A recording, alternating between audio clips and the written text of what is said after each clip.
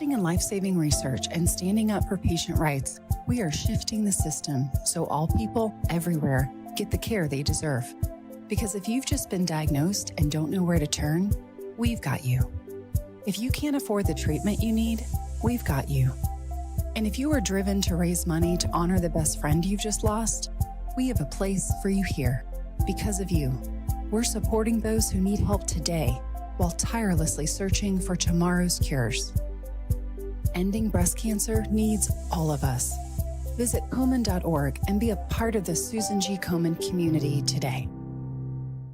Right now, our country feels divided, but there's a place where people are coming together. I was nervous to talk to someone so different than me. Me too. Love Has No Labels and One Small Step are helping people with different political views, beliefs, and experiences connect through conversation, and it feels good. This conversation gives me hope. It gives me a lot of hope, too. Take a step toward bringing our country and your community together. Start a conversation at lovehasnolabels.com/onesmallstep. A message from StoryCorps, Love Has No Labels, and the Ad Council. Be sure to follow Talk Radio 1210 WPHT on the free Odyssey app. Download it now.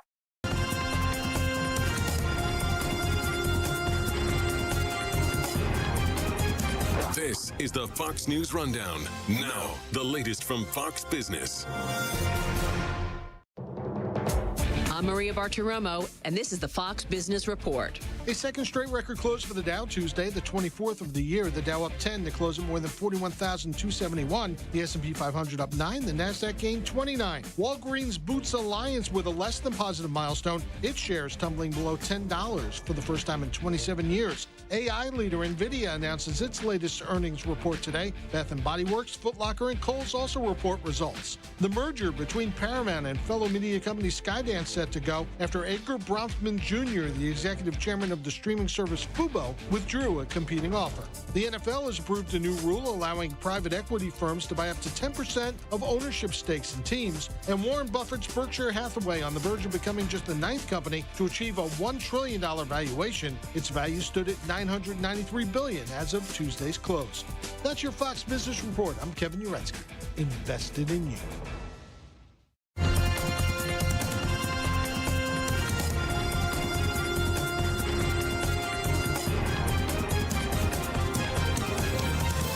This is the Fox News Rundown. A crackdown on COVID-related disinformation apparently isn't sitting well with Meta CEO Mark Zuckerberg several years later. In a letter to House Judiciary Committee Chair Jim Jordan, Zuckerberg says Biden administration officials repeatedly pressured Facebook to censor certain COVID-19 content, expressing a lot of frustration when the company disagreed. He also says he believes the government pressure was wrong and that he regrets they weren't more outspoken about it.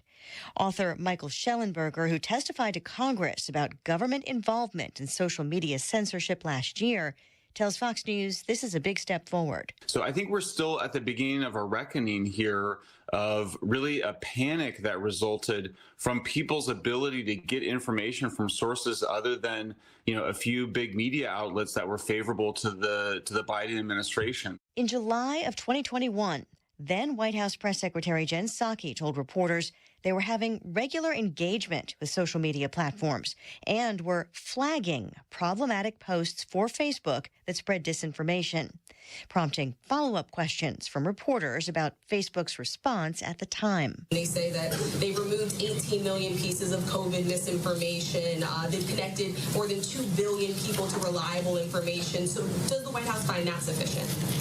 Clearly not, because we're talking about additional steps that should be taken. The White House has already been taken to court by several Republican-led states over suppression claims and is not addressing specific comments from Zuckerberg. But a spokesperson says when confronted with a deadly pandemic, the administration encouraged responsible actions to protect public health and safety, and that they believe tech companies and other private actors should take into account the effects their actions have on the American people while making independent choices about the information they present. In his letter this week, Zuckerberg writes he thinks the company made some choices they would not make today, adding they're ready to push back if something like this happens again. I want to be surprised, but I'm not, because Mark is not stupid. Kara Frederick is director of the Tech Policy Center at the Heritage Foundation and a former counterterrorism analyst who who used to work for Facebook. And this is sort of my assessment of what he's doing here, you know, based off working at headquarters and seeing him give all those town halls and take questions and really seeing him work is I really think he is hedging his bets and that he's taken a look at the landscape and he's finally assessed that he is really not going to face any consequences. Number one, for his platforms, what I would call their eager acquiescence to government demands to censor American speech. And number two, for coming out and basically saying as much. So we know that SCOTUS in June rejected state efforts to permanently block the Biden administration from engaging in this type of collusion, and that case was remanded back down to the states. We know that the Democrats like what was going on during the Biden campaign, during the Biden administration with COVID, with the Hunter Biden laptop before that. So they're not going to go after him right now. And then, you know, what we're seeing from establishment Republicans is they're going to get after him with a strongly worded letter, but pretty much no more. So what Mark, who is a very, very savvy person, and as I always say, he has really good instincts. He just tends to make bad decisions after the PR people get to him and the politicals within the organization get to him. But what Mark is basically doing is he's sort of having it both ways. So I'm not surprised because I think he's a really, really smart operator. Help me refresh everyone's memory about just how kind of deep this went and what kinds of things were being said back and forth in the emails at the time between the government and platforms, especially Zuckerberg's platform. Oh, we had White House personnel, you know, not me when I worked at Facebook, but White House personnel was talking directly with Facebook, singling out users' accounts for suppression of speech. You have Jen Psaki, when she was the White House press secretary, she admitted it from the White House podium, said that we are going after what they call this dirty dozen purveyors of what they call misinformation. And we know, and this is based off of, you know, competing network reporting. CNN back then in around the 2021 timeframe when Jen Psaki admitted this, we know that within 30 days of her saying that we were actively working with Facebook to get after these users and these accounts, that they were purged or corrective action was taken on the platform. And the emails that have been released evince as much. The White House was saying we're excited to work with you. Facebook said we are very, and you know, I'm summarizing here, but we look forward to having more regular contact with you. We already have semi-regular contact with other big tech platforms, and they were effectively establishing a relationship where they exchanged information on how and who to police the speech of Americans. For COVID-related information in particular, Zuckerberg went from saying Facebook would not treat anti-vaccination posts as misinformation to saying that they would take a tougher stance on certain content, including posts that questioned the safety and effectiveness of vaccines. In hindsight now, especially given his comments this week, how significant was that? Yeah, I think the fact that they were doing this type of suppression of legitimate questions at scale had a massive effect on the culture of free speech in the United States, I would say, in general. It caused people to, you know, not really be able to believe the evidence of their eyes and their ears. And I really think it changed the nature of the way that we as Americans interacted with each other. When certain ideas were considered verboten by this cabal, this ideological monopoly of big tech platforms, then you sort of had people eyeing each other suspiciously. You know, how do you feel about the vaccine? How do you feel about the efficacy of masks? How do you feel about the Wuhan lab leak theory? So I think it really, really changed the nature of the American body politic. It had huge impacts in our culture, and it was truly transformative because of the reach and the size and the scale of these platforms. Once they made a determination, that was truth. They were the arbiters of truth and saw themselves as such. I mean, debate over these issues still happened, though, right? So even though Zuckerberg says he regrets not being more outspoken about pressure from the government at the time, what should have been or could have been different if they had spoken up? Yeah, I think that more Americans would have realized that they could question the prevailing leftist ideological narrative, that they could actually question whether or not, holding their children home from school and maybe taking us on some homeschool duties, that they weren't kooks if that were the case. They would have been able to, I think, they would have been more empowered to be confident in self-governance, right? One of the defining characteristics of our republic. But we really lost that. And we lose it every day, really, by ceding control and, again, that truth arbitration focus to these big tech companies and letting them tell us, what's right, what's wrong, letting them determine what are authoritative sources and what aren't. So I really think the American lost a great degree of self-governance at a very critical time in the COVID-19 pandemic, unfortunately. The Biden administration has already had a court fight with Republican-led states over claims of suppressing conservative points of view. There are a few cases that kind of touch on those claims. But in June, the Supreme Court did rule in favor of the administration against lower court rulings. That was procedural, though. That wasn't on the merits. You alluded earlier to the fact that they basically kicked it back to the states. How likely is it there could be more legal action now after these statements from Zuckerberg?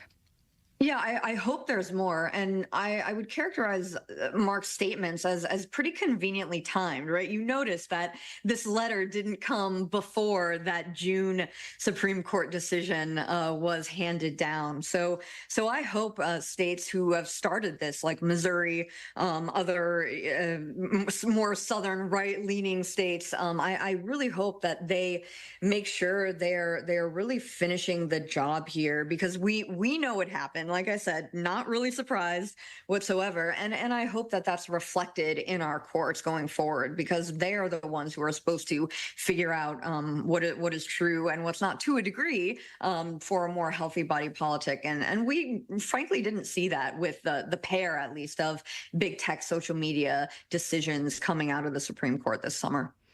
The Meta CEO is also saying they should not have demoted the Hunter Biden laptop story, admitting it was not Russian disinformation. Former President Trump's reaction to that is to say the election was rigged. But would more social media posts about the laptop really have made any difference, in your opinion? Well, there's a handful of studies, and granted, the authors are right-leaning, but there's a handful of studies by the Media Research Center and other organizations that found that the active suppression of the Hunter Biden laptop story by social media and big tech companies did have an effect on swing state voters. So I do think that people would have potentially, in some cases, changed their minds had they been aware of information that was actively suppressed by big tech. We're seeing that in the data and the surveys that came out in the wake of the 2020 presidential campaign. And I believe that data to be sound. What would you hope changes, if anything, as a result of these censorship claims? The concern about White House contact with tech companies, regardless of who's in the White House, and what kind of consequences do you think there should be? Well, first and foremost, I'd like to see some accountability. I definitely think the government actors who push this collusion should be held accountable. There are certain pieces of legislation that have been introduced since the 2020 election, like the Collude Act, that basically do not let government actors suppress and police the speech of Americans, even through private companies. I think those are good steps.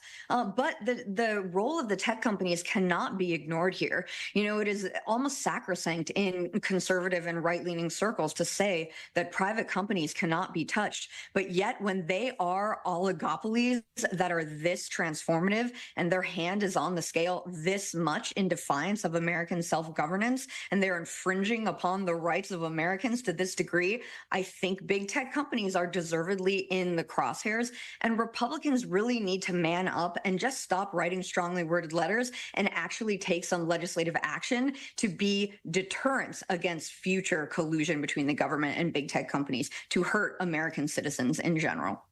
Kara Frederick, director of the Tech Policy Center at the Heritage Foundation. Thank you very much for your time. Thanks for having me.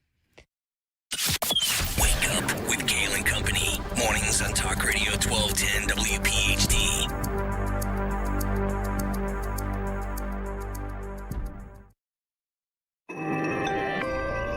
Are you worried about the state of the economy? Concerned about market crashes and rising inflation wiping out your savings? At Noble Gold Investments, we understand your fears and have a solution. Call us today at 1-888-403-1050. Imagine safeguarding you and your family with a tangible asset that has stood the test of time. Gold. With Noble Gold Investments, you can diversify your portfolio and protect your wealth from economic turmoil. Our team will guide you through the process, ensuring you make informed decisions that best suit your needs. Call Noble Gold Investments today at 1-888-403-1050. That's 1-888-403-1050. The future is uncertain. Take control now. Call 1-888-403-1050. Past performance may not be indicative of future results. Investing in precious metals, including gold, involves risks. Consult with your tax attorney or financial professional before making an investment decision.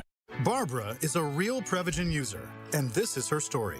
I'm Barbara, and I'm from St. Joseph, Michigan. I'm a retired school librarian. I'm also a library board trustee, a mother of two, and a grandmother of two. I like to be healthy. I exercise a lot. I eat in a very healthy manner. I was working full-time, taking care of an ailing husband full-time. In short, I had an awful lot on my plate. Basically, I thought that my memory wasn't as good as it had been. I needed all the help I could get. I saw the commercials for Prevagen. I started taking it, and it helped. I noticed my memory was better. There was definite improvement. I take a supplement for my heart. Why not one for my brain? I've been taking Prevagen for a little over 5 years. Prevagen is available in stores everywhere without a prescription. Based on a clinical study of subgroups of individuals who are cognitively normal or mildly impaired, this product is not intended to diagnose, treat, cure, or prevent any disease. Testimonialist was compensated for their time. Don't miss the Education Show with Dom Giordano every Sunday morning at 5:30. Find out how you can help your child or grandchild succeed. Sponsored by New Hope Academy. Furnish your new home or replace that old furniture with Bucks County Estate Traders and their massive Labor Day sale. Everything store-wide is 20 to 50% off. High-quality name-brand furniture, mid-century modern, vintage, and more. Plus artwork, lighting, and decorative pieces for every room in your house. More than 15,000 items in stock. Bucks County Estate Traders has it all. Save big August 29th through September 3rd at their showroom in Hatfield or buckscountyestatetraders.com. This is Len Lundy of Lundy Law. When we say we hope you are never involved in an accident, we mean it. But if you're injured in an accident, we will work quickly to get you the maximum compensation you deserve. And when we also say it won't cost you a dime up front, we mean it. Remember our name, Lundy Law. Your injury lawyers. Call 1-800-LUNDY-LAW or visit LundyLaw.com. Celebrate Spring Dance Hot Tub's 26th anniversary sale. Get a free aqua bike, exercise kit, and Wi-Fi kit. A $2,000 value on all endless pools, swim spas. Plus, snag a free freshwater IQ system with your new Hot Spring Utopia hot tub. Save up to $4,000. Enjoy 0% financing for 60 months and get bonus incentives for quick delivery. Trade in your old hot tub for up to $4,000. Hurry into Spring Dance Hot Tubs today or visit springdancehottubs.com. Pastor Brad Lacey here, First Baptist Church, Conshohocken. Join us Saturdays for the great message and be blessed. 5 a.m. right here on Talk Radio 1210 WPHT. Don't let a cold, sinus infection, or allergies ruin your day. Breathe easier, sleep better, and feel healthier with Navage. Visit Navage.com. Walmart, Walgreens, CVS, or a store near you. Fox News, I'm Ted Linder. A new indictment filed against former President Trump from special counsel Jack Smith on Tuesday. The filing to date comes after Mr. Smith presented the case to a second grand jury, which had not previously heard the matter. This all stems from the DOJ's insistence that the former president took what it believes were unlawful actions in his effort seeking to dispute the 2020 election. Fox's Kevin Cork, and it appears the presidential debate is on for September 10th. Former President Trump writes in a Truth Social post that he's reached an agreement for debate with Vice President Harris on ABC in Philadelphia on September 10th. He confirms the rules will be the same as the prior debate. That includes standing up and no notes from which to read. Fox's Jessica Rosenthal. Vice President Harris's campaign disputing the two sides that agreed to muted microphones. They say the issue remains an ongoing conversation with ABC. America's listening to Fox News.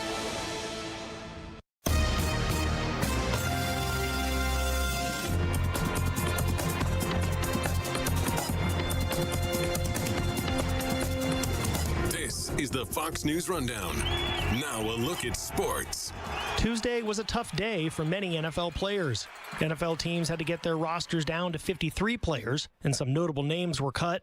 Wide receiver Kadarius Toney was waived by the Chiefs less than 2 years after playing a major role in Kansas City's Super Bowl 57 victory.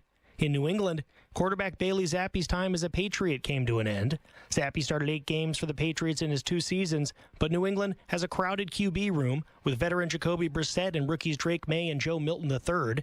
Tuesday came and went without head coach Gerard Mayo naming a starter for New England's season opener against the Bengals. That's sports. On the Fox News Rundown, I'm Joe Morgan, Fox News.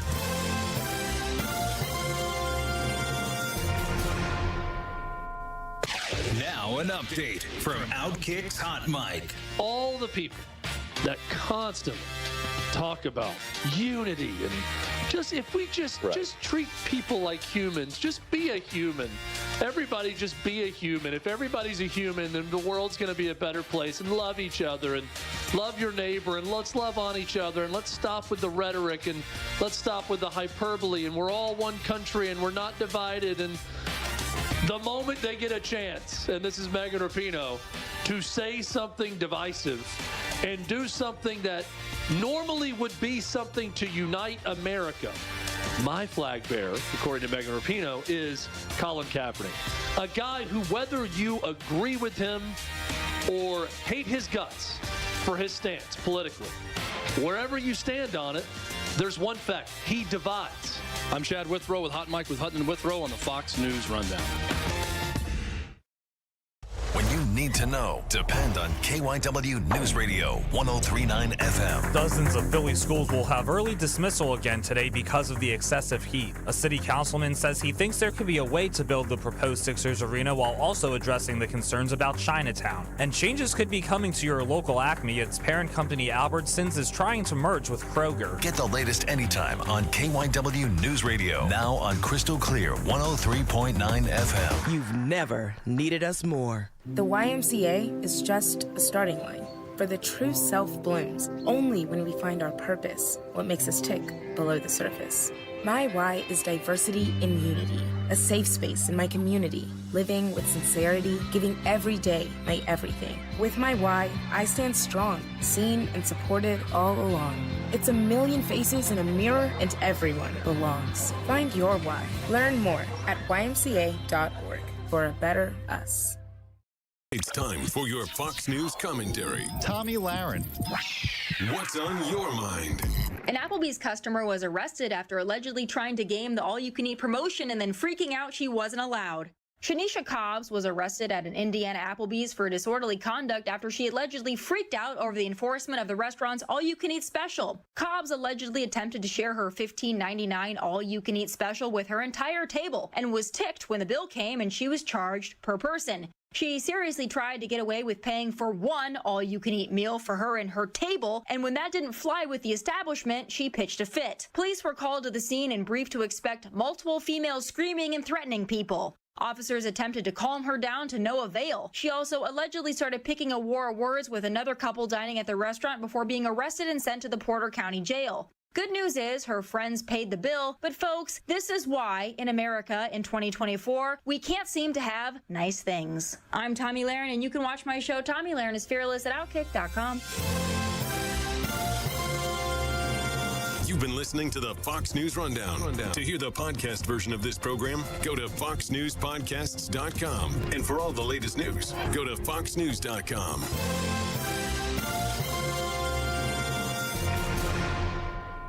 This is a Bloomberg Money Minute. We learned the Conference Board's Consumer Confidence Index rose for a second month in August, reaching the highest level since February and coinciding with recent lower inflation. Affordable housing remains an issue. CoreLogic says U.S. home prices rose by 5.4% in June from June of last year. That's faster than the overall inflation rate.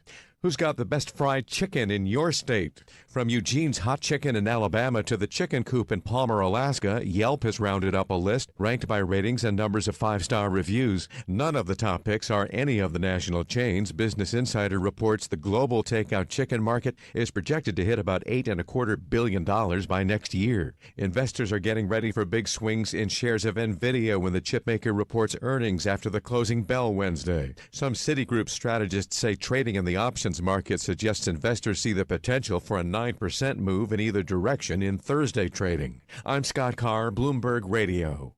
Don't miss the final home weekend of the regular season when the Mets visit Philly on Friday, September 13th at 6:40, Saturday, September 14th at 4:05, and Sunday, September 15th at 1:35. Order tickets now at Phillies.com.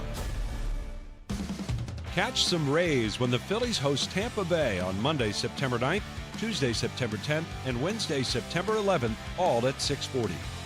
Order tickets now at Phillies.com.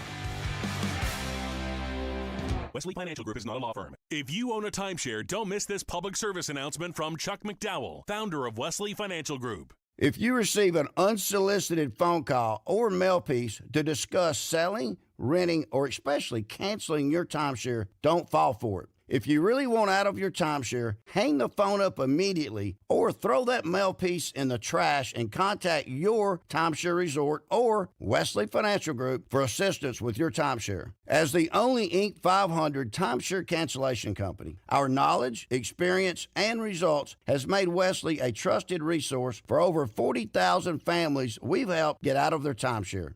Give us a call and I'll send you our timeshare exit information kit free with the straight facts about your timeshare and all of your options for cancellation. Call for your free info kit. 800-513-4444. 800-513-4444. 800-513-4444.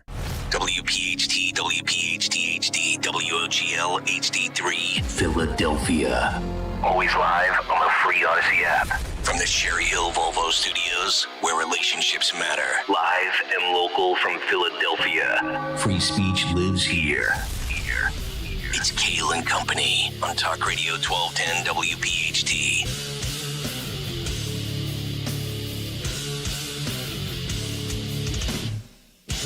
And away we go. Live on this Wednesday, August 28th. It is indeed Kayal and Company. Right here on Talk Radio 1210 WPHT. Always live on the free Odyssey app. And, of course, streaming live for your video viewing pleasure on YouTube. As we head until 10 o'clock this morning. 855-839-1210. The phone number on social media at 1210 WPHT. I am at Nick Kayal, Kayal. Dawn Stensland with the news. Sean Farish, guest co-hosting for Greg Stocker today. Henry Machette, Phil Almquist, Captain Kirk. The whole crew is here today on a day in which not only do we have Sean for all 4 hours, Tony Bruno makes his weekly appearance at 8:30. He made the cut. Yeah, he did make the cut. Now, let's also see if he remembers when he joins us to be quiet, because remember the last time he joined us when Sean was guest co-hosting, he was talking and he was having the conversation in the background and he didn't even realize he was on the air. That's so funny. And I was like, why the hell do I hear Bruno? Dawn, good morning. How are you? Good morning. Happy Wednesday. Happy hump day. Last day before we all take our last little sabbatical before the election, right? No It's days so off true. between then and November 5th. So true. But unless you're Greg Stocker. I do have a hypothetical for you and Sean, maybe Okay. Henry Machette and Phil Almquist.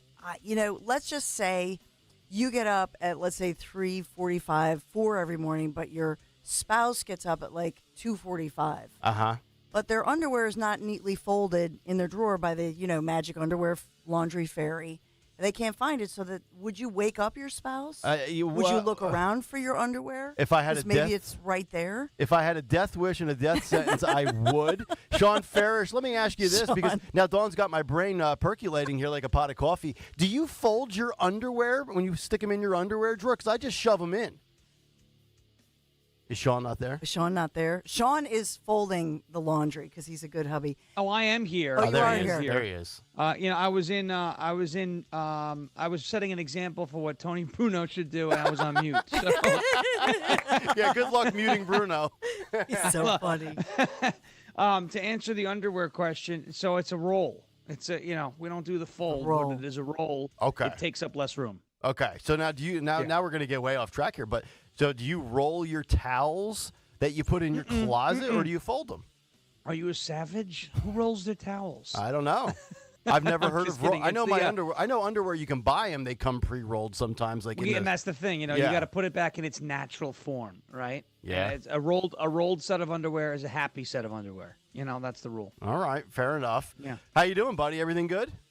We're doing good. Everything's great, and the election interference is happening again with the DOJ. So it's unbelievable. Jack Smith is at it again. His chin threw up, and he filed another indictment. So we have to talk about that, and I'm glad you called it election interference because that's exactly what it is.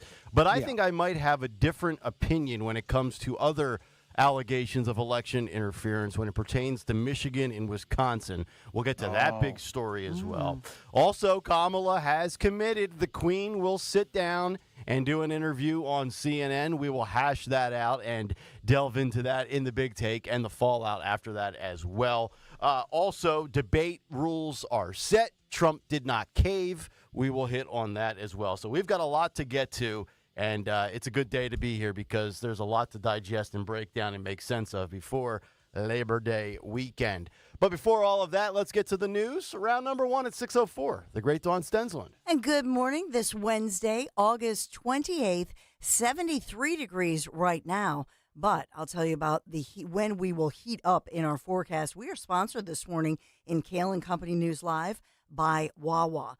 In the news this morning, the latest for police as they search for gunmen after 4 people are injured right now in the hospital. Shots rang out in Philadelphia's Kensington neighborhood. Happened last night near about 9:15-ish last night near the 3200 block of G Street.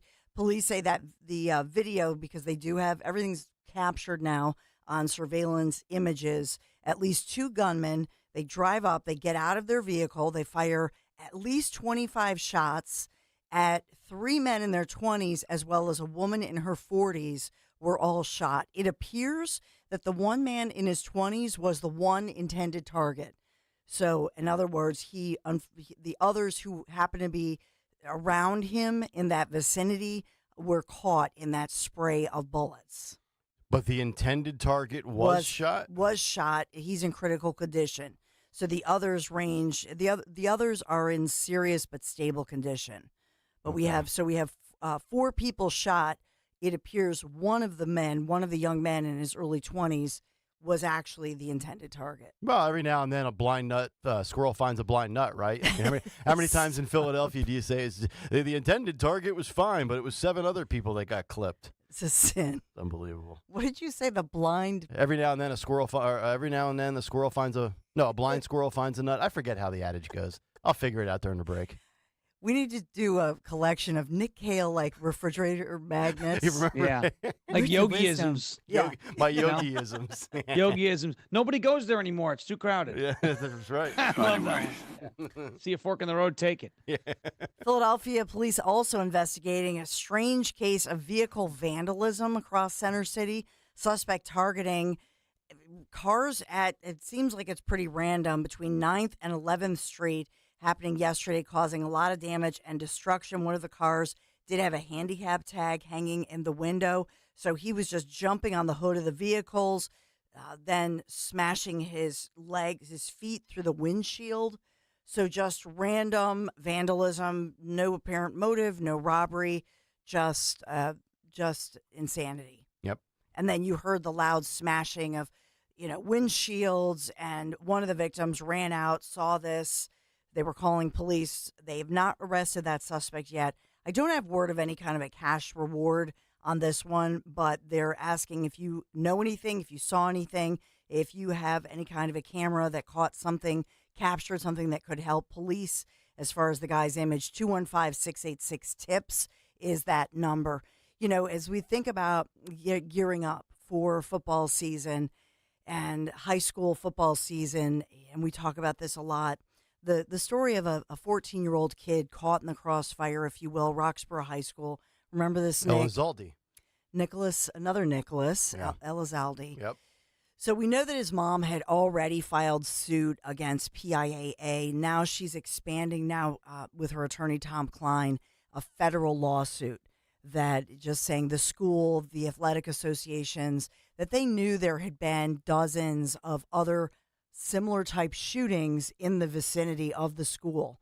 And he had just walked off the scrimmage, 9th grade kid, just walked off the scrimmage field, obviously not at all involved in this, was one of those unintended targets. Right. And mom says, you guys knew, I'm paraphrasing her latest federal civil lawsuit, where she says, you knew that there were problems right in this vicinity. You knew about these gangs. You knew about this, and you did nothing. And if I recall reading the story correctly with some of the details and the specifics, he was not only shot, but he was shot while he was still in his uniform walking. I mean, probably carrying his helmet, right? Oh, yeah.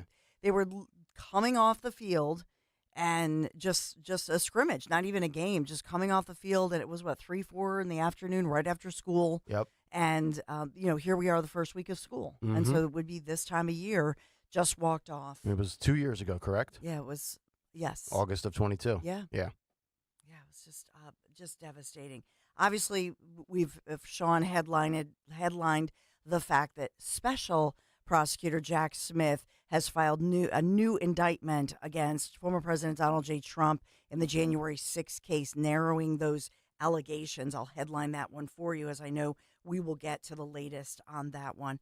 And as far as our fills, we do have a victory again, 5-0 against the Astros. Taking care of business.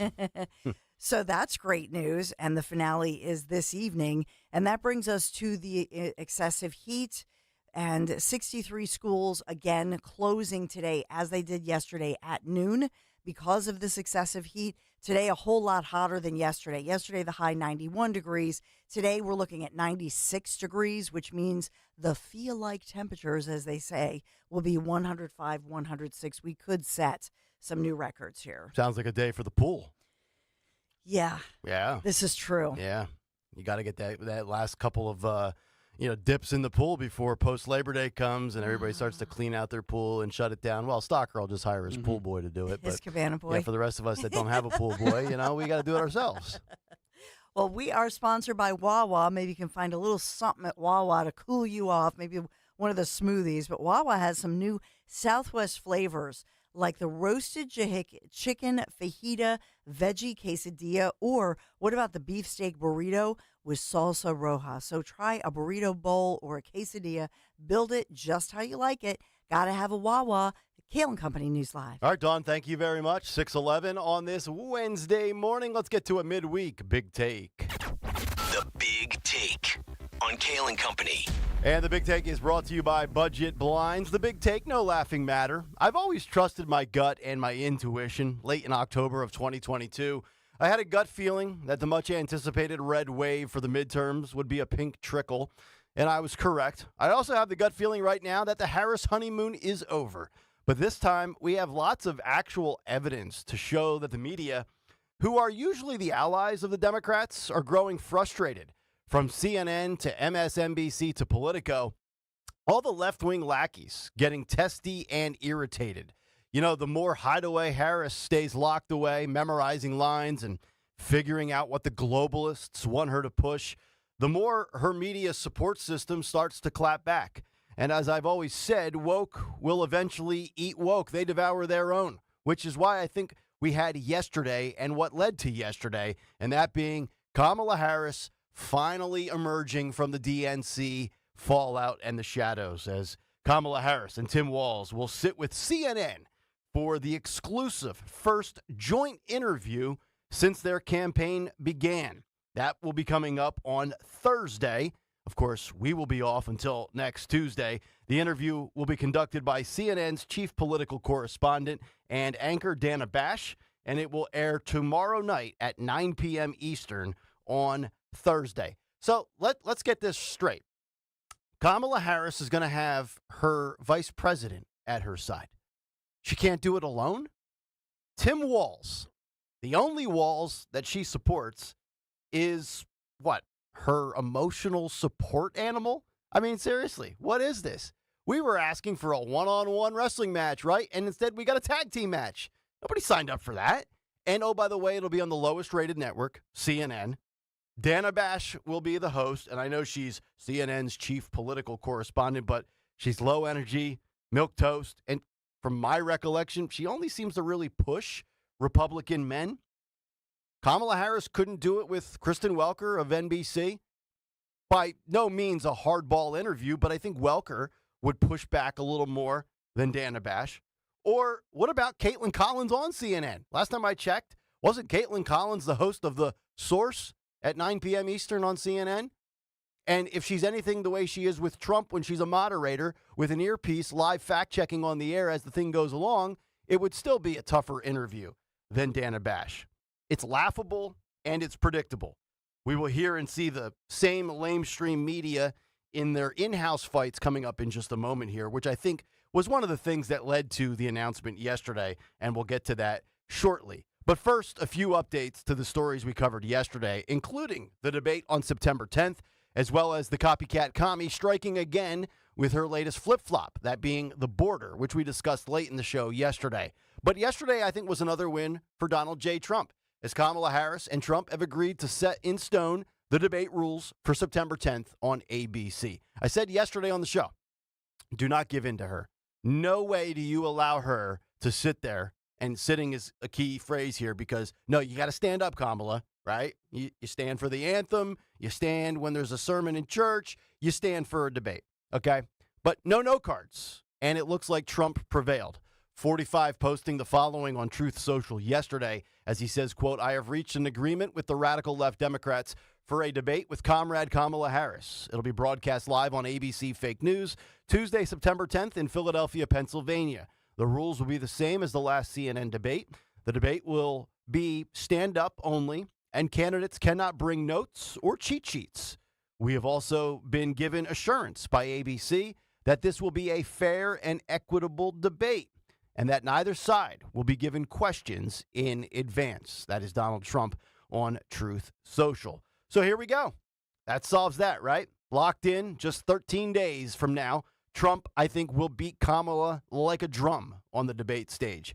But Harris's bad fortunes have taken another turn for the worse as she continues to be exposed from a policy perspective. We talked yesterday about the Axios story on Harris's flip-flopping and now wanting to fund the wall at the southern border. And kudos to not only Sean Farish, but also J.D. Vance for calling it. Weeks ago, the possible Veep tweeted the following, and this is J.D. Vance on X, quote, Kamala Harris will soon propose that we finish the border wall and make America great again. No one should be fooled by the fake campaign, copying President Trump's vision. The difference is Trump actually lowered prices as president. Harris is in power right now, and she does nothing, end quote. So what about Kamala and her past border czar comments? Well, we have some of the receipts. Let's listen and watch this clip. And folks, on the subject of transnational gangs, let's be perfectly clear. The president's medieval vanity project is not going to stop them. This issue is about a vanity project for this president. Right. And it is a problem of his own making.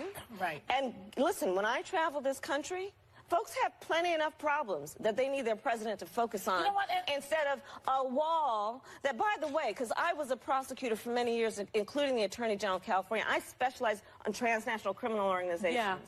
That wall ain't going to stop them. No. No.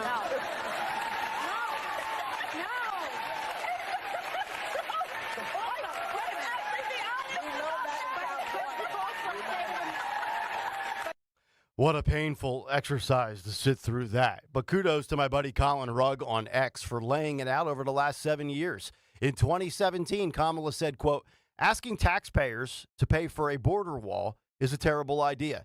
In 2018, Kamala Harris said, quote, funding Trump's unrealistic border wall would be a gross misuse of taxpayer money. 2019, Kamala said, quote, Trump's border wall is stupid. 2020. Kamala Harris said, quote, "As I said, Trump's border wall is a complete waste of taxpayer money and won't make us any safer." In 2021, she becomes the border czar and lets millions of illegal aliens into our country.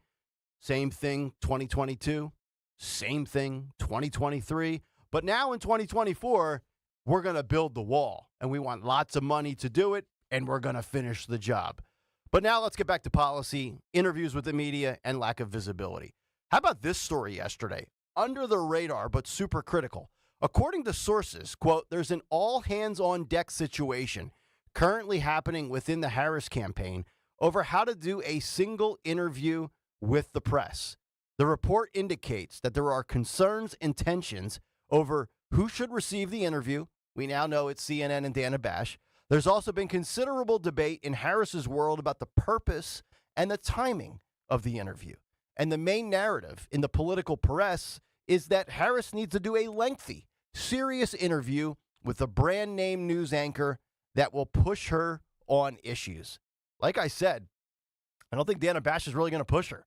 And Timmy's there to jump in and save the day if Kamala goes off script. Oh, by the way, this will be taped, probably edited. It'll air Thursday night at 9 o'clock and then probably recycled throughout the weekend. But the legacy media has been dying for Harris to speak because they know they need the content, and they also hate the fact that Trump is correct in calling her out for her liabilities as a speaker and also as a policy maker.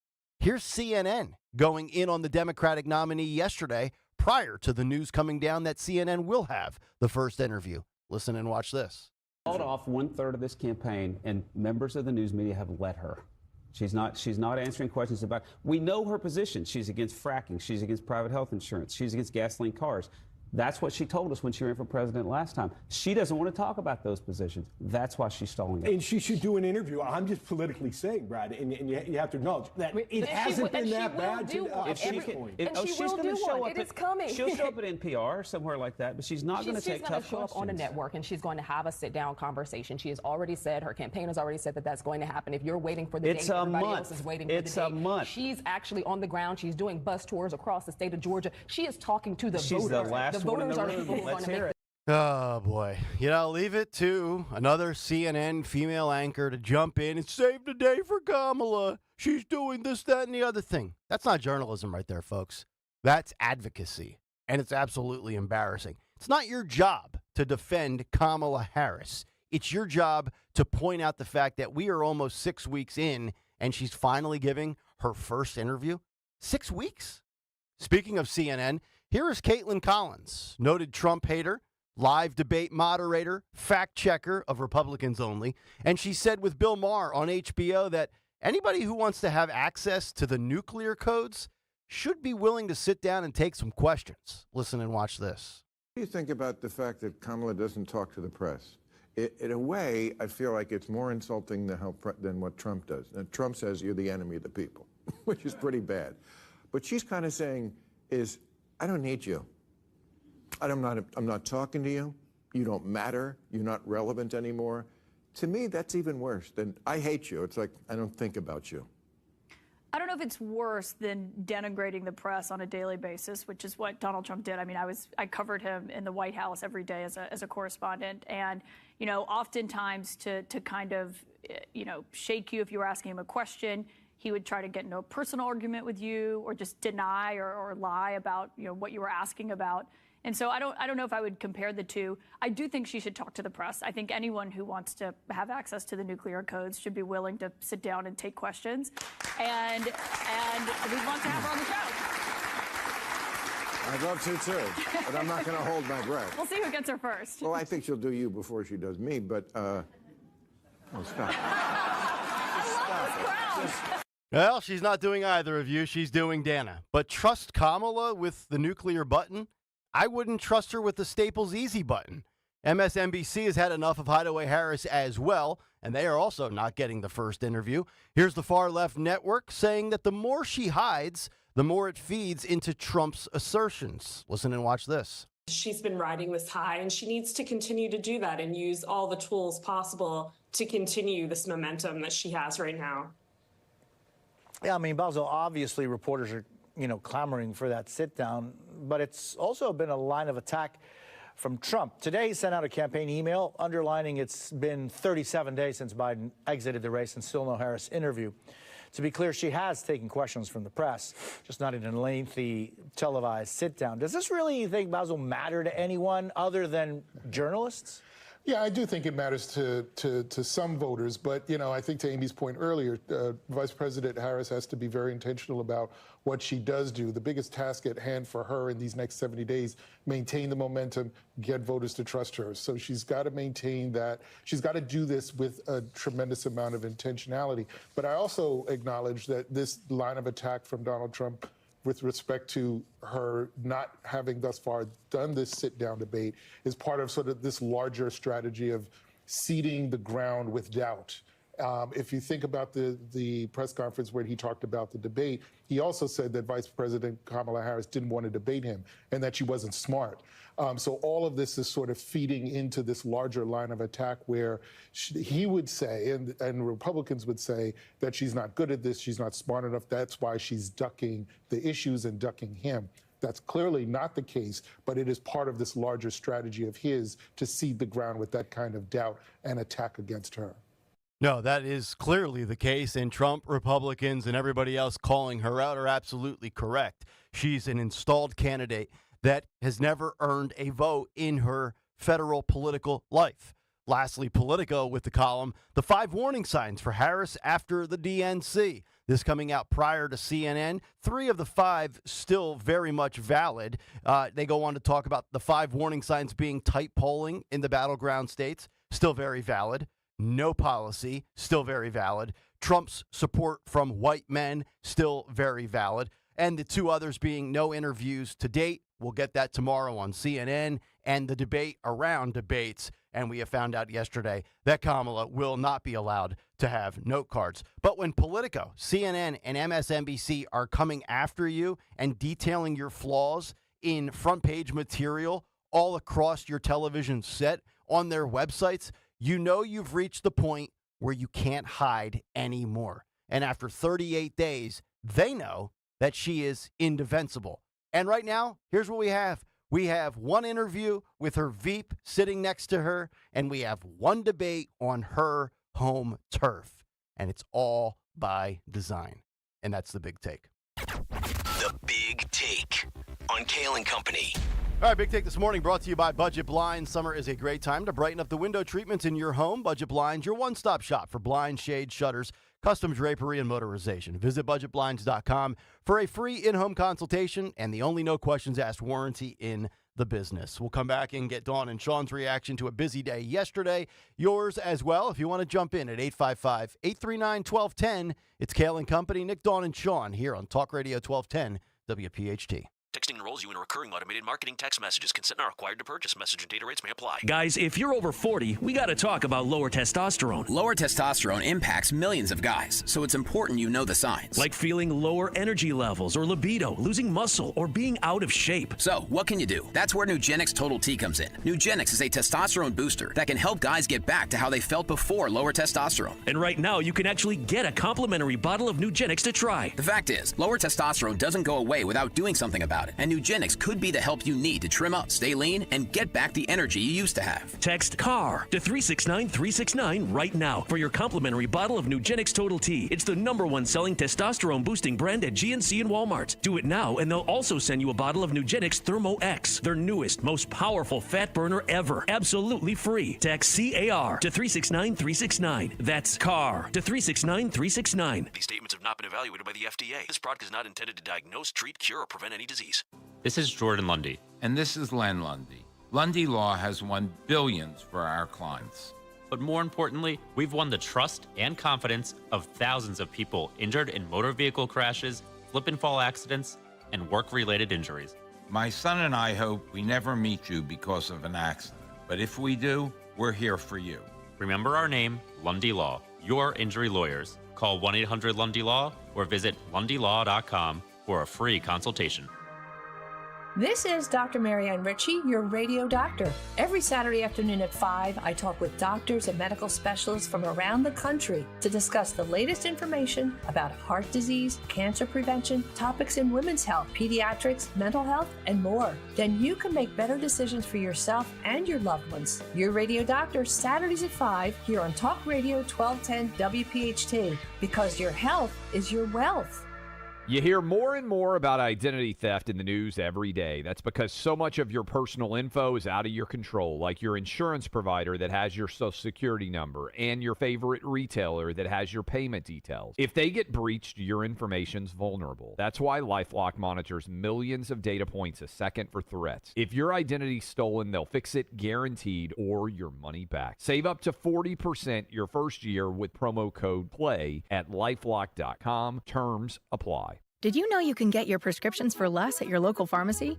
You can with GoodRx. It's the free app that can save you money on your medications. Just search for your prescription, choose the pharmacy and the price that works best for you, and then show your GoodRx coupon to your pharmacist at the drop-off counter. GoodRx works at over 70,000 pharmacies, including Walmart, Rite Aid, and Walgreens, and it works whether you have insurance or not. It's easy to save. Next time you drop off your prescription, check GoodRx. To start saving today, go to GoodRx.com. GoodRx is not insurance. Diabetes, high blood pressure, anxiety meds, everyone's on them. If you're a 50-year-old male, maybe a bit porky, and you may even have type 2 diabetes, $1 million of term insurance may only cost you about $200 a month. Call Term Provider. Speak with Big Lou at 800-700-6898. Big Lou will find a term life policy for you even if you have type 2 diabetes, are overweight, or have high blood pressure. Term Provider has helped thousands of people like you who think they can't afford term life insurance. To buy $1 million of affordable term life for you, all you need to do is call Big Lou at 800-700-6898. Lou will make sure the scales are tipped in your favor. Call 800-700-6898. Big Lou will answer your call and work to fit you into a term life policy that you can afford. Remember, Big Lou's like you. He's on meds too. Call 800-700-6898. 800-700-6898 or biglou.com. Forget the beach, forget the pool, forget the barbecue. Get to Colonial Hyundai this weekend for our annual Labor Day sales event. Save up to $10,000 off any new Hyundai in stock. Over 200 vehicles to choose from with rates as low as 0%. This weekend only, Thursday, Friday, Saturday, and Labor Day Monday. Hi, it's John Ashdale, the Car Czar from Colonial Hyundai. Summer is coming to an end, and so are these huge savings on all remaining 2024 Hyundais. We have Palisades, Elantra, Santa Fe's, Tucsons, and more. Score one this weekend for as low as $199 per month. Plus, you'll be ready for every tailgate this fall with a new 45-gallon Yeti cooler with the purchase of any new vehicle only at Colonial Hyundai this weekend. The Labor Day sales event this weekend only at Colonial Hyundai. Save up to $10,000, $6,500 for your trade, guaranteed, rates as low as 0%, and get a new 45-gallon Yeti cooler with the purchase. Shop us online 24/7 at colonialhyundai.com. Colonial Hyundai, the faster, easier, better way to buy a Hyundai. Offers include all rebates and incentives. Vehicle must be purchased at dealer listed price. See dealer for full details. At California Psychics, we know that when you haven't found love, it feels like everyone else has. Every movie has a love interest. Every song is a love song. Where are all the songs about cats? Or the joy of early bedtimes? And of course, the PDA. Looking for love sucks. Thankfully, California Psychics can give you the guidance you need to help you find the one. We connect you with the very best. In fact, 98% of the psychics who apply to work with us don't make the grade. That's why we can guarantee if your reading isn't life-changing, it's free. Download the app or connect with us at CaliforniaPsychics.com. Right now, new customers receive 20 minutes for just $20.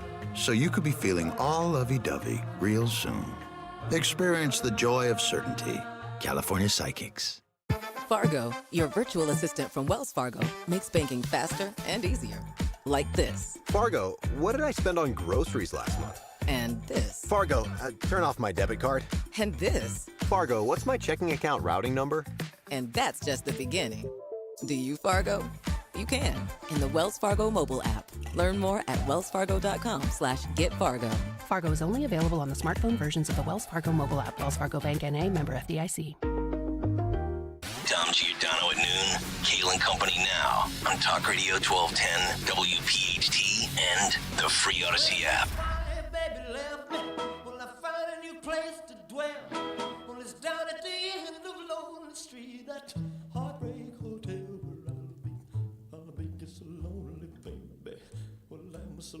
Oh, thank God this is my last day of the week. I don't have to hear Elvis anymore coming back from every stinking break.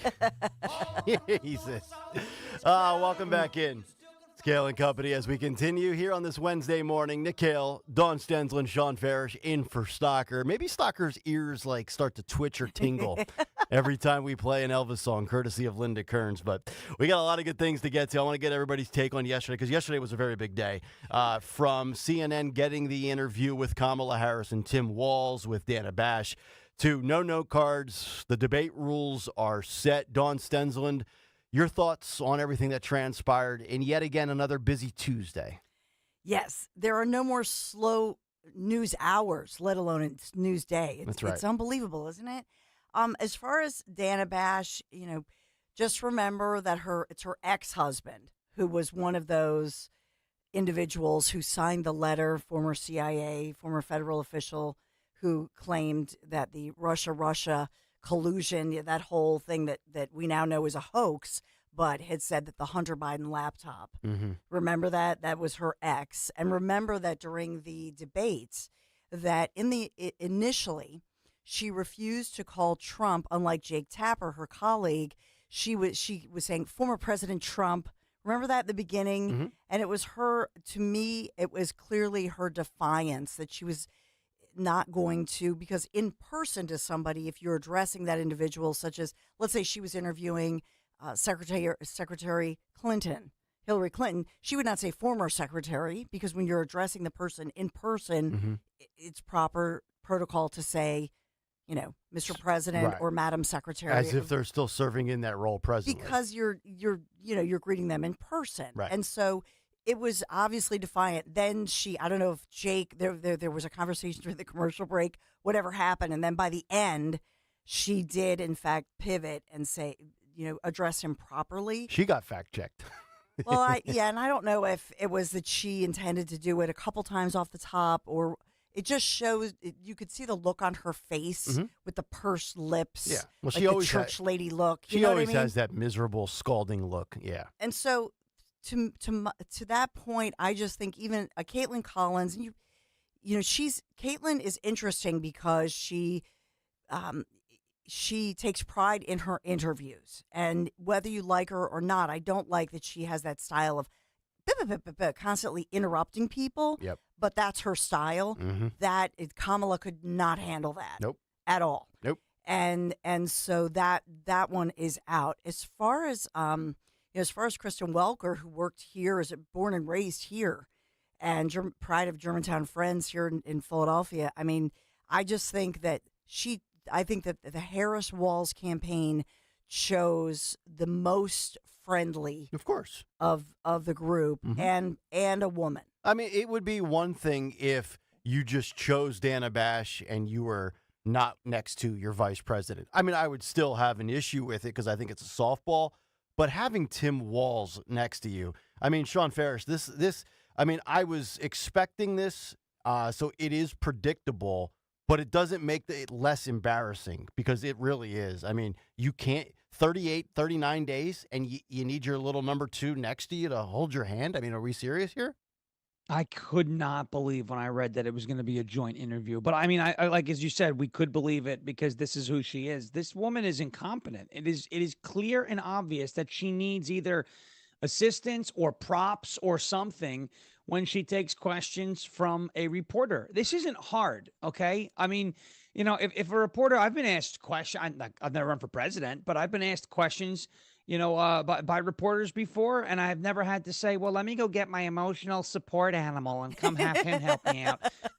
Nobody holds my hands through interviews. No. The only thing I've done, if Fake News NBC has ever interviewed me, I've had somebody recording the interview from the side in case they took anything out of context. We'd be able to back it up. That's it. Smart. And that's all. I don't need to, like we said yesterday, shout over to the stagehand and ask for my lines. I mean, that's just not That's just not what normal people have to do, competent people or confident people. What this tells me is, she can come out and act all tough and put out this facade. I'm a prosecutor and great. That's fantastic. Did you need, somebody holding your hand in court also? I mean, I want to know how this all went down, when her career was getting started. And I think we know what went down, okay? But we don't need to talk about it. We could talk about Montel. We could talk about Willie. I called him Bill. We know exactly what happened. But this just reeks of incompetence and a lack of confidence. And the fact that Kamala Harris, seems to know that she herself is incompetent. She's not confident in herself. She reminds me of, you ever see her talking? She kind of sways a little bit, like Jack Sparrow, It's like she's a functioning alcoholic. That's what it is. Yeah, that's what she reminds me of, except Jack Sparrow didn't need somebody to hold his hands through interviews either. I don't like Johnny Depp, but I think he nailed that role, Pirates of the Caribbean. That's one of my favorite movie characters ever. But the point is, this reeks of, just more of the same coming from the Harris campaign. Mm-hmm. You don't hide something you're proud of.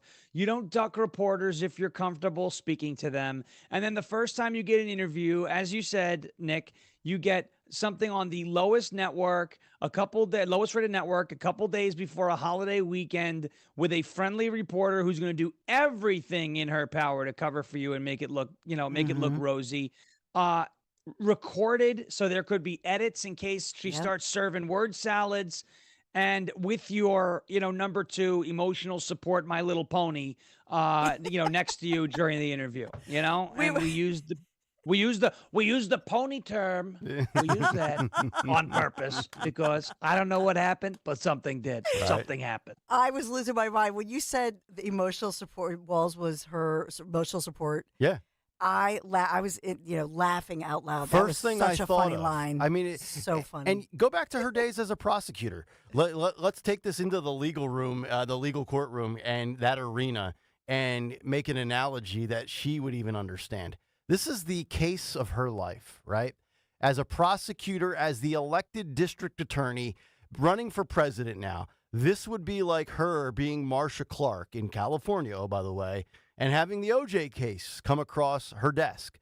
And I don't know about Marcia Clark because she had Christopher Darden sitting next to her, but I would want to prosecute the big case all on my own. I wouldn't want my ADA next to me or my top 3 assistant district attorneys to steal any of my spotlight or hand me notes. I would be prepped to the maximum to put on the performance of a lifetime to get a conviction. And that's what Kamala Harris is attempting to do here. She needs to put on the performance of a lifetime to get the conviction. And the conviction is the vote. And the vote is winning the election. And she needs Tim Walz next to her with Dana Bash. And oh, by the way, let's think about the timing of this as well. So, I mean, Stocker's off all week, right?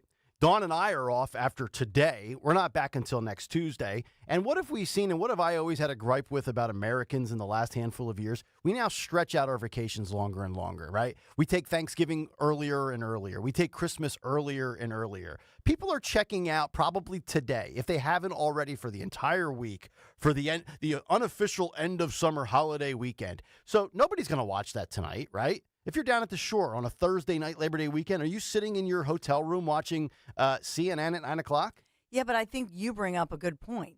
The fact that, think about the fact that this all started in late June with Joe Biden having that horrible performance, and since the decision that Kamala would, be the chosen one, and you're looking at, a month and a half basically with 0 interviews. I mean, she's claiming that she was talking to streamers, and that's where most people get their news, blah, blah, blah. But to your point, Nick, if this is the interview of record, then I would submit to you it's going to play the networks and TV. Everybody's going to play this interview all weekend, right? And next week. Okay. Because people are just coming back. And so I think that because unless she does if this is horrible, then she should do another interview, maybe Monday night into Tuesday, right? So they'll play the new one. But I think that this interview then becomes the interview of record, and Dana Bash knows that. And so and so as an on-air talent, does she then put Dana before her personal politics and her biases? Because this is a huge opportunity whereby she then gains credibility. Does she ask some tough questions? And if she does, and there's a flop, then I think that plays for a week, and certainly it plays on every negative ad against Harris Walls. And Sean, you know what this reminds me of? So you're going to have Kamala in one interview today. She'll probably either tape it today or tomorrow morning. It'll air Thursday night. It'll be recirculated, redistributed throughout the weekend, Saturday shows, Sunday shows, clips on all the networks. Maybe CNN plops it again live on Sunday morning when, Dana Bash and Jake Tapper do that State of the Union show. Maybe they re-air it again at some point on Labor Day into Tuesday. It'll obviously hit the news cycle on all the daily shows on Tuesday post-Labor Day. But you get one interview and you get one debate right now. And at this point in time, I really don't see another debate happening between Trump and Harris. This is like the offensive coordinator. I'm going to give you your Jets analogy here. Scripting the game plan for the quarterback to only have to throw the ball 2 times because the quarterback can't get the ball down the field. So they're tailoring the playbook to minimize her ability to screw things up and cost them the game. Doesn't that feel like what's exactly what's going on here right now? It feels exactly like Jets football too. Especially with Zach Wilson. It was like, well, we have to water it down, and there's 5 plays, and this is generally how it goes. It's it's run, pass, and then you punt, and you come back. Hopefully not down another 7 points, right? Because the defense is shot. Because that's all we got to do. That's exactly what's going on. They have trimmed the playbook. I mean, listen, Joe Biden had a more diverse and in-depth playbook than Kamala Harris. He at least did interviews. He didn't need notes on a debate stage, right? I mean, it's embarrassing. What is her excuse? Does she have dementia? What's the deal? I mean, is she an alcoholic? Is there a substance abuse thing that we don't know about? I don't know. I'm asking questions. That's exactly what it looks like they're doing. It looks like they're trying to let her play this game on easy mode, and that's fine. I understand you want to put your candidate in their best position to succeed. But if their best position to succeed is hiding from the press, then you're not qualified to be president. That's what I think, and I think that's what we're seeing here. I think they are, again, not confident in Kamala Harris because they know she's not a competent person, and she can't competently do this job without, large amounts of assistance and putting herself in a favorable position all the time. And again, it's okay to kind of position yourself, so you're more likely to succeed. But when you do this and you're basically showing the world your weakness, right. Now you have a problem that you need somebody by your side for an interview. It's kind of ridiculous. It is. And let's also look at, what they're going to actually ask her. Is Dana Bash going to ask her about the border? Is Dana Bash going to ask Tim Walz? Because Timmy's going to be there as the ESA, right? Timmy, right. A lot of lies that have piled up since you entered the national spotlight. Do you care to address those? Obviously, is she going to roll out policy? What are your policies? Because if she gives us another joy tour for the interview, like they did for 4 days of the DNC, is Dana Bash going to push back? Well, Kamala, you're telling us joy and hope and change. Well, what change are you referring to, dear? Because you've been in office for 3 years and 10 months. You could have had change. You could have fixed the economy. Why do we have to wait until January 21st of 2025 to start working on the economy? You're in office right now. I think as much as we're going to criticize and pick apart Kamala, this is a big spot for CNN because their ratings have gone in the tank. Their credibility is shot to hell. And if Dana Bash comes out and tosses up softballs and Kamala puts up a 10 spot in the first inning, she's going to get torched as well. And rightfully so, because this was all by design. We'll come back. We'll get some thoughts to wrap up the 6 o'clock hour. We have to get to Michigan. We have to get to Wisconsin with RFK and the ballot, and also Jack Smith, January 6th, and Donald Trump. Lots of big stories to hit on as we continue on Kayal & Company. Talk Radio 1210 WPHT. Every business faces challenges, but complicated, expensive, and uncertain shipping shouldn't be one of them. With USPS Ground Advantage from the United States Postal Service, you can avoid all the noise. No more unexpected surcharges, hidden fees, or complex rate structures. It's just easy, cost-effective, and dependable shipping. Tune your business's frequency to success and turn shipping to your advantage. Learn how at USPS.com/advantage. USPS Ground Advantage. Simple, affordable, reliable. As fall approaches, you have a lot to prepare for. Back to school, sporting events, family gatherings, and staying on top of your health. The virus that causes COVID-19 continues to evolve. So this fall, no matter what you're prepping for, you can prioritize your family's health and make a game plan for COVID-19 vaccination. Ask your doctor or pharmacist to learn more. Sponsored by Pfizer. Discover the 2024 Tundra at Tri-County Toyota. Right now, get $1,000 customer cash or enjoy financing starting at just 1.99% APR. Or choose the all-new 2024 Tacoma and lease for $279 per month. Or choose rates as low as 4.99% APR. We're easy to find off the Limerick exit of 422. Visit TriCountyToyota.com today for more details and experience the Tri-County difference. Listen this Saturday as Penn State battles West Virginia. Coverage starts at 11:30 a.m. on the home of Penn State football. Talk Radio 1210, WPHT, and the free Odyssey app. Celebrate Spring Dance Hot Tub's 26th anniversary sale. Get a free aqua bike, exercise kit, and Wi-Fi kit. A $2,000 value on all endless pools, swim spas. Plus, snag a free freshwater IQ system with your new Hot Spring Utopia hot tub. Save up to $4,000. Enjoy 0% financing for 60 months. And get bonus incentives for quick delivery. Trade in your old hot tub for up to $4,000. Hurry into Spring Dance Hot Tubs today or visit springdancehot.com. 40 days up to 40 pounds. Say it with me. 40 days up to 40 pounds. Visit njdiet.com or call 855-5NJ-DIET. That's 855-5NJ-DIET. 40 days up to 40 pounds. 40 days up to 40 pounds. Guess what, people? Wendy's has new saucy nugs. You heard me. Wendy's nugs now come in 7 saucy flavors.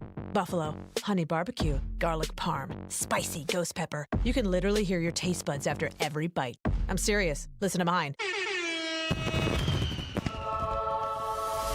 Okay, that's just me playing with sound effects. For a whole new way to nug, gotta be Wendy's. Open till midnight or later. At participating U.S. Wendy's, hours may vary by location. Just hearing the word IRS can make people break out in a cold sweat. No one wants to deal with the IRS, and now you don't have to. The good news is Legal Tax Defense has been successfully negotiating with the IRS for more than 15 years. It doesn't matter how much you owe, whether it's $5,000 or $5 million. You deserve the best in the business on your side, and that is Legal Tax Defense. Even if you're working with someone else and just want a second opinion, there is no cost or obligation to call. They can prevent levies, liens, wage garnishments, even file back tax returns. And the best news about Legal Tax Defense is they won't take your case unless they know they will reduce or eliminate your tax debt. Call Legal Tax Defense right now for a free no-risk consultation. 800-246-0553. 800-246-0553. You have nothing to lose but everything to gain. 800-246-0553. Don't miss the Labor and Energy Show with J-Doc and Krause, brought to you by Advocacy United, this Saturday night at 6. Find out about the important issues that'll affect you. The Labor and Energy Show, Saturday night at 6 on Talk Radio 1210 WPHT. For eligible individuals, 18 and older only. Results vary. See website for details and important safety information. How are your hearing aids sounding now? A little tinny. Okay, 2 seconds. With Jabra Enhanced Selects Premium Package, better hearing doesn't happen in a doctor's office. It happens at home, all done remotely from initial testing to adjustments. How are they sounding now? Fantastic. So much better. You get the same advanced hearing aid technology and professional support you expect from a clinic at a fraction of the cost. And if you have any issues, we'll make adjustments 7 days a week, no charge. Oh, you people are wonderful. Our premium package includes hearing aids, 3 years of follow-up care, plus a 3-year warranty with loss and damage coverage, and a 100-day money-back guarantee. I hear better than I ever thought possible. Save $300 on Enhanced Select 500 hearing aids automatically at checkout. Just go to JabraEnhance.com/try. That's JABRA Enhance.com/try. JabraEnhance.com/try.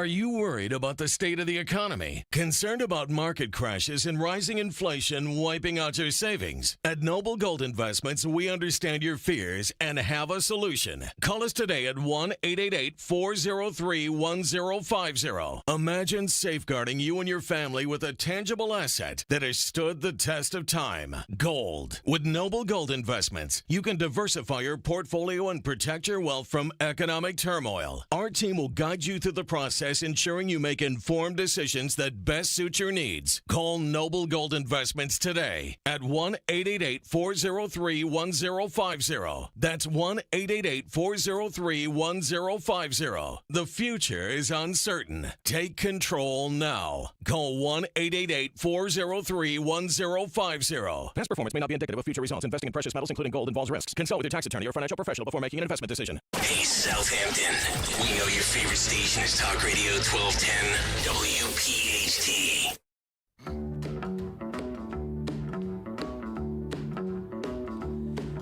You know I can be found sitting home all alone.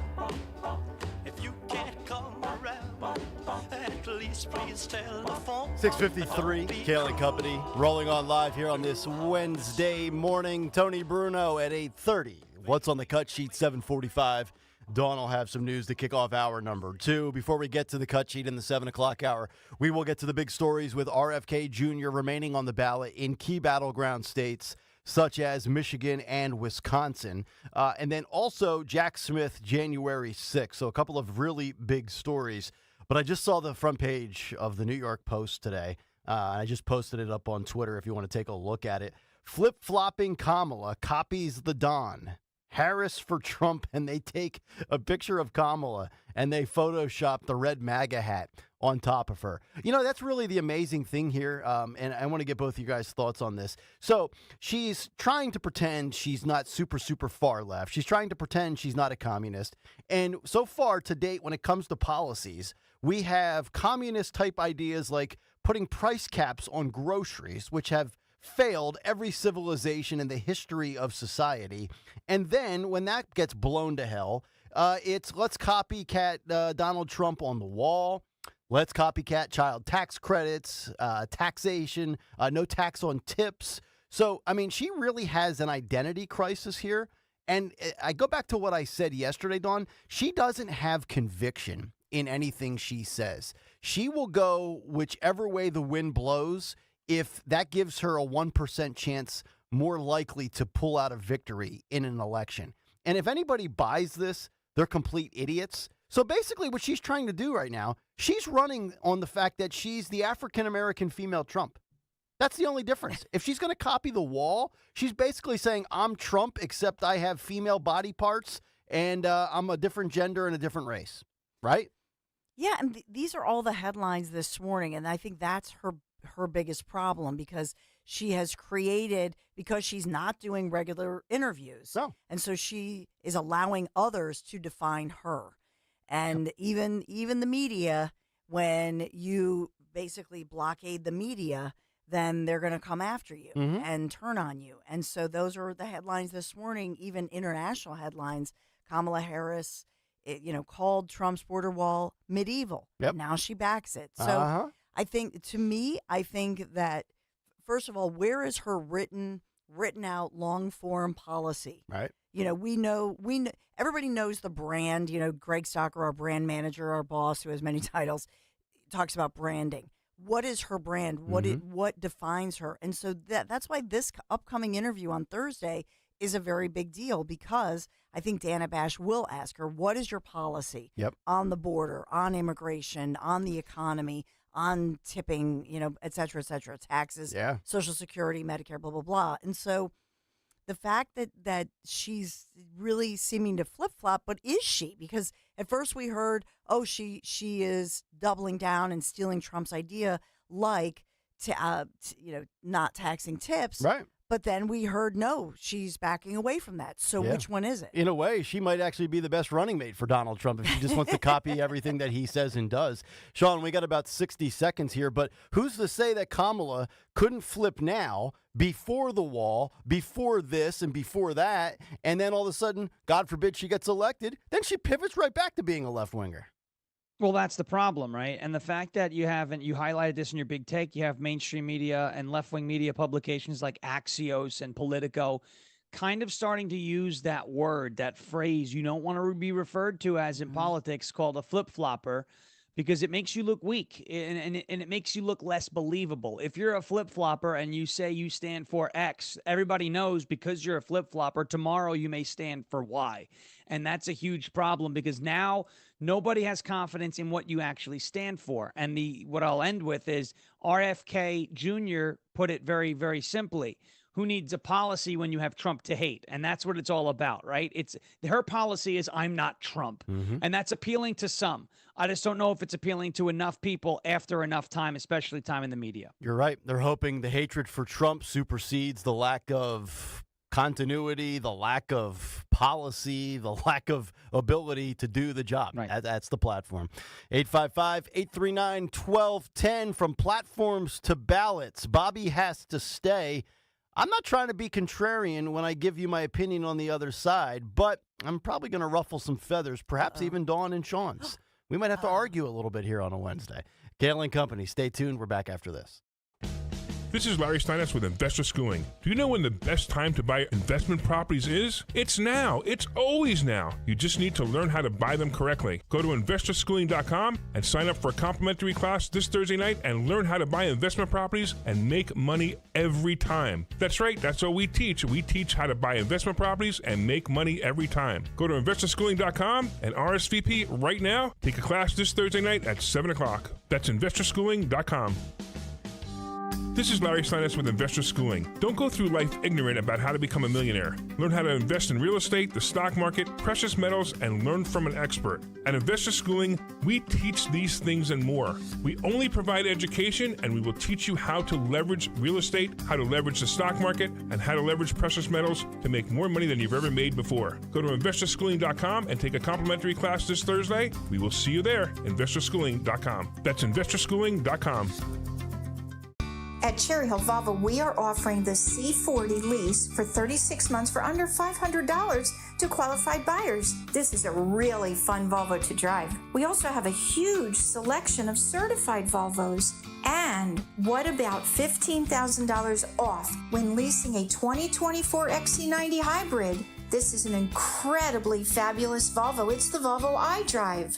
Visit us here at Cherry Hill Volvo for the attention and respect you deserve. Texting enrolls in recurring automated text marketing messages. Message frequency varies. Message and data rates may apply. Reply help for help or stop to opt out. Are you drinking too much? Is alcohol affecting your relationships? Could drinking be affecting your job? Hi, I'm Jonathan, founder of OrHealth. I struggled with alcohol misuse for 15 years. I tried self-help, therapy, and traditional 12-step programs, but nothing really worked. That's why I started OrHealth. OrHealth provides access to safe and effective medication, FDA approved for the treatment of alcohol issues. A daily pill proven to reduce alcohol cravings and make it easier to drink less or quit. To join the thousands who are drinking less or who have quit altogether, text CHECK to 710-710. You'll be sent a secure link to OrHealth's private online assessment. If treatment is right for you, a licensed medical professional will prescribe medication for discreet and convenient delivery to your door. Just text CHECK to 710-710. That's CHECK to 710-710. Not available in all states. For SMS terms, privacy policy, risk, and restrictions, please go to orhealth.com/terms. Use is directed. WPHT, WPHT HD, WOGL HD3 Philadelphia. From the Cherry Hill Volvo Studios, where relationships matter.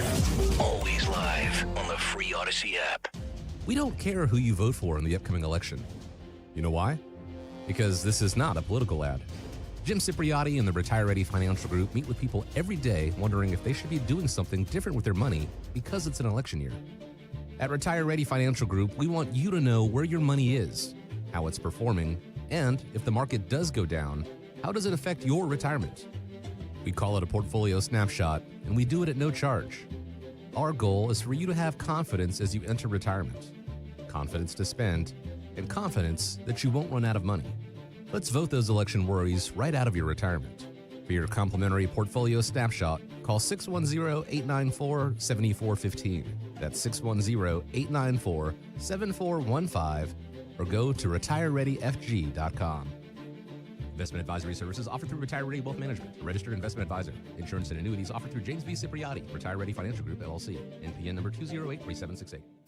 You can host the best backyard barbecue when you find a professional on Angie to make your backyard the best around. Connect with skilled professionals to get all your home projects done well. Inside to outside, repairs to renovations. Get started on the Angie app or visit Angie.com today. You can do this when you Angie that. I learned patience from my adoptive dad. All he had to say was, "Hey, you got this. Just breathe." Hey, we're pretty good. Yeah. Might have to start a band. I got it. Learn about adopting a teen from foster care. You can't imagine the reward. Visit adoptuskids.org to find out more. This message is brought to you by Adopt US Kids, the U.S. Department of Health and Human Services, and the Ad Council. Keep free speech alive. Follow 1210 WPHT on the free Odyssey app. Download it now. You ain't nothing but a hound dog, you're crying all the time. You ain't nothing but a hound dog, crying all the time.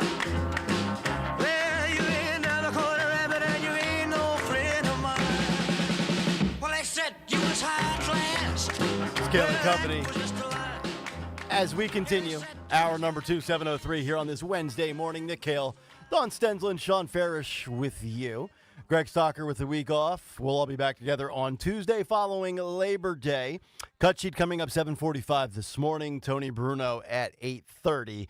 We're going to get to RFK, Michigan, Wisconsin, and also Jack Smith, J6. All of that in the news. 3 or 4 really big stories today. We got through the first 2. We'll get through the next couple before the cut sheet. But before that, let's get to the news. Round number 2 at 7:04. The great Dawn Stensland. Good morning on this Wednesday morning, August 28th, 74 degrees with excessive heat warnings going into effect. And then storms and rain. We'll talk about all of it moving forward. We are sponsored by Discover Lancaster in Kayal and Company News Live. This morning, police tell us that a driver lost control of their vehicle crashing into the Schuylkill River this morning, where you could see it was an eerie scene this morning. The lights from the vehicle looked green as they were seen illuminating from beneath the water. So if you drove by, you had to drive by Kelly Drive, which I hope you didn't get stuck in that this morning. This happened about 4:30 this morning, Strawberry Mansion. Oh, that's a little creepy. Yeah. If you're driving along and you see this weird tinted green light resonating from the bottom of the Schuylkill. So somebody then calls 911 and they didn't know initially they were looking for the occupant of the vehicle. So apparently now we have word that the person or people in the car got out of the car. Okay. So they thank God this is not like a search and rescue. I actually had 2 people today merge on at different parts of the Schuylkill with no lights on as they're driving. Really? No headlights, nothing. Yeah. I mean, if I wasn't really like wired on my second cup of coffee and paying attention, I would have just kept driving right through the back of that guy's trunk. Oh my gosh. I don't know how people actually, I'll tell you what, if I was a cop and I saw you driving with your lights off, whether they're broke or you're drunk or you haven't gone to bed yet, man, I would be in such a hurry to pull you over. I'd have a field day with you. So true. And then they would probably take my badge and put me on suspension and the whole bit. Accuse you of something. Right. I always say the hour that we go to work, people are usually it's somebody in an F-150 headed to a job where you're building things. Mm-hmm. Or it could be somebody, perhaps like the vehicle in the driver on the news that we talked about, but it could be somebody, on their way home after a long night of partying. That's correct. Right? One of 2 things, right? Yeah. We have the 4 people injured that we talked about, still searching for the gunman who got out of a vehicle, fired dozens of shots in Kensington. Happened about 9:15-ish last night, 3200 block off G Street. Police getting there very quickly. It was one of those situations, from what I can determine here, that police got on the scene and did not wait for the ambulance and rushed the 3 men in their 20s as well as a woman in her 40s, rushed them to area hospitals so that they survived. So the woman and 2 of the men, apparently not the intended target, but one of the guys, a man in his 20s, was apparently the intended target, shot multiple times. The others just collateral damage in another shooting on a street in Philadelphia. I mean, what do I say at this point anymore, right? You know what it is? I'll say something I haven't said in a long time, maybe ever. Whatever happened to just the value of life? Nobody values life, right? Especially in these crime-riddled big cities under Dem control. I mean, it's just like, you don't get to, it's not like a video game, Dom or Sean, where you get to, respawn and come back to life and, put another quarter in the machine and take another crack at it. You get one crack. That's it. Yeah. And it's out there playing Call of Duty. Well, there's a story that has gone viral, and this is about a group of men targeting a couple driving a luxury car as the couple was house hunting in a gated community in Connecticut.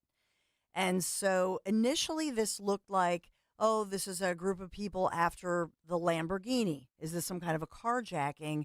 And now the investigation is turning to, why were they targeting these individuals? Because they didn't steal the Lamborghini. They took the couple, husband and wife in their 50s. They pull up to this Danbury home this is Connecticut, in their Lamborghini to meet a real estate agent. That's when a van full of these guys purposely rear ends the Lamborghini. When the couple gets out, that's when the guys in the van, 6 men in all, who live in Florida, beat the couple, both of them, beating them with baseball bats, shoving them in the van, duct taping their hands, duct taping their feet, covering the man's eyes as the van speeds away. But a heroic witness, as they're calling it, a neighbor sees this go down and thinks, what's happening here? Calls 911, stays on the phone with 911, and jumps in his vehicle, follows along. Oh, my God. And is telling the 911 operator, hey, this is where they are. This is, you know what I mean? Yeah. If not for that person, the question is, what the heck is going on here? Yeah, were they trying to take them back to Florida? I mean, if you're from Florida and you're trying to rob somebody from Danbury, Connecticut, and it's a gated community in a Lamborghini, wouldn't you just want to get back to their house to take all their goods? Yes. I don't know. So they were house hunting. So out of the 6 suspects, 1 did drive in the Lamborghini, but usually in a carjacking, it's not 6 suspects in a van. They're just taking the vehicle. They're not taking the couple. The suspects they caught because of this Good Samaritan who jumped in his vehicle and stayed on the 911 call: Angel Barrero, Reynaldo Diaz, Anthony Pena, Josu Romero, Ricardo Estrada, and Michael Rivas. They range in ages from 18 to 23, and these are Florida men, the 6 guys. Mm-hmm. They're all from Miami, Florida, so they're facing first-degree assault, kidnapping, reckless endangerment. So who is this couple in their 50s driving the Lamborghini? A lot of mystery surrounding the situation. The heck with those 2. I want to know about these 6 suspects. Are they here legally? We have 15 million illegal aliens in this country. Did they come through the southern border in the last 4 years? Nick, they never say. An honest media, a media that wants to do their job, would be trying to gather the requisite information to find out who these people are. Yeah, and unless you, like for me, unless I can track down and talk to somebody in law enforcement I know as to whether, hey, are these suspects, this suspect, born and raised in, do they have a birth certificate, born in America, or are they a legal citizen in a sanctuary city like Philadelphia or around the country? Mm-hmm. A lot of law enforcement will get in trouble. And I know we talk a lot about Arizona and Texas, but Florida deals with a lot of this as well. Remember DeSantis? I mean, he had people out with the Coast Guard off the coast of Florida many times, watching people coming in off of boats, just like in San Diego. Yeah. We've seen the footage of this. Yeah, it's true. Yep. I'll just headline a follow-up story for you, and that is involving TikTok facing this lawsuit over a 10-year-old Pennsylvania girl who took that so-called blackout challenge, where it's a choking challenge, if you will, from TikTok. This little 10-year-old girl tried this social media. Now a district judge Originally, a district judge dismissed the lawsuit, and now it looks like this is back in play. So they appealed the case, and now a U.S. appeals court has revived the lawsuit by the little girl, the 10-year-old girl's mom from Pennsylvania. The girl died trying this one of these viral challenges that she saw on TikTok, daring people, especially kids, to choke themselves until they lose consciousness. It's a horrifying thing, but some kids, and she's 10. Well, it's my daughter's age. Right? My daughters will be 10 in 2 weeks. My daughter's wrapped up day number 2 of school yesterday, and we're talking. Was it? It was great. And then they started talking about some nonsense that I really wasn't paying attention to, but I was just kind of like hearing part of it as I don't know what I was doing in the kitchen, and I just shouted out. I'm like, "Is that a TikTok thing?" Like that's my first reaction nowadays when I hear something I don't understand from my daughters. Is that like a TikTok thing? I don't know. Sean Farish, have you ever tried to choke yourself till you passed out? No, I heard you're not supposed to do that, so I decided, not to engage in that activity. Okay, just checking. It just sounds like something that, probably isn't a good idea. Right. I tend to be a very smart person, and that doesn't sound like a very smart thing to do. Thank you. So in this one, this is a federal lawsuit, and usually we talk about this federal law protecting online publishers from liability. We've talked a ton about that. In this one, though, the judge from the Third Circuit Court, and this is in Philadelphia, wrote in the opinion just yesterday, TikTok makes choices about the content recommended and promoted to specific users, and by doing so is engaged in its own first-party speech. So this is Judge Patty Schwartz of the Third U.S. Circuit Court right here in Philadelphia. This story is obviously making international news because it involves TikTok, ByteDance, the company's, the parent company ByteDance, no comment. This is a Tom Klein case. Well, what's interesting about this is we've talked about the TikTok ban proposal and ByteDance and the connection to China. And, I'm against bans, but, we're now hearing this new phrase, content moderation. So under content moderation on X, previously known as Twitter or Facebook, it was content moderation not to run with a New York Post story from Miranda Devine. Not only so, and by the way, in the whole Facebook, I just merged Facebook and Meta into a Greek cheese. We're talking about cheese now. Yes. We're not talking about the game. We're talking about cheese. We need to stop focusing so much on Zuckerberg and get to the bottom of who in the FBI was responsible for this go-ahead, right? Like, Zuckerberg's the easy target. Like, who was the FBI people that were doing this? But content moderation, so you can moderate that, but we can't moderate on TikTok 9-year-olds choking themselves till they pass out? In this one, lawyers for the mom, whose name is Tywana Anderson, the lawyers, including, I believe this is a Tom Klein case, what the lawyers the way they convinced the judge, they said the so-called blackout challenge, which was popular in 2021, it appeared and popped up on little Nyla's For You feed after TikTok determined that she might watch it even after other children had died trying it. And that's what the lawyers were focusing on, saying you're pushing this stuff to kids. And so they convinced the judge, and now this goes forward. This is where parents have to be invested in what their kids are looking at. Yeah, and she was at home. She was up in her bedroom. Mom and dad found her unresponsive in her bedroom. It happened very quickly. Obviously, they found her quickly enough that the emergency crews were able to resuscitate her, rush her to the hospital. She died 5 years later. Oh, boy. So, mom and dad hands-on here. Yep. It's horrible, but it's a story making international news, so I wanted to put that on your radar. Obviously, we've talked about our Phils, who will be playing again tonight after a big 5-0 win against the Astros, and then move on to did we move on to the Braves again? Braves are next, yeah. So at home, though, and the Phils are hot, but also the weather is hot. 96 degrees today with a heat index that's going to feel like 106 degrees. I think it's over. Sean, is it going to be over 100 today in Nashville? I thought I saw. No, I don't think so. Okay, no. I didn't see on our. I could do a double check, but I didn't see that on the forecast today. Gotcha. So here in Philadelphia, it'll feel like 105. So for anybody heading to the game, obviously it's this afternoon, but still, and then the threat of the thunderstorms. So we will see some possibly severe weather but we do have the excessive heat warning, the heat advisories, all of those today.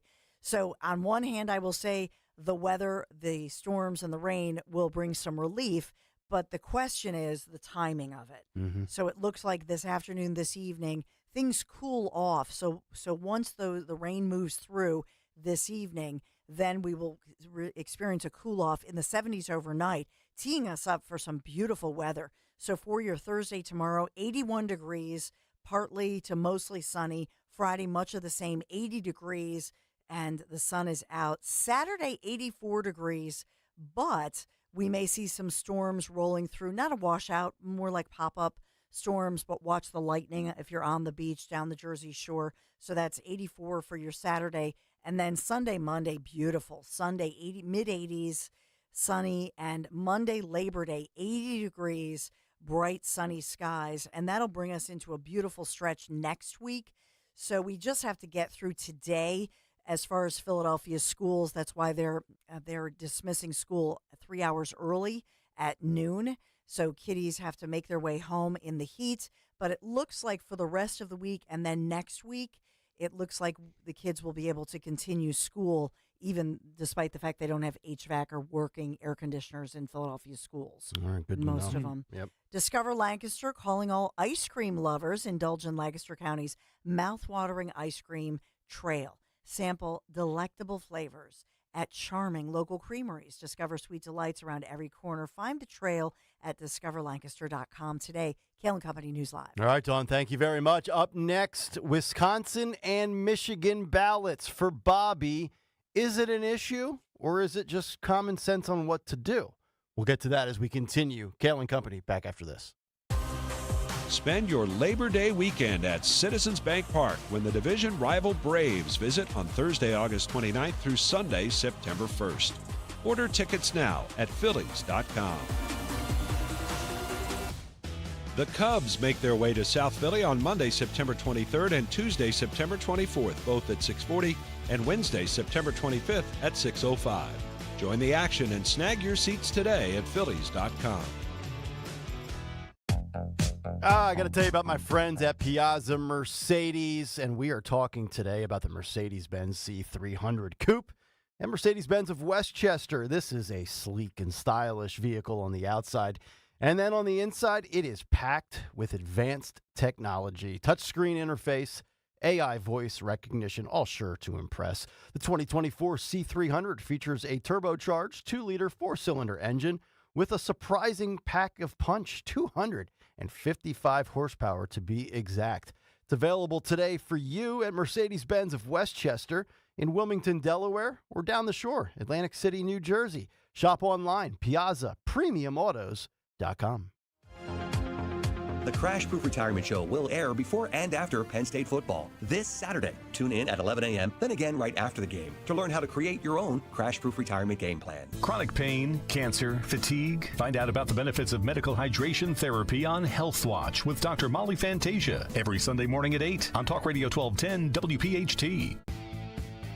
Is your home cold and drafty, or windows and doors just won't open like they used to anymore? Brighten your home with new doors and windows from Emmons Roofing and Siding. We offer a wide selection to fit your style and budget, ensuring energy efficiency and aesthetic appeal. And new doors and windows enhance your home's value and comfort. Call us today at 856-885-6677 or visit us at callemmons.com. From top to bottom, to inside and out, at Emmons, we have you covered. The following is a paid commercial announcement. Prices keep rising, but Social Security isn't keeping up with inflation. Seniors are struggling, and Senator Bob Casey's votes made things worse. Casey voted repeatedly for higher taxes on Social Security benefits. Doesn't Casey know that seniors can't afford higher taxes? Casey backed President Biden's agenda 98% of the time, including trillions in wasteful spending. All that spending didn't help lower prices. In fact, it drove inflation even higher. And Senator Casey wasted our tax dollars on COVID relief checks for violent criminals. That's right. Casey voted to send COVID relief checks to convicted murderers and rapists in jail. That's less for us, more for convicts. Call Senator Casey at 202-224-6324. Tell him to put Pennsylvania seniors and families first and fix his inflation disaster. Support S575, the Fight Inflation Through Balanced Budgets Act, paid for by One Nation, onenationamerica.org. Don't miss the Education Show with Dom Giordano every Sunday morning at 5:30. Find out how you can help your child or grandchild succeed. Sponsored by New Hope Academy. Get your laugh on with me, Chris Jericho, and the Talk is Jericho podcast. We've got Guns N' Roses Hall of Famer Duff McKagan and his joke of the week every Friday, plus regular visits from the hilarious Brad Williams and special appearances by everyone from Gabrielle Fluffy Iglesias, Mark Maron, Dennis Miller, Cheech Marin, Kevin Nealon. If they're funny, they're on Talk is Jericho. So listen to and follow Talk is Jericho now on the free Odyssey app or wherever you get your podcasts. Hi, I'm Angie Hicks, co-founder of Angie, and one thing I've learned is that you buy a house, but you make it a home.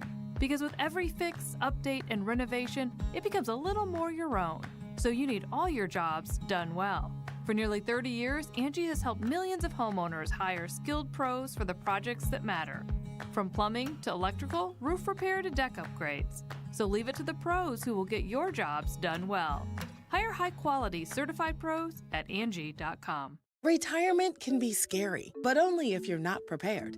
That's why AARP created thisispretirement.org. Because unless you've already retired, you're in pretirement, and you still have time to plan. Learn about retirement savings options, potential tax breaks, and how you can build savings over time. Visit thisispretirement.org for free resources to help you customize your action plan and feel the retirement fear disappear. Brought to you by AARP and the Ad Council. Just hearing the word IRS can make people break out in a cold sweat. No one wants to deal with the IRS, and now you don't have to. The good news is Legal Tax Defense has been successfully negotiating with the IRS for more than 15 years. It doesn't matter how much you owe, whether it's $5,000 or $5 million. You deserve the best in the business on your side, and that is Legal Tax Defense. Even if you're working with someone else and just want a second opinion, there is no cost or obligation to call. They can prevent levies, liens, wage garnishments, even file back tax returns. And the best news about Legal Tax Defense is they won't take your case unless they know they will reduce or eliminate your tax debt. Call Legal Tax Defense right now for a free no-risk consultation. 800-246-0553. 800-246-0553. You have nothing to lose but everything to gain. 800-246-0553. Hey, Clementon. Yeah! We know your favorite station is Talk Radio 1210 WPHT. WPHT.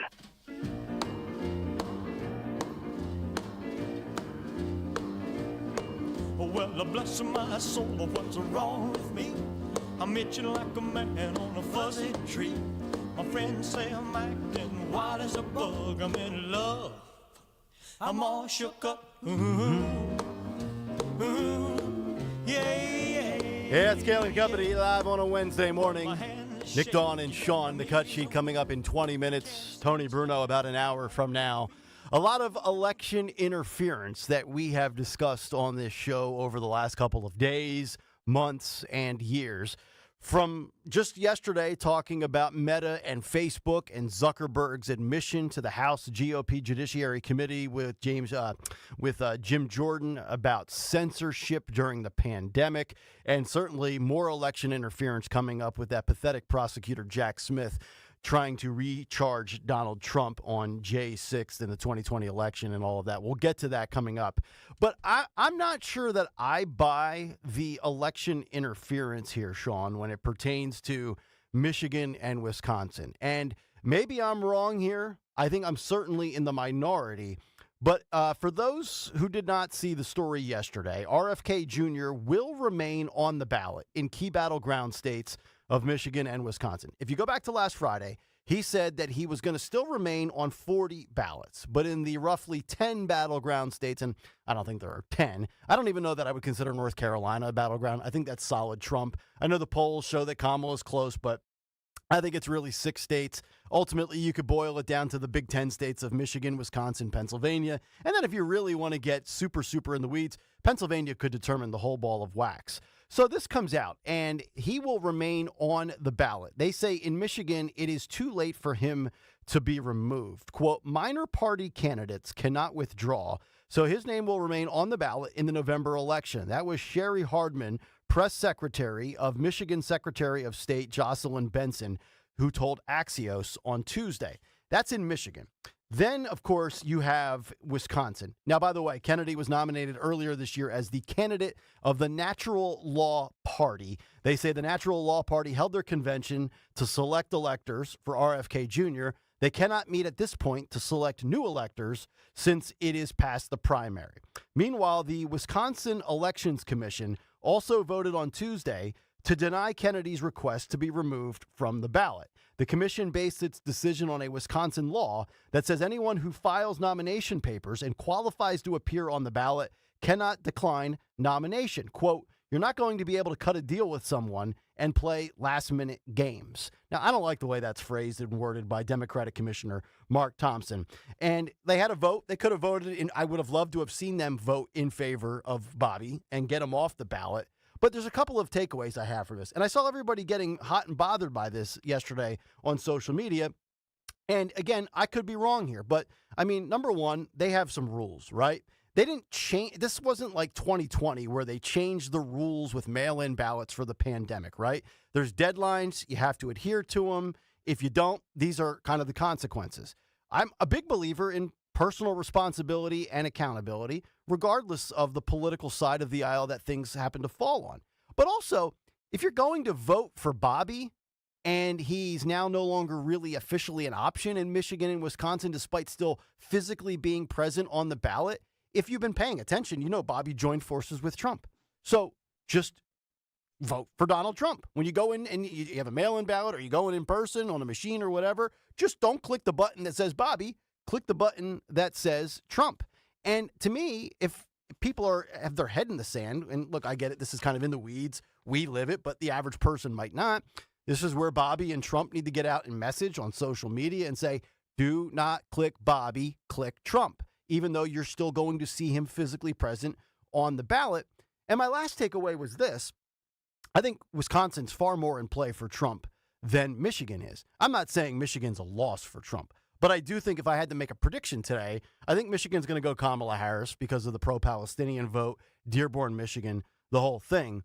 I feel like this is one of the things where you might get fired up over, you might say election interference, but all you have to do is just vote for Trump. If you're a Bobby guy, just don't vote for Bobby on the ballot. It's pretty simple. I think people are losing their minds when they don't need to. That's my takeaway. It might be an unpopular opinion. Let me start with Sean. Am I wrong here, or do you really think this is election interference? Well, letter of the law, depending on what the law says, if it says that a candidate can't come off the ballot after being nominated, then it's very possible that you're not wrong. But they are, we heard before Joe Biden dropped out that no matter what, he was going to be on the ballot in Wisconsin, and I highly doubt that that's going to be the case. So if Biden can come off the ballot because he swapped himself out for Kamala Harris, then why are we not making the same exception for RFK? I don't know the laws in Wisconsin, so I can't make a determination one way or the other. At the end of the day, right? At the end of the day, this isn't a foolproof way to interfere in an election, right? Because, as you said, anybody who was thinking of voting for Bobby knows that he dropped out and endorsed Trump. So all those people have to do is just not vote for RFK. Right.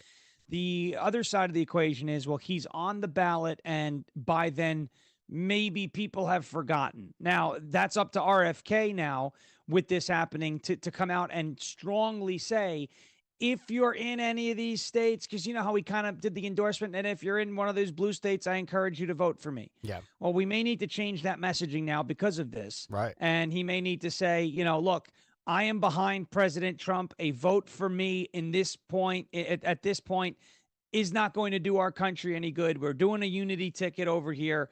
Make sure that if you want to vote for RFK, the person you vote for is Trump. That's the messaging he's going to have to take, and that's how you counteract that. And then at the end of the day, if somebody, walks into a voting booth in Wisconsin and sees RFK's name on the ballot and fills out that ballot for RFK, at that point, that's on them. You got to be the voter. I'm a big believer in personal responsibility.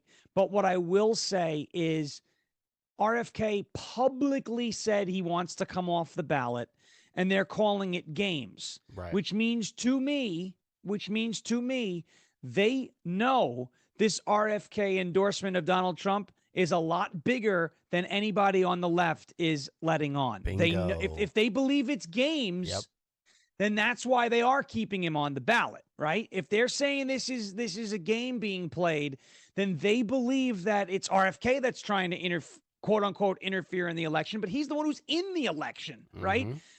They believe his endorsement can actually move voters. And so I think this is election interference, but they're going to get away with it because letter of the law, they may be right. The point of the matter is this, right? We can still overcome it by making sure that folks in Wisconsin and Michigan and some of these other swing states that are going to leave them on the ballot just message properly. If the RFK campaign still has money, they want to send it over and get mailers out to the people who, volunteered for them to say, hey, remember, we're not actually running, but they're keeping us on the ballot. Even use the election interference narrative and say, just make sure that if you want to vote for Bobby, you vote for Trump, because that's where Bobby's going to be the best, in the best position to succeed. That's all you got to do. Don Stenslin, your thoughts on the shenanigans here in Michigan, Wisconsin? You calling foul, or is this on Bobby to know that he can't take himself off the ballot? Well, I think, to Sean's point, it does go by the law. And so if Biden took his name off in time, then it just shows you that the Democrats had it together, that they knew that they knew their deadline, if that's really true, and they knew they're watching all the deadlines in all of these states, because you could read the statement that you read, Nick Kayal, and apply that to Biden, to Sean's point. So obviously the Democrats knew all these deadlines in these different, key swing states. And so right now, Wisconsin is, it's 10. It's 10. I'm looking at 270 to win.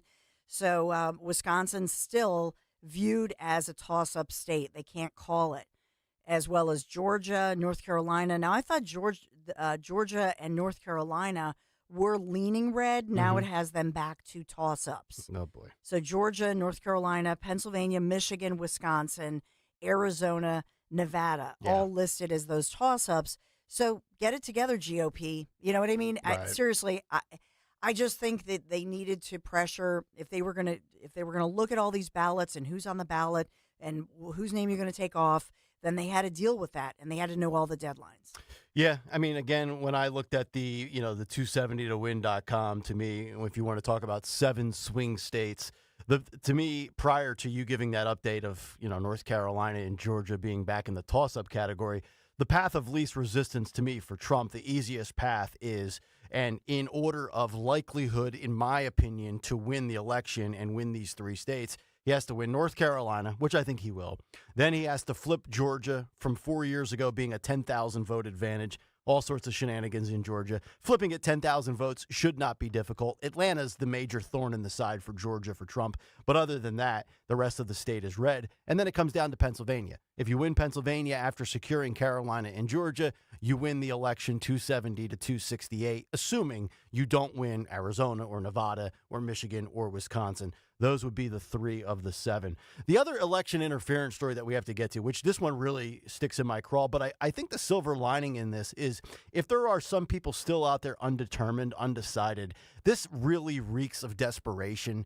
This is a guy with an axe to grind, with sour grapes, who thought he was going to have an easier waltz to the finish line, and he is not. And that's Jack Smith and re-indicting Donald Trump here on election stuff from 2020 that spewed over and spilled over into January of 2021. Sean, I know you were tweeting a lot about this. I'm going to tee you up. I'll react after you, but your thoughts, because I think you and I are absolutely in agreement on what's going on here and what's in play with Jack Smith. Well, the Jack Smith case that's always been election interference. And ironically, it has to do with election interference, right? They're saying that Donald Trump had tried to overturn the 2020 election. And I was in a Twitter space last night. We were listening to some lawyers actually talk about this. And the DC Jack Smith case is such a sham, but it's in DC. So if it ever does go to trial, it's an automatic conviction, as is every J6 case that is heard in DC. But Jack Smith is essentially playing mind reader. He's basically saying that Donald Trump knew he legitimately lost and said that he didn't lose on purpose to rile everybody up and, overturn the election. But there's no way to prove that, and I think Donald Trump believes he legitimately won and that, shenanigans were played and we dealt with all of the fugaziness with ballot drop boxes and fake whatever it is you believe happened. The laptop story. The laptop story, the media rigging it, etc. I believe Donald Trump, firmly believes in his heart of hearts that he did legitimately win and that it was illegally stolen from him. And in that case, that is protected speech. You're allowed to speak your mind. And so this is all about election interference. What I don't get is, at this point, we've been dealing with the indictments for, 18 months at this point, right? Yep. Do they not understand that every time they do this, it gives Donald Trump a bump in the polls? Well, yeah. Do they not understand that, the phrase, the more they indict us, the more they unite us, that's a thing for a reason, right? Like this isn't something that we just we dreamed up. After the conviction, his poll numbers went up.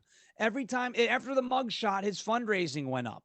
After they tried to kill him, there was unity amongst the Trump supporters and people on the outside of the MAGA movement, right? So every time they try this, it helps him. I don't understand why they keep doing it. You're telling me he's already a convicted felon. She's a prosecutor. We're not going back. You need this? You really need this. I still thing for Jack Smith. And I still firmly believe if they put him in prison, with that sentencing thing is coming up September 18th in New York, I'm telling you, they might as well cancel the election because he's going to win. If they're not gonna put him in. They're gonna sentence him, but he's not gonna spend a day in jail. I tend to agree. Although if they did, I think it's election over. I think it's ball game. You're right, 100%. He wins from the jail cell. Yes, 100. He wants the. Look at this. We're behind bars, and I'd have greater bars. These are not gold. I want the gold bars. This is like Bob Menendez. I want to be gold bar. Yeah. Done. No, seriously, you're right. I think if they if they get that picture of him in a cell, it's over. Dawn, it's over. Yeah. Dawn, your thoughts here on Jack Smith's latest pitiful attempt? I just shook my head yesterday when I saw that come across. I just said, are you kidding me? And this is talk about playing games right before an election. And think about this, November 5th is the election, but as we've talked a lot about in states like Pennsylvania, we're looking at mid-September when the voting actually begins, when the early voting begins. And so to me, this is the opportunity. This is all political. This is Merrick Garland and Joe Biden's DOJ, and this is their sick dog. That's what this is. Jack Smith is just the dog. You have to view him as the dog who they're sicking on Trump. To try to take him down or distract him, whatever that looks like. But Jack Smith, if you look at his history of this, that is the role he has always played, and his major cases have been overthrown. And so he's somebody who has failed at these kinds of political persecutions. Yep. And so this in our history, this does not age well, and especially at a time when you just have, the Meta CEO finally admitting what he admitted under congressional pressure to admit that he was being bullied, pressured, whatever you want to call it, by this administration. You zoom out and look at that and think about that. And to me, and I think there are more and more Americans who look at all of this. And if you look at the facts and you say to yourself, wow, this is incredible. Why is it that they don't want Trump? Yep. Yeah, and keep in mind, we cited the one poll in the survey that said 17% of people would have changed their vote in 2020 had they have known about the Biden family corruption and the Hunter Biden laptop story from the New York Post. And you say, 17%, but how do we really know? Even if it was 8%, even if it was 4%, that election 4 years ago was determined by 42,000 votes in 3 states. So 1%, 6%, 17%. Could have easily have changed the bottom line result. 855-839-1210. What's on the cut sheet? Well, you'll find out coming up next. Tony Bruno at 8:30 here on Talk Radio 1210 WPHT. Hi, this is Dom Giordano. Get ready for our Politics and Pints with Donald Trump Jr. Everyone is talking about it. Be with me on September 12th as we talk about the election, politics, and all things Trump. It's huge. Politics and Pints with Donald Trump Jr. September 12th, Scottish Rite Auditorium in Collingswood. Get your tickets now at 1210WPHT.com. That's 1210WPHT.com. Hey, it's Greg with Kayal and Company. You've heard us talk a lot about FanDuel in partnership with Valley Forge Casino. It's America's #1 sportsbook. We have something a little different for you. Now, through September 22nd, all FanDuel customers can bet $5 and get a 3-week free trial of NFL Sunday Ticket from YouTube and YouTube TV. Then, with a YouTube TV base plan, you'll be able to watch every regular season Sunday afternoon out-of-market game. All you need is a Google account and a current form of payment, and you can cancel anytime. Trust me, I have NFL Sunday Ticket for YouTube TV. You get picture-in-picture, so you can watch multiple games. If you have a little skin in the game, it makes it that much more impressive. All you have to do is go to FanDuel.com/Greg, FanDuel.com/Greg to download America's #1 sportsbook. FanDuel Sportsbook is the official partner of 1210 WPHT. 21 and over, President PA. Full price of NFL Sunday Ticket will be automatically charged seasonally after the free trial. No refunds. Terms, restrictions, and embargoes apply. Gambling problem? Call 1-800-GAMBLER. Hey, it's Rhea. Keep the summer vibes going with Lexus of Cherry Hill during the Golden Opportunity Sales Event. They are proudly celebrating 35 years in business. Over 300 new and L-certified pre-owned Lexus to choose from, and the all-new GX has arrived. Being veteran-owned, family-operated, and a 6-time J.D. Power Dealer of Excellence winner, Lexus of Cherry Hill provides luxury customer service. So go talk to Tony and his team to set yourself up with some of the best deals of the year. Visit LexusofCherryHill.com. For J.D. Power Dealer of Excellence information, visit jdpower.com/US-DOE. With NJ Diet, you can lose 20 to 40 plus pounds in only 40 days. They have customers that have lost 37 pounds, 100 pounds, and over 120 pounds, and they've kept it off. You'll have more energy, and you'll probably see better lab results. NJ Diet uses your hair, saliva, and blood work to provide you personalized natural formulas and supplements so you can lose the weight, and DNA testing will help you keep it off. Lose 20 to 40 plus pounds in only 40 days, contractually guaranteed. Go to njdiet.com. Fargo, your virtual assistant from Wells Fargo, makes banking faster and easier. Like this. Fargo, what did I spend on groceries last month? And this. Fargo, turn off my debit card. And this. Fargo, what's my checking account routing number? And that's just the beginning. Do you, Fargo? You can in the Wells Fargo mobile app. Learn more at wellsfargo.com/getfargo. Fargo is only available on the smartphone versions of the Wells Fargo mobile app. Wells Fargo Bank N.A., member FDIC. Support the Evesham Township Police Foundation. See Joe Conklin and the City Rhythm Orchestra at Cherokee High School in Marlton, Saturday, October 26th. It was fabulous. It was the most joyful night I have experienced in a long time. God bless America. There's hope. There is so much hope with joy and laughter. The Frank Sinatra guy, I really liked him. His imitation of the Bee Gees. That's Conklin with City Rhythm at Cherokee High School in Marlton, New Jersey, October 26th. For tickets, go to joeconklin.com. joeconklin.com! This is Dr. Marianne Ritchie. Tune in to Your Radio Doctor every Saturday afternoon at 5 here on Talk Radio 1210 WPHT for the latest healthcare news and information, because your health is your wealth. That's Your Radio Doctor, Saturdays at 5. This is Jonathan Cans, third-generation owner of Marvin E. Cans Heating and Air Conditioning. Have you recently had an HVAC tech at your home to fix your unit and he wanted to sell you all types of upgrades? Look, if your AC unit is acting unruly this summer and needs to be fixed, we'll send out one of our technicians to do one thing: fix your AC. And if we do think you need a new one, we'll have one of our factory-trained install teams put in a new state-of-the-art train cooling system to keep you cool. Visit us at marvinecans.com. That's marvinekanze.com. For more expert appliance shopping advice, here's National Appliance Warehouse's own appliance guru. Hello, let's talk premium. These are top-of-the-line appliances that dream kitchens are made of. If you're planning an investment like this in your home, where you buy is as important as what you buy. At National Appliance Warehouse, we're committed to delivering the superior buying experience you deserve. Our showroom features beautifully displayed premium appliances of every major brand, including highly sought-after Sub-Zero, Wolf & Cove. Our team of gurus is well-versed at guiding you as you navigate the same appliances you'd find in the most magnificent homes and kitchens of cooking good-looking enthusiasts, and the National Appliance Warehouse team has the expertise to properly deliver and install your stunning new appliances. The Labor Day mega sale starts now at National Appliance Warehouse. Purchase a qualifying Sub-Zero Wolf and Cove appliance package and choose 3 years of additional warranty or a rebate up to $2,500. Click nationalappliancewarehouse.com or visit their showroom in tax-free Wilmington today. We all hear the radio ads about the IRS. They tell you to be afraid, to be scared, and they try to frighten you into calling. I'm not here to do that. Tax Relief Advocates is different. TRA is here to tell you that if you owe money to the IRS, whether it's $5,000, $50,000, or $500,000, we have a solution. It doesn't matter if you're sitting in your car, at work, or with your kids. No matter where you are, call now. 800-575-6481. Don't lose hope. TRA can eliminate or reduce what you owe to the IRS. Generous programs are now available that can give you a fresh start. Our passion is taxes and helping individuals fix their IRS problems. We have over 1,000 5-star reviews on Google and an A+ with the Better Business Bureau. You don't need to be afraid of the IRS any longer. End your tax nightmare today by visiting us online at TRA.com or call 800-575-6481. That's 800-575-6481. Tax Relief Advocates. Real solutions for real people.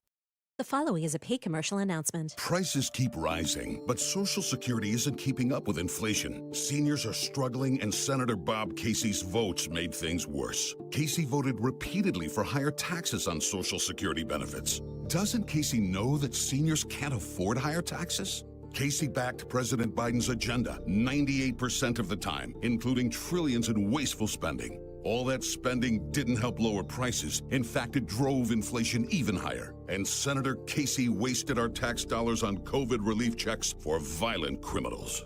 That's right. Casey voted to send COVID relief checks to convicted murderers and rapists in jail. That's less for us, more for convicts. Call Senator Casey at 202-224-6324. Tell him to put Pennsylvania seniors and families first and fix his inflation disaster. Support S575, the Fight Inflation Through Balanced Budgets Act. Paid for by One Nation, onenationamerica.org. Be sure to follow Talk Radio 1210 WPHT on the free Odyssey app. Download it now.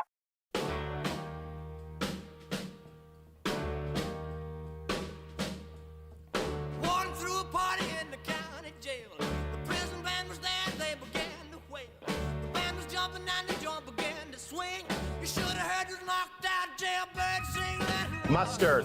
It's Kayal Company. 7:48 as we continue here on a Wednesday morning. Tony Bruno coming up at 8:30. And oh, by the way, Dawn and I will be off tomorrow and Friday. Back with Greg on Tuesday.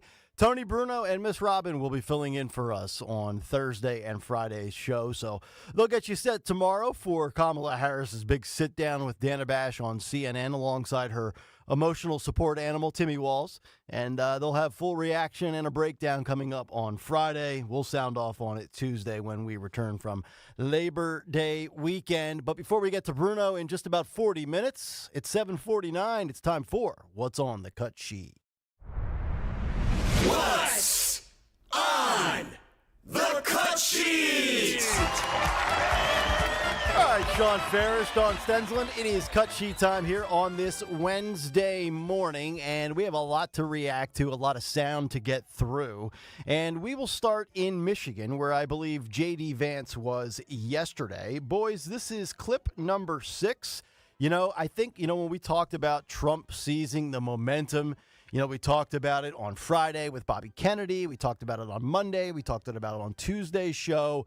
Kamala Harris needed to do something to get some of the attention of the headlines back on her, hence the interview coming up on Thursday. But here's what Trump's vice president pick, J.D. Vance, had to say about Kamala Harris and all the plagiarizing of policies. Clip number 6. But I read a story this morning that her advisors are considering just copying all of Donald Trump's policies. They're more popular. In fact, I've heard that for her debate in just a couple of weeks, she's going to put on a Navy suit, a long red tie, and adopt the slogan, "Make America Great Again." I think that's what... And that was JD in Big Rapids, Michigan yesterday. So, yeah, throw on the blue suit, put on the red tie. Don't forget the white dress shirt underneath. And Sean Farish, while she's at it, she might as well just pull a Joy Reid, bleach the hair blonde, and go for the beautiful locks. Yeah, well, I think that's what Joy Reid does. She's culturally appropriating. And I think Kamala Harris, I think she'd look good in that red tie. You know, she's campaigning on the wall. She's campaigning on no taxes on tips. As J.D. Vance said, that soon she's going to be saying, make America great again, right? They're saying, we're not going back. That's going to change soon. And I'm sure we'll start hearing about deportations maybe and all sorts of other good stuff that Donald Trump has been. Maybe she'll start campaigning on Space Force or Operation Warp Speed or something. Who knows? I would imagine the entire Trump platform is eventually co-opted. It's pretty embarrassing. I'll say that. You know what's also ridiculous about this, and we've talked about this many times on this show, when they go after Trump, they attack Trump, you notice they never really truly go after his policies because the policies were effective, and if they're being honest, and I think we're actually seeing it in real time, they're envious of the policies because the policies were popular in this country. They were successful pre-COVID. And it's almost like one of these things where, you know, if you just, like, honestly, people are, like, making stories about Trump and, well, he's running out of money and he's got this little ad where he's saying, if you can donate, I know things are tough, but any little bit helps. And the reason why he needs donations is because they're taking him to court all the time and he's got to pay all these absurd legal, fees. But this is just one of those things for me with Kamala Harris where it's like, my God, you know, if we had, like, educated voters, they would see through it, but they're so blinded by the Trump hate. Like, I could go to my mother-in-law and say, hey, Judy, what do you think about Kamala wanting to build the wall? I thought the wall was racist. I thought the wall was anti-American. Yeah. And she would be like, well, it's still better than Trump. And I'm like, no, but you didn't hear me. You heard me say Trump, and the 80% of your brain that requires logic, that part shut off. Your brain literally shuts off when I say the word Trump, and you immediately tune me out and get ready to hit me with your counter talking points. What do you think about Kamala wanting to reinstitute the wall? And she'll immediately just say something, well, it beats Donald Trump. This is what you have to overcome. And I'll be honest, I don't know if you can overcome it. And we can sit here and talk about policy versus strategy. The Democrats, and Dawn, you say this all the time, they're diabolical. They know what they're doing. We might not like it. We might not think it's this, that, or the other thing. But maybe they've done the calculus that says just being opposite of Trump as a human being is enough to get you to victory. Because it looks like that's what they're banking on right now. Yeah. Because they're trying to copy his policies. But they're doing everything to manipulate the media and avoid having the candidate, much like the proverbial, Biden in the basement. They're just trying to hide the candidate again and get away with it. Yeah. And there are some differences though this time around. And I will say this, that we've all experienced what we've experienced. We can't unburden. What was her saying that she always says? Unburdened by what has been. Unburdened from what has been. Yeah. Crazy sayings. But so we can't unsee it. And so we've experienced the pandemic. We've experienced the shutdowns, all the lies. And we don't have trust. I mean, half the country at least does not have trust anymore for our quote-unquote institutions. And that's a good thing. Yep, I agree. That we are skeptical, we are cynical. Yes. And we didn't have that before. Not to this extent, because every American at some level has experienced it. Whether you're upset about the COVID shutdowns, whether you lost your business or you didn't, whether you were, or maybe your kid or whatever was forced to get the vaccine and you didn't feel that was necessary. So think about the pandemic, but also then think about what we now know with Russia. With all, I mean, we can go through it all. It's incredible. The fact that this administration, and I think about this, actually knew, the FBI knew that there were reporters who were onto the Hunter laptop story. So they, in advance, went to all of the social media sites. Think about this. And they said, hey, heads up. There's going to be this story, but it's really foreign interference by Russia. Yeah. And we would just want to give you a heads up that if you see this coming, then just know that that's from Russia. and that is Russian, attempted interference in an upcoming election. Heads up on that one. Yep. So now, sure enough, Miranda Devine, the New York Post, right? They come along with their investigation, and now Facebook sees it, and they go, "Oh, there it is. They warned us about this." So now they report it because they don't want to get in trouble with the feds, right? And now, so think about that. So not only. It was not after the fact. That's what struck me. So are they how do they know that Miranda Devine was working on that? Are they monitoring her? Because that's really wiretap. You know what I'm saying? How did they know that story was going to come out?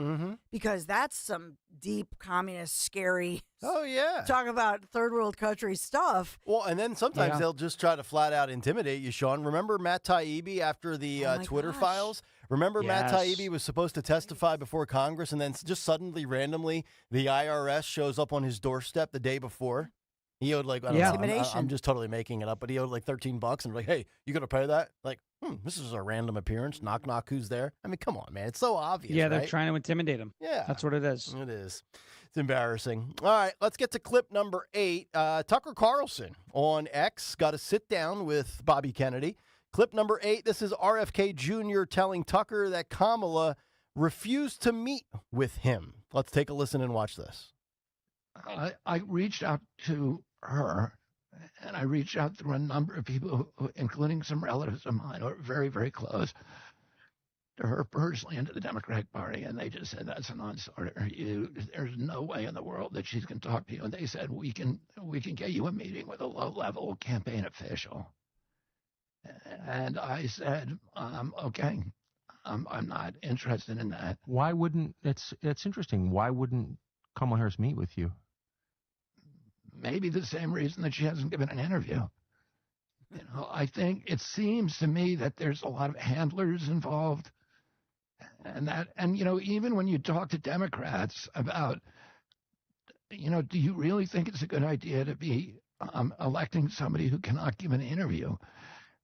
They say, well, you're not electing her, you're electing the people around her. You're electing the apparatus.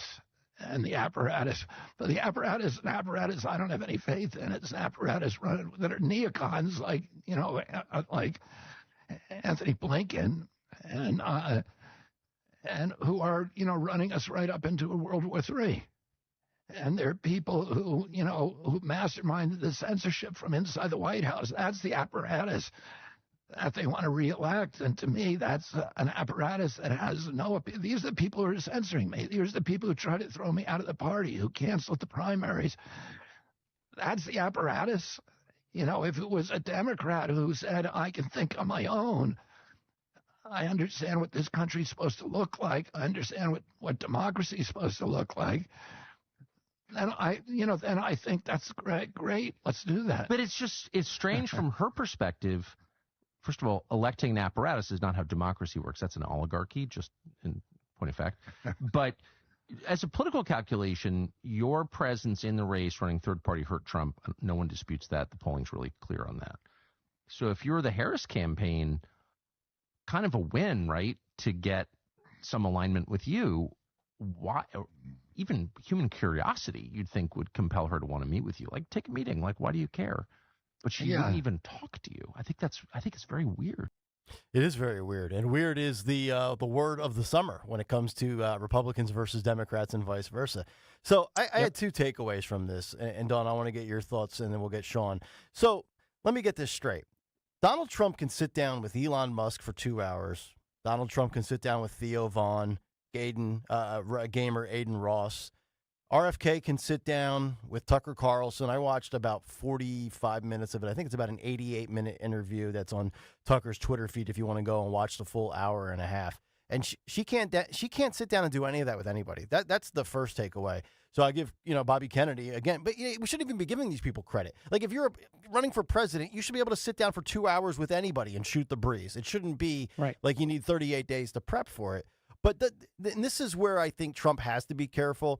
And Dawn, you talked about this a lot, especially during the first term. There was a lot of backstabbers that did Trump wrong. Mm-hmm. This is a guy who, just right there, by, I think, deductive reasoning, he basically said that his services whatever those were worth, 3%, 6%, were up for grabs. He was willing to talk to Kamala Harris because even though there are 4 or 5 things that align with Trump, there's probably 6 to 8 different things that align with Democrats and the far left. You know, Bobby's like he's a lot like my wife's uncle I always tell you about. He's part Bernie Sanders. He's part Alex Jones. He's so on the extreme fringe on both sides that they actually wrap around and meet on the back end.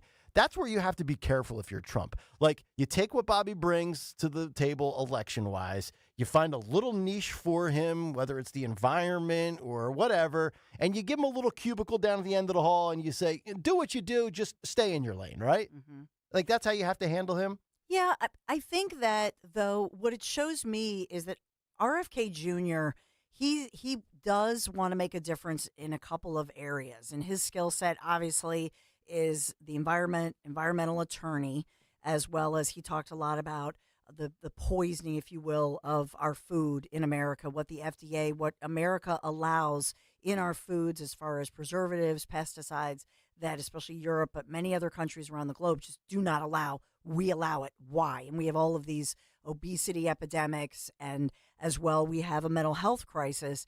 And he was the one who tied that all together.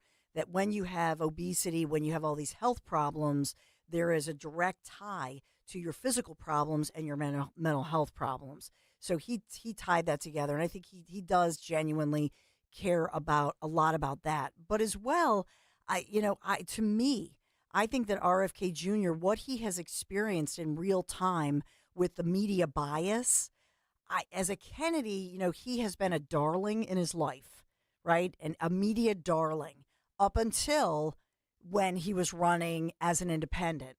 And then he got that slap in the face that every person like Trump, who was a media darling and a poster boy, and, because Trump back in the day, right? He was a star on NBC. He was this billionaire who donated to Democrats and Republicans, and because he knew the game. But then once he put that R behind his name, Trump then experienced the backstabbing and the backlash. And now Kennedy has had a rotten taste of that and what that feels like. And so Kennedy getting up on the stage last Friday and talking about that as well, as far as being blocked out by the so-called mainstream media. I think Kennedy, yes, was willing to have the conversation. And probably as a Kennedy, think about that. He's an American. His family, that name is iconic with the word Democrat in America. So yeah, I think that was the his last ditch effort maybe to stay Democrat. But I think the fact that they wouldn't even meet with him. Think about that. I mean, just to slap a Kennedy in the face, right, just shows you how far left they are. Well, and they didn't even allow him to compete in the primary against Joe. So maybe, Sean, it shouldn't be a surprise to us that they didn't meet with him. They didn't even allow him to try to take a swing at Joe and knock him off the pedestal, so to speak. Of course not. And yeah, they iced him out of the primary, and then they didn't even take his calls when he was trying to, to have these conversations. I mean, at least take the call so that he can't later down the road say, well, they didn't even want to talk to me. Yep. But Dawn's right. I mean, look at how they treated one of their own from a family with a legacy like the Kennedys. And this, I don't know, maybe they're arrogant. Maybe they don't want to go back to the sanity that, they keep saying we're not going back. Maybe they don't want to go back to a sane Democrat Party where, yeah, sure, both parties had their differences, but it wasn't, we weren't gnashing our teeth, right, or jumping down each other's throats. The fact that they mistreated a Kennedy like this just goes to show you that whatever you thought the Democrat Party was, even under Clinton, Bill Clinton, it's completely different now. This is a totally different species. True. And a lot of moderate Democrats, I really hope they see what Dawn just highlighted. Look at how they treated a Kennedy. If you refer to yourself as a Kennedy Democrat, they are not your home, and they don't want you. Nope. Mm-hmm. They showed you they don't want you. And think about Kennedy, the Kennedy name, and the traditional, even here in Philadelphia, the Ed Rendells, the Bob Bradys, right, the traditional Democrat who was for the working man, the working person. That, I think the union vote, no matter what anybody tells me as far as union leadership, and we keep hearing this, that union members say, our leadership, the biggity big, top of the top leadership, they may be on a stage with Kamala or Biden or whoever, but that's not where the mindset of the working person is right now. Yeah. Do they really trust? Who do they trust? That's the question. Yep. Do they trust Trump? Because I think they lost trust in Trump the last time around.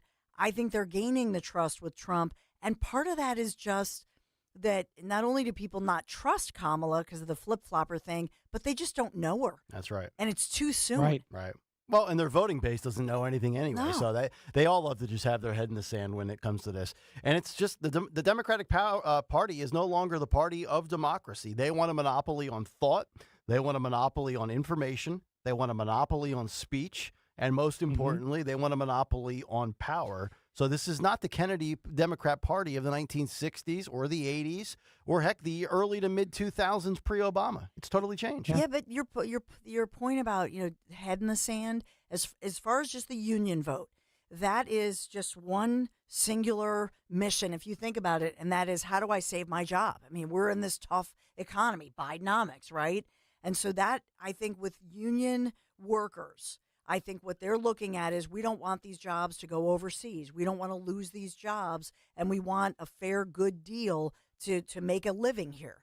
So who are they going to trust with that? So with Trump, if he comes out strong and says, I'm going to support the unions, I'm going to bring back jobs, and I'm going to be union strong, I think he gets that union vote. I do. I think he gets that, even though we've From seen the rank and file. Yes, from the yes. Yeah. Yep. Not the leadership, not the Randy Weingartens or the, and we saw union quote unquote leaders speaking out, calling Trump a scab or whatever at the DNC. But It's laughable. Yeah, but I think that there is a good chance that Trump then convinces, if he comes out and speaks directly to, like you said, Sean, the rank and file, and says, I'm going to save your union jobs, I'm committed to you, then I think he gets their vote. All right. Clip number 10 is up next, boys. We got to get to James Carville, and I'm going to blast James Carville right now because this guy flip-flops like Kamala Harris. We just played you a clip a day or two ago of Carville saying, August is usually the month of the Democrat Party, and it's not going that way right now. And remember, he started saying that Trump's in actually really good shape. Remember, he said if Kamala's up 2, it actually means we're down 1, and he made it sound like Trump's in a really good spot. And we've seen everybody's regurgitating it now, right? In August of 2016, Trump was down 8 points, 9 points to Hillary. In August of 2020, Trump was down 6 to Joe Biden. He's only down 1.5 points. Trump's in good shape. Now he completely flip-flops. Clip number 10, Carville says Trump knows he's in deep trouble and it's driving him crazy. Let's listen to this. So let me ask you this. You just said that the Trump campaign is confused, off balance. Is Trump in trouble, and does he know that? Yes and yes. He has like shark-like survival instinct. And he knows that he's not having the same effect as he used to. He knows that Harris has become what he's always wanted to be, is the kind of hot item. He does. And he's not the new kid on the block anymore. And he's struggling to regain that. But he like I say, he has very primitive survival skills. And I think this is something that, and it's driving him crazy. Right. I think what you're saying is he's in deep trouble and is aware of it. He is, and he's aware of it. And now how he gets out of it, or can he get out of it, I don't know. James, thanks so much for coming on. All right, we can kill that. We don't need the pleasantries. We got to tighten those things up. Anyway, so you know what? I get it. He helped Clinton get elected. He's been doing it a long time. The resume is great, but he's kind of a shell of himself of what he used to be. He's getting up there in years. He's completely full of crap. Trump's favorability rating has never been higher. Trump is more likable now than he was in 2020, than he was in 2016. In 2016, he got 62 million votes in the popular vote. In 2020, for as bad as Trump was, he got 12 million more votes. He went from 62 million to 74 million. It's my belief, it's my opinion, this time around he's going to have more than 74 million votes in the total vote count in the popular vote. And oh, by the way, he's in the Real Clear Politics average, he's down 1.5 points.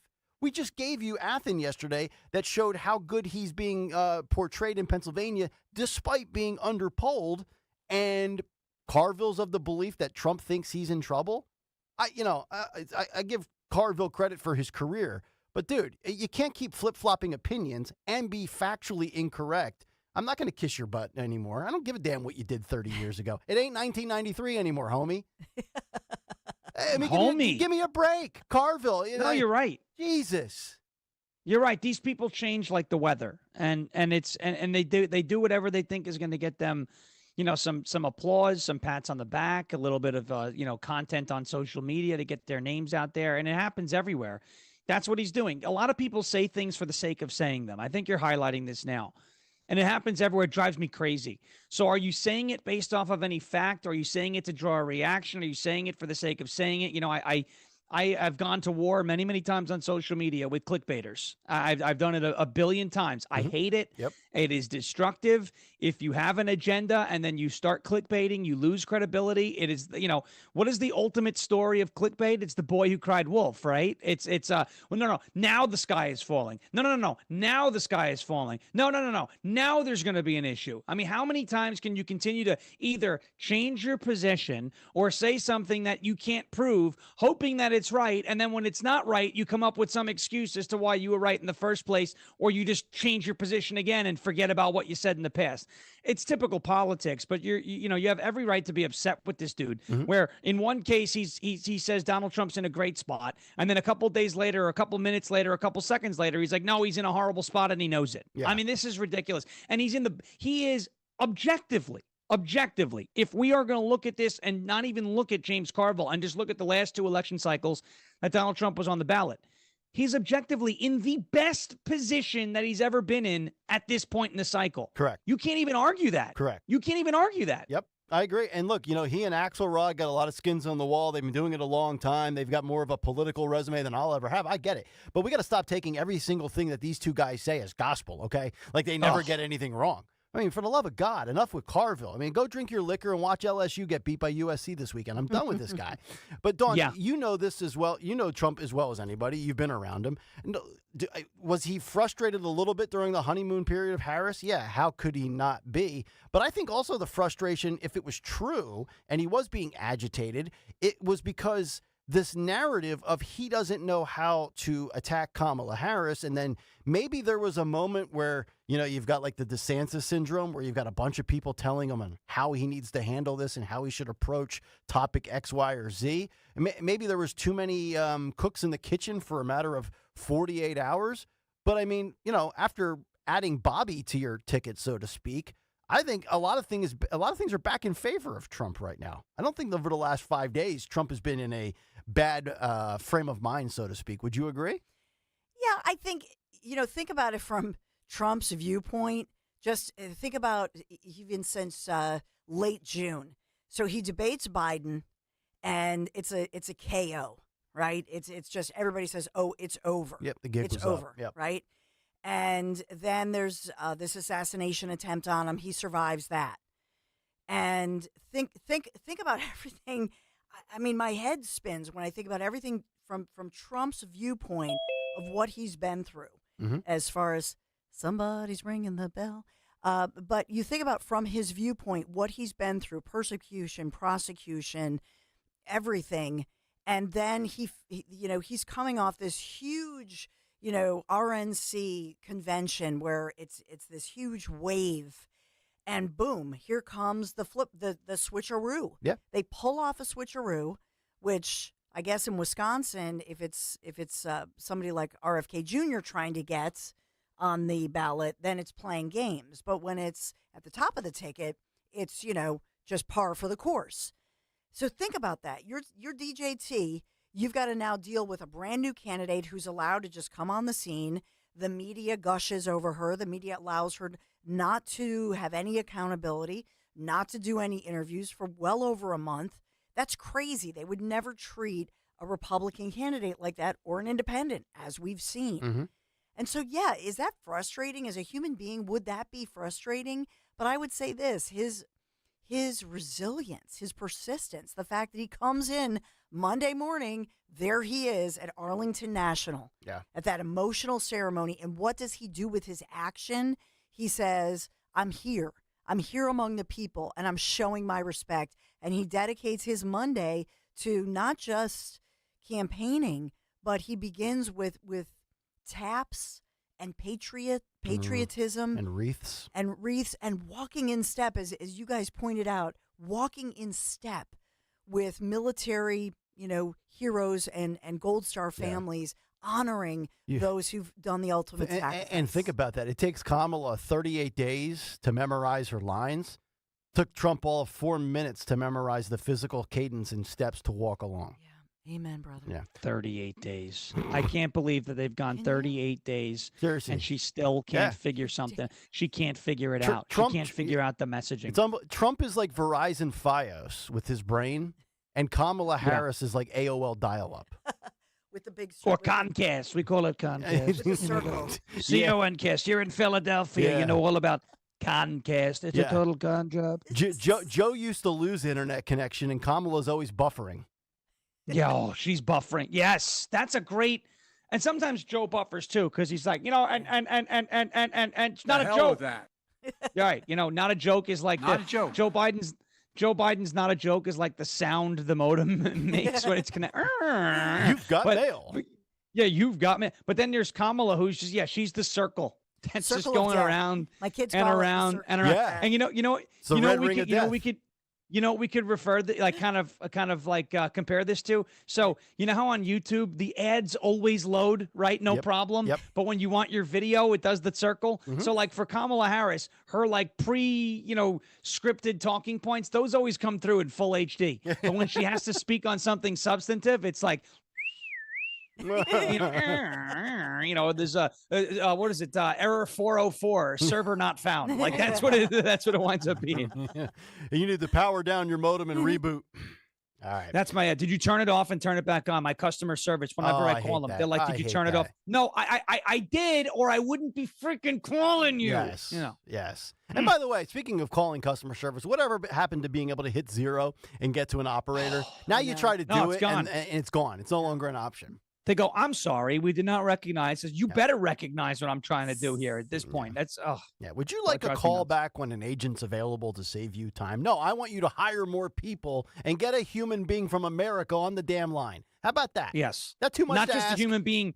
Not just a human being from America, but a human being that is competent in English. Because just because you're from here doesn't mean you're smart. Right. You know what I mean? We have a lot of we have a lot of stupid people here. A lot of stupid people. I don't have Rosetta Stone or Babbel on standby to translate for me. Good Jeez one. Louise. By the way, fundraising, because you always have to follow the money. Yes. Since now Harris campaign raising $516.8 million, basically $500 million. Trump's campaign committee raising $268.5 million in total, and that's from January through August 1st. Wow. The most recent date because they have to file with the FEC, the Federal Elections Commission. So you look at Harris fundraising, big time. Democrats have become the party of big food, big pharma, big ag, and as Bobby said, big money. $500 million. They're trying to buy the victories, what they're trying to do. $500 million, yeah. Trying to buy an election. All right, let's get to clip 18. We got a couple of more to get to. Tony Bruno will join us here at the bottom of the hour. Remember the little exhibition that Don Limon did in Atlantic City a few weeks ago? Trying to poll people on the boardwalk, and it was blown away by how many people that he probably thought would vote for Kamala Harris, and they decided to vote for Donald Trump. Here was a little exchange with Don Lemon and Jen Psaki on MSNBC talking about the surprise of how many black voters are for Donald Trump. Clip 18, listen and watch this. What did they think about Harris? Did they have anything to say about her? They did have, listen, it depends on where you are. We went to a number of different battleground states in Pennsylvania, Ohio, we were in Michigan, Indiana, on our way, obviously, Illinois, on our way to Chicago. And it sort of depended on where you were. Pennsylvania, I shouldn't say Pennsylvania, I should say Philadelphia, was a bit more liberal, and the answers to the questions about her and him were quite different. But for the most part, in Pittsburgh or in at the Jersey Shore and in Atlantic City, in Ohio especially, many people did not know who she was, right? They weren't familiar with her. So I think she has to reintroduce herself to the public. But for him, I think that they thought that he's better for the economy. And that, again, that he gave them, that he brought money into the community and that, or that he was on black people's side.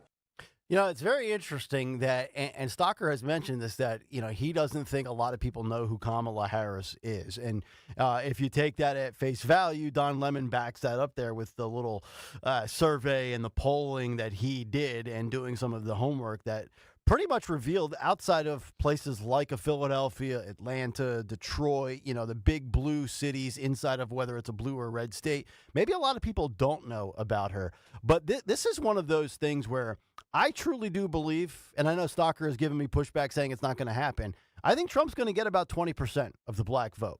In 16, he got 6%. In 20, that doubled to 12%. If that doubles again, it's 24%. 24% seems too high, but I think between 18 and 20% is going to be the number. But even if it's 15%, that could be enough. I mean, again, keep in mind, all that matters is 4 years ago, 42,000 votes in 3 states. If Trump gets 15% of the black vote, if he gets 40%, which would tie a record for Republicans with the Jewish vote, if he's at 28, 30% of the Hispanic vote, at bare minimum, that offsets the female vote post Roe v. Wade, and at best, that guarantees him a victory. Yeah, the black vote I'm sorry. The black vote is, you know, I think if you look at 15%, that it could be enough. It probably isn't enough. But if we start to push that into the 18s, 18 to 20 range, if we can get there, you have to think about what that does. And what's really important is, you know, where is that increase coming from? We talk about polling all the time, right? And where, you know, your respondents are answering the phones from, and what, you know, the crosstabs. I like to geek out in the crosstabs. Are these urban, you know, black voters versus rural black voters? And the reason why I ask is because if he's increasing his share of the black vote, specifically in some of the big cities, like Atlanta, like Philadelphia, you know, like Milwaukee and like Detroit, then those swing states could very, you know, or Charlotte too, and Raleigh, North Carolina. If he is, you know, increasing his share of the black vote in those cities, then it tips the scales in the swing states. So it's going to be important to watch it. Those trends are, over the last couple of years, they have to scare the Dems. Then they do scare the Dems, or else they wouldn't be, you know, or else they wouldn't be doing a racial, you know, taking a racial angle to this. Tony Bruno in about 7 minutes. We've got 1 or 2 more clips I want to get to, and I circled this one as soon as I got the cut sheet this morning. This, Sean Farish, this is right for you, buddy. Clip number 19, Phil and Henry. Maybe the most notable Trump derangement syndrome patient is Rosie O'Donnell. Let's play clip 19 of Rosie once again spreading the conspiracy that DJT was not hit by a bullet. Clip 19. Now, I don't know what happened that day, but I don't think it was a bullet that hit him. I don't. I think it was maybe a fragment of something, but I don't know. Without a scar to be seen, yet blood all over it. Look at the photos of him right after with his fist pumping. A normal reaction, right? To almost being assassinated. There's something really hinky about the whole thing. And I don't know what it is, but I am saying this. For people who go on conspiracy theories for endless cycles, you know, deep dives, how come this isn't getting a deep dive? How come people are just like, look, his ear is normal now? Yeah. Wait, he's not an octopus. He doesn't regrow his limbs, his ears, his nose, or whatever. You don't regrow. We're humans. You don't regrow your arms or your ears. Sean Farish, the floor is yours. Yeah, Rosie O'Donnell.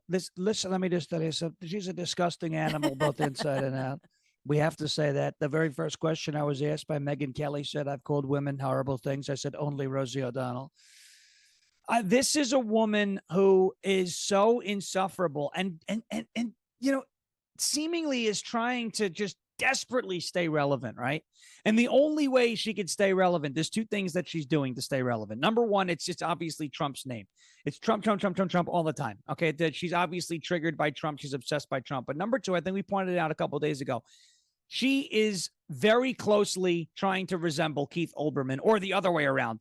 He's trying to resemble her. They look exactly the same now. I don't know. You remember I posted? She also looks like Francesa a little bit too now. She does. She has that little look. You know, soon we're going to be hearing from Rosie. All right, we're back. Listen, Donald Trump, get lost. Okay, you're orange, and you're not doing a good job. You know, this is. Every time she opens her mouth, I listen because I have to hear what crazy stuff is coming out. And then I'm just like, then I got to go listen to like some really nice music to kind of give my ears a break. I got big ears, hearing those words and hearing her speak, it hurts. It hurts a lot. But this woman, right, she is so insane. That is what Trump derangement syndrome looks like. And honestly, again, she talks about Donald Trump and talks about the things surrounding him more than we do. Mm-hmm. We hit on a bunch of topics this morning. She's focused, well, was he shot? And this is another thing. This is that MSNBC culture, right? Yeah. But Donald Trump wasn't actually shot. You have so many of these lackeys. These are cultists, lackeys who never thought for themselves a day in their life. He was hit by a fragment of what? Can you show me what broke that hit him in the ear? They say, oh, it was the teleprompter. Well, it's kind of hard for the teleprompter to break if it's not broken, right? Well, and we've had Secret Service people and the FBI say, yes, he was hit by a bullet. So it wasn't just Ronnie Jackson's medical confirmation and diagnosis. The federal agencies that people like Rosie O'Donnell take everything for gospel have said he was hit by a bullet. These people, the MSNBC crowd, the loyal viewers of that, they always go, oh, Fox News and the poorly educated. Okay, 8 gunshots were fired. 3 people were shot in the stands. 1 person died, and Donald Trump got up off the ground with blood coming from his ear. You can actually see in his reconstructed ear where the piece of cartilage, whatever it is, is missing. There is a scar, all right, a little bit of a scar. And we've heard from, as you said, many experts who in every other situation we're supposed to trust, including about Hunter Biden's laptop. But that's not good enough for the MSNBC crowd. That's not good enough for these left-wing cultists who, why they don't want to admit Donald Trump was shot? Because they are they feel responsible. They do. They feel the comparisons to Hitler, the whole, he's a racist, it's Jim Crow 2.0, he's going to be a dictator, all of the inflammatory rhetoric surrounding Donald Trump.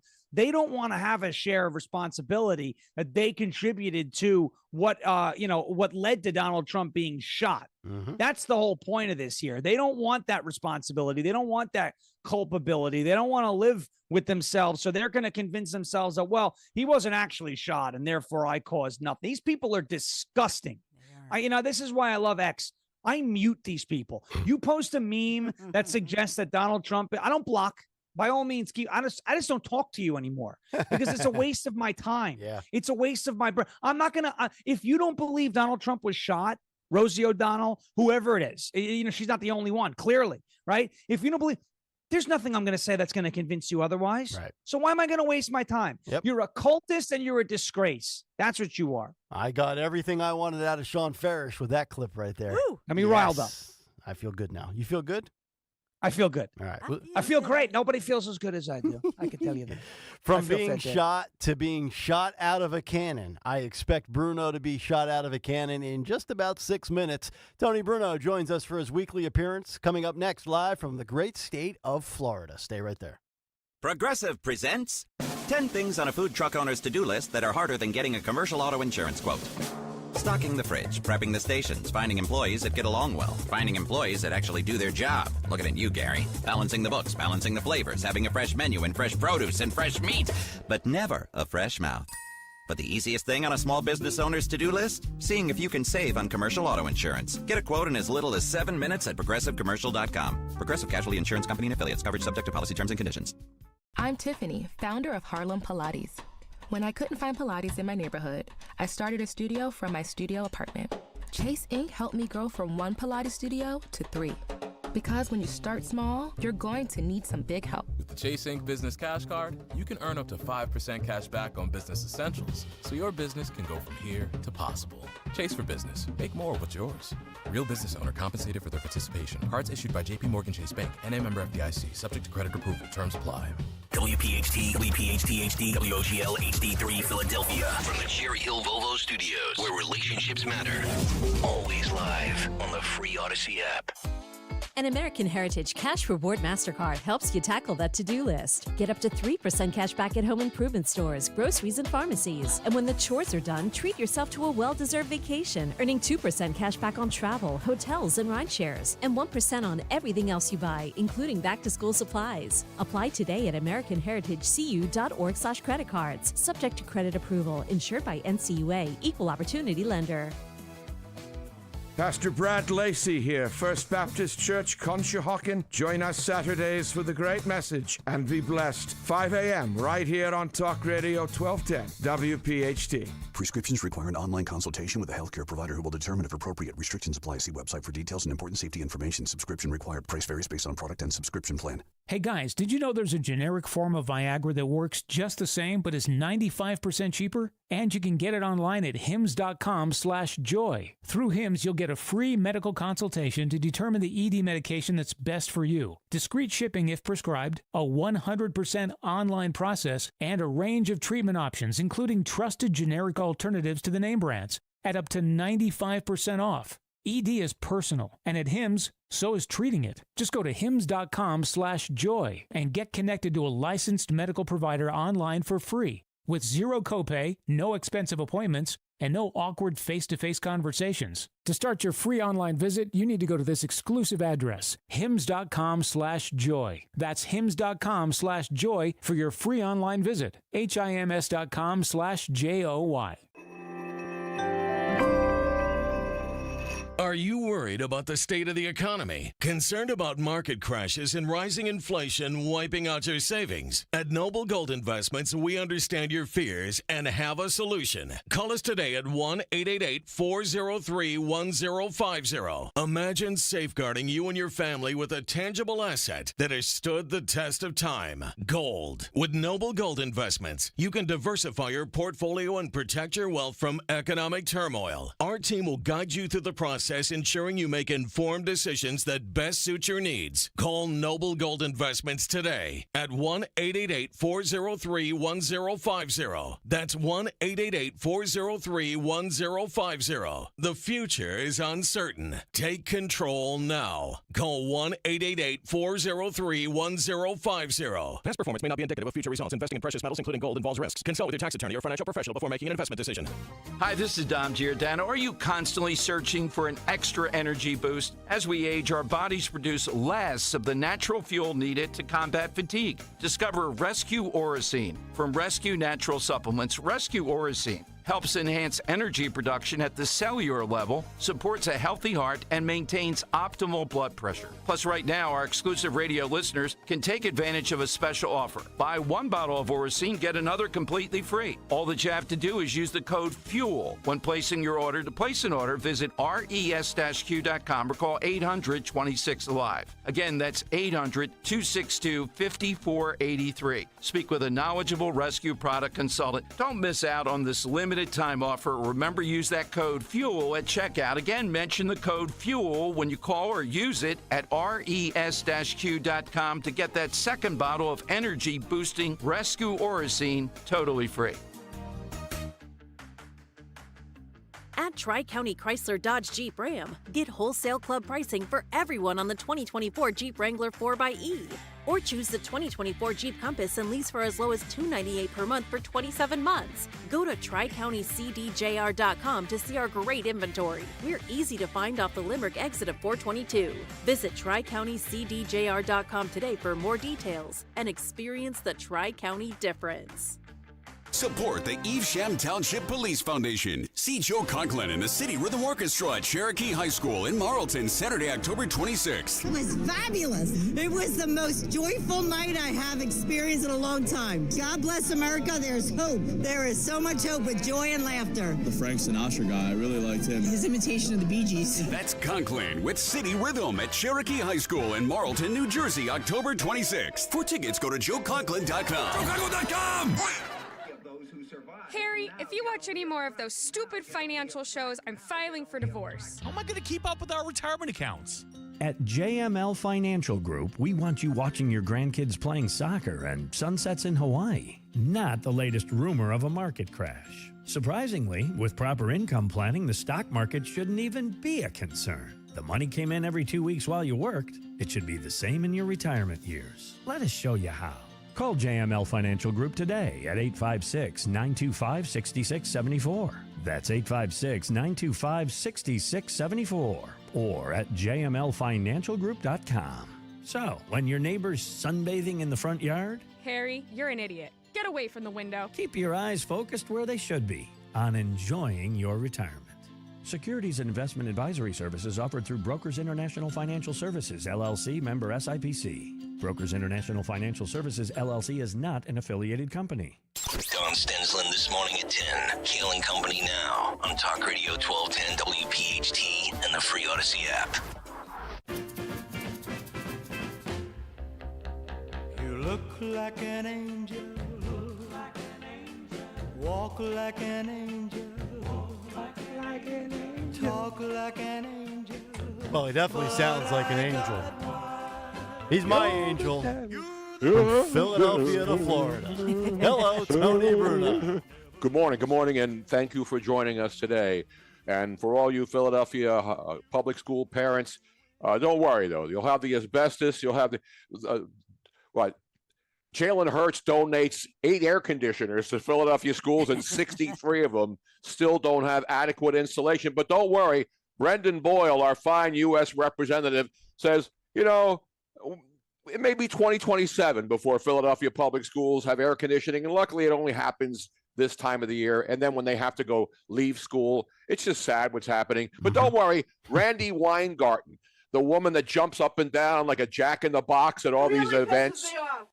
Yeah, she's the one. Oh, she's gonna make sure the schools are all good.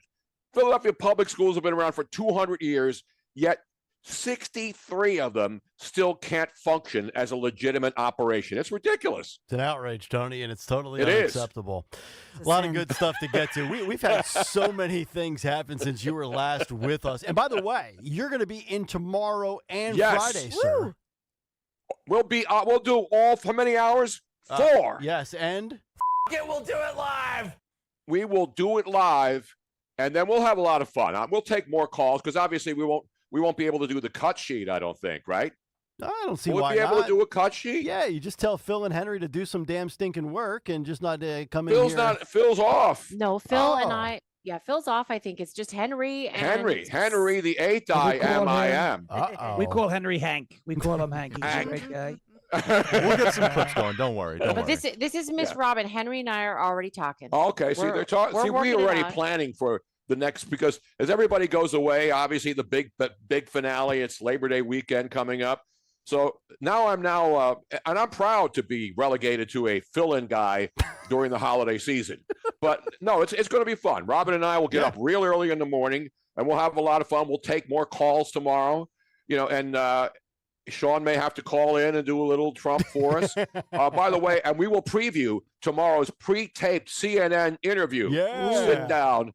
I think they're taping it right now, and they're going to have about 72 takes, and then they'll edit it, slap it down, flip it, rub it down, slap it up, and then they'll air it tomorrow night on CNN. I don't want to know anything you're rubbing down. I just want to say that. I don't want to know anything you're doing.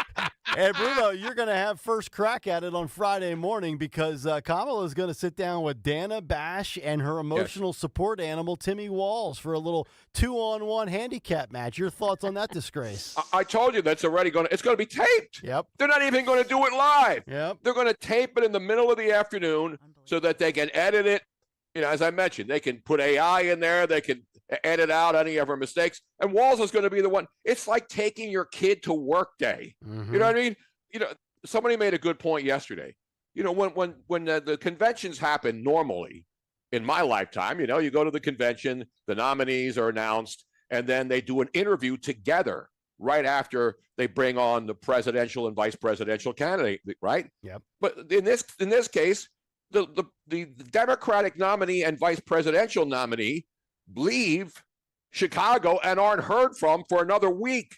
And by the way, by the time she gets ready for the September 10th debate, there will have been 17 days since she won the nomination to get ready for a debate against Donald Trump, where they're still trying to figure out what the rules are and what they're going to do and who's going to turn the mics off and who's going to be in the background, who's going to, because she wants the mics on so she can say, excuse me, I'm speaking. So that's what she wants. That's what she's rehearsing her. Excuse me, I'm speaking. I need to get your thoughts on Bobby Kennedy because, we talked a lot about Trump gaining the momentum and taking the ball away from Kamala Harris last Friday, a day after the DNC wraps up. Do you think the Bobby Kennedy thing is going to be one of the tipping points in this election, or is this overblown in your opinion? I don't think it's overblown. The good thing is he's not going to be vice president. Not that it's a good thing. He has a vice presidential candidate. The thing that I like about the Bobby Kennedy decision, first of all, I wrote on my Twitter account, I did a little column the other day about, we've seen families, right? There's a lot of families that start businesses together and everything looks great. And, you got the brother-in-law and you got the sister there and the whole happy family starts a business. And then something goes wrong, right? And then it's happened in a lot of places. Pat Steaks, Gino Steaks, family had a misunderstanding. You look at all the businesses that whenever there's a family-involved business, for the most part, a lot of times, there's acrimony. And then they split and then they go and start their own business. One part of the family starts their own business. It happens everywhere. The difference there is it's a business. And they're still family, and maybe they don't talk to one another. But in the case of the Kennedys, this is embarrassing to me. And the fact that James Carville, that swamp thing, is now saying, and these people are saying that he should be institutionalized. His sister, who's the one who's leading this coup against Bobby Kennedy, has the same affliction. So they're talking about his inability, to speak.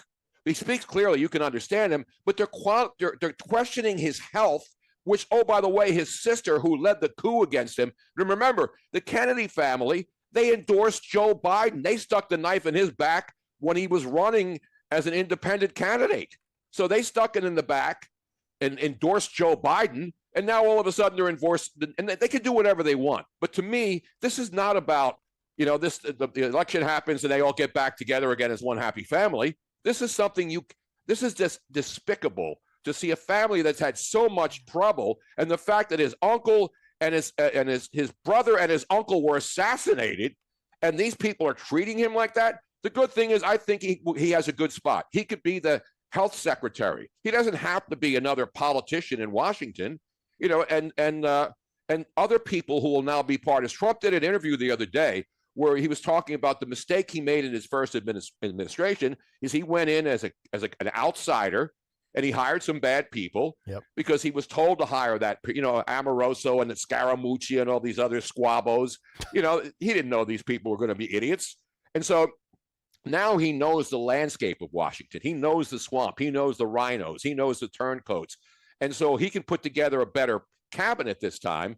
And there's a lot of qualified people. When you look around at the people, the Doug Burgums and the Viveks, there's some sharp people out there that he can hire this time and then get done what he wants. But Jack Smith is going to try to put him in jail before the election. So this guy, there's never been a candidate in my 72 years on earth watching politics since I was a kid. There's never been a candidate who's been more scrutinized, more lionized, more absolutely they're trying to destroy this guy's life, trying to kill him. And Rosie O'Donnell, remember, this woman once had a successful talk show. She was like the white Oprah before Oprah, right? And people respected Rosie O'Donnell. And you're right. I think she and Keith Olbermann should lock themselves up over his Central Park West apartment and sit there all day and exchange hates. Remember when Trump was in office and she was in front of the White House doing yet, and doing all this Russia stuff? She is she's the one who needs to be institutionalized. But I say just let her keep talking. The problem is women who used to watch her, just like women who watched Oprah and made her a billionaire. Now she's given $150 million to Kamala Harris. Where's that money going? I mean, it's just a joke. Yep. The amount of money being spent to try to install Kamala Harris is mind-boggling to me. And nobody, including all the vote blue, no matter who people, have any idea what she's about. Have no ideas about what she's going to do. The New York Post front page today, did you see it? Oh, I did. Oh, it's beautiful. How glorious is that? It says, Harris for Trump, and she's wearing a Make America Great. Flip-flopping Kamala copies the Don. Yep. I mean, that's the bottom line. And Robert Kennedy Jr., I've been watching him for years. And yes, he's slow in speech. But guess what? He's a smart guy. And the guy's fit. He's 68. You see the guy, he works out, he takes care of himself. And let's be honest, the problems that he wants to address with medicines, what our kids are putting in their bodies, the fact that we have the most obese, undereducated population of young people in American history, and nobody seems to care about it. So I like that part of what he brings to the table as part of a Trump administration. Yeah, as JFK said years ago. Soft, chubby, fat-looking children. Yeah, and stupid kids, exactly. too. Well, hey. Yeah. You know, they got to eat too, but unfortunately they're eating too much and they're eating bad foods. Exactly. Other than that, yes. I got to get your thoughts on this because this is right in your wheelhouse. I'm not sure if you're on Facebook anymore or if you were, only when I see what my family are doing, birthdays, those Okay. kinds of things. Yeah. I want to see what my aunt's making this weekend, at the family dinner. Yep. But that's Facebook. But we were on X yesterday. We did a live remote from the lot as we had the trusses going up yesterday. We had 600 people watching Robin and I, watching guys lift up rafters on and you can go see it on X. Yeah, you were building the wall for your house. We're building the wall. Yes, and by the way, China is not paying for it. We're not getting any, and the President Trump knows we are not getting drywall from China. Remember, we got along very well with China. Absolutely. We like you have Xi Jinping. You look at that. And we called him Winnie the Pooh because he looks like Winnie the Pooh. And you can't say that in China, by the way. You can't say that.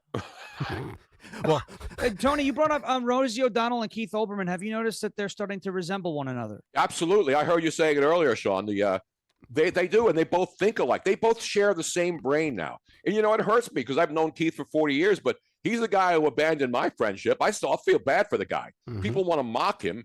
I don't want to mock him because I know he's sitting there alone with his two dogs up way above Central Park West. And we've been there and I've known him for 40 years.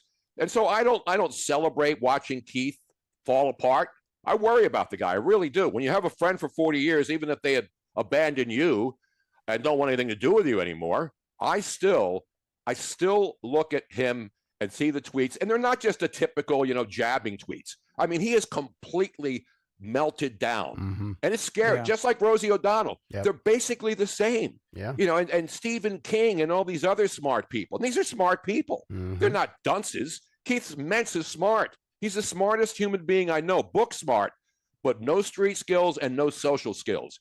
And when you're book smart and you can talk about anything, but then when you have relationships and you're trying to communicate with other people, men, women, children, you don't have the social IQ to be able to handle that. And I think that's Keith's biggest problem. Yeah, no question about it. We had another big story this week as Zuckerberg comes out for Facebook and Meta and pens this letter to Jim Jordan saying that he regrets the censorship that we all experienced throughout social media during the pandemic. That was why I was asking you if you're on Facebook. I haven't been on Facebook since 2012, but I do know that you've been flagged and suspended multiple times on Twitter. Oh, yeah. So your thoughts on this censorship admission? Well, remember, it wasn't just Meta and Facebook that were censoring. Remember, Twitter back then, before Elon Musk bought it, was run by Jack Dorsey. He did the same thing. So not only did Democrats have, Facebook and Meta and Instagram and all the YouTubes and all these other companies that are run by far left groups, Twitter was far left too. They were censoring information. They were I was banned from Twitter, for 23 or 13 months. Then Elon Musk bought it, and he made it a real free speech platform. So you can go on there and rip anybody you want. You can do whatever you want on X. And Elon Musk brought free speech back to this country. Now he's saving people on a Boeing rocket that's still up there on the international space. Elon Musk is doing more for America as a private individual than the U.S. government can do for America. That's what he's done with the SpaceX program, launching satellites for companies all over the world. And now, with the Tesla stuff, but people hate Elon Musk because he's not left wing anymore, because he's thinking on his own, and he has a company and he gives his own opinions. But people are angry at Elon Musk, but they're not angry at Mark Zuckerberg. Right. It's a joke. That guy should be in jail. He should be in jail for election interference. Am I wrong? Now, Tony brought up something yesterday you're not. that I thought was a really interesting idea.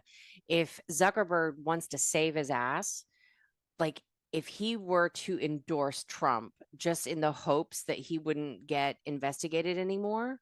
They're not going to investigate him. It would be crazy. He won't do that. But wouldn't that be interesting? Liberals would have a meltdown. No, he won't do that because this is his mea culpa. He knows that the left is going to forgive him as long as he doesn't endorse Trump.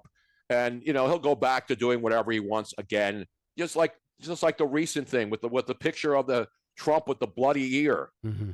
They censored that, and then they apologized when the entire world called them out. Yep. So I don't think I think Mark Zuckerberg realizes that he screwed up, but it's too late. It's like, what do? You don't ask for permission. You ask for forgiveness, right? Yes. After he got do caught. Yes. That's my point. Yeah. You don't ask for permission. Should I do that? I'm going to do it. And then if I get caught, then you'll ask for forgiveness. Actually, I live my life that way. Yeah, I used to too, but I'm getting too old to work. I'm getting too old to that. I don't ask for forgiveness anymore. I say, take it or leave it. Get out. Or as Elon Musk would say, go yourself. Yes. But how about those fighting Phils? How about the fighting Phils? I got my Philly shirt on today. I'm back on the bandwagon because I got to wait for Eagles football. And by the way, is there anything worse than watching exhibition football anymore? I mean, I was watching that Eagles-Vikings game, and nobody's playing. I'd rather watch, instead of watching preseason exhibition football, I'd rather watch the auditions of America's Got Talent. At least you can see who's screwing up and who's doing well. I'd rather watch Sean Farish's regular season Jets than Eagles preseason football. That is preseason football. That is preseason football. And you know what's great? I saw all this going yesterday. I saw this. Whoa, Zach Wilson wasn't the problem. It was the Jets. Now, the Jets are a problem. Don't get me wrong, okay? But How can you be a Jets fan, man? We have these. He's from I grew Long up. Listen, Island. I'm alive because of them, right? My parents met on the 7 line. I think it was a Knicks game, but then they bonded over, the Jets because they both had tickets at Shea Stadium. So I always Did they go to Broadway Joe's when Joe Namath was out there making the guarantees? Were they that old school? I'm not sure, but they were Jet fans then. I'm not sure if they went there, but I will say this. I always say that they're the reason I am, alive, and they'll be the death of me. It will happen. I'm in Tennessee now. I'll be watching them lose. I mean, play in a couple weeks here at Nissan Stadium. It'll be fun, but this NFL preseason. I mean, we're not a sports unwatchable, show, but it's gotta it really is. It is, especially when you have people come running around saying that Zach Wilson is the second coming. Meanwhile, he's not even a starter of the Broncos. Yeah. I mean, enough for the Mormon. I'm done. Go play with your 55 wives. Have a good time. Oh, come on, man. Yes. What? Just don't do any magic underwear shots, cheap shots, because they don't like that. Yeah, and by the they're way, wearing Coca-Cola now, right? Don't the He's Mormons into drink cougars Coca-Cola? too. I mean, this guy's he's a cougar hunter. He's like what, 22 years old? Well, who is it? I mean, I'm a nothing cougar wrong hunter. with that. Yeah, exactly. Except But the cougar he's for so me. young. You could hunt the cougar, but you're so young. What are you doing? Cougars need It's crazy. loving too, man. Come on. Tony, if you were a cougar, you wouldn't be a cougar hunter. You'd be like a saber-tooth hunter. Exactly right. Ooh. Well, I'm always out driving here in Southwest Florida. I'm looking for the elusive Florida Panther. As they say up in Canada in the National Hockey League. Got the Florida Panther. Didn't they win the Stanley Cup? Yes, they did. Your Florida Panther. All right. Tony Bruno. But the Phillies, man, I tell you, yeah, they're looking good. 4 straight now. 5-0 shutout. Aaron Nola was great. I love watching the TNT postgame with Jimmy Rollins and Pedro Martinez. Yeah, that's a great show. It's called, what is it called? It's like their NBA show, which isn't going to be back this year because of the whole debacle. And that's a shame because that's a great baseball postgame show nationally, and their NBA show on TNT was the best ever, and they managed to screw that up too. So you're off the ledge. The Phillies are good. You're not going to jump. No, I mean, they're getting guys healthy again, and obviously Bryce Harper's playing lights out, and the fans are going to be hot one more time, and then the weather's going to cool off. So just relax. Play, by the way, I taught Bryce Harper everything he knows. Well, I figured that. I mean, you can see the smooth stroke. I mean, we see you on the golf course when you're sticking that 9-iron right on the green at the club champion. Even Nick Kayal, who's out there every day golfing, can't stick one on the green at his club championship. No, sir. Can you? How many club championships have you won, Nick Kayal? 0, sir. 0. How many member guests have you won? The more important question is, how many member guests have I been invited to in my life? Harry Mays won't even invite you to his course anymore. No shot. I embarrass him. All right, Bruno and Robin will be in tomorrow and Friday. Great stuff, brother. We'll see you. And Sean, this is the first time I got to work with Sean Farris. This is the first. Oh, wow. I think we've been on once before, Tony. Yeah. I don't know. Not for this extended conversation and chopping it up session that we normally do here. Nice. I don't know. But I think a couple of months ago we were on, and I didn't know who you were. I was like, who's this Tony Bruno? We have him on here. He's a character. Great guy. Fantastic guy. Thank you very much. And I have to say, he does a tremendous job, and he's going to do a tremendous job tomorrow. He has my complete and total endorsement, and he's building a beautiful house in Florida. I'm building the wall in Mexico. But all of my wonderful Latino workers, they're building it for me, and they're the best workers on the planet. Everybody has a problem with immigrants. These guys are immigrants, and nobody works harder and doesn't bitch more than these guys who are working down here. We love these people. We don't have inflatable rats being set up around every project here in Southwest Florida. You build, you have your permit, you build, and you don't have to have some goon come up and tell you, hey, this doesn't look right. Slip me a couple $100 here, like they do in Philadelphia. L&I. You know what I'm saying?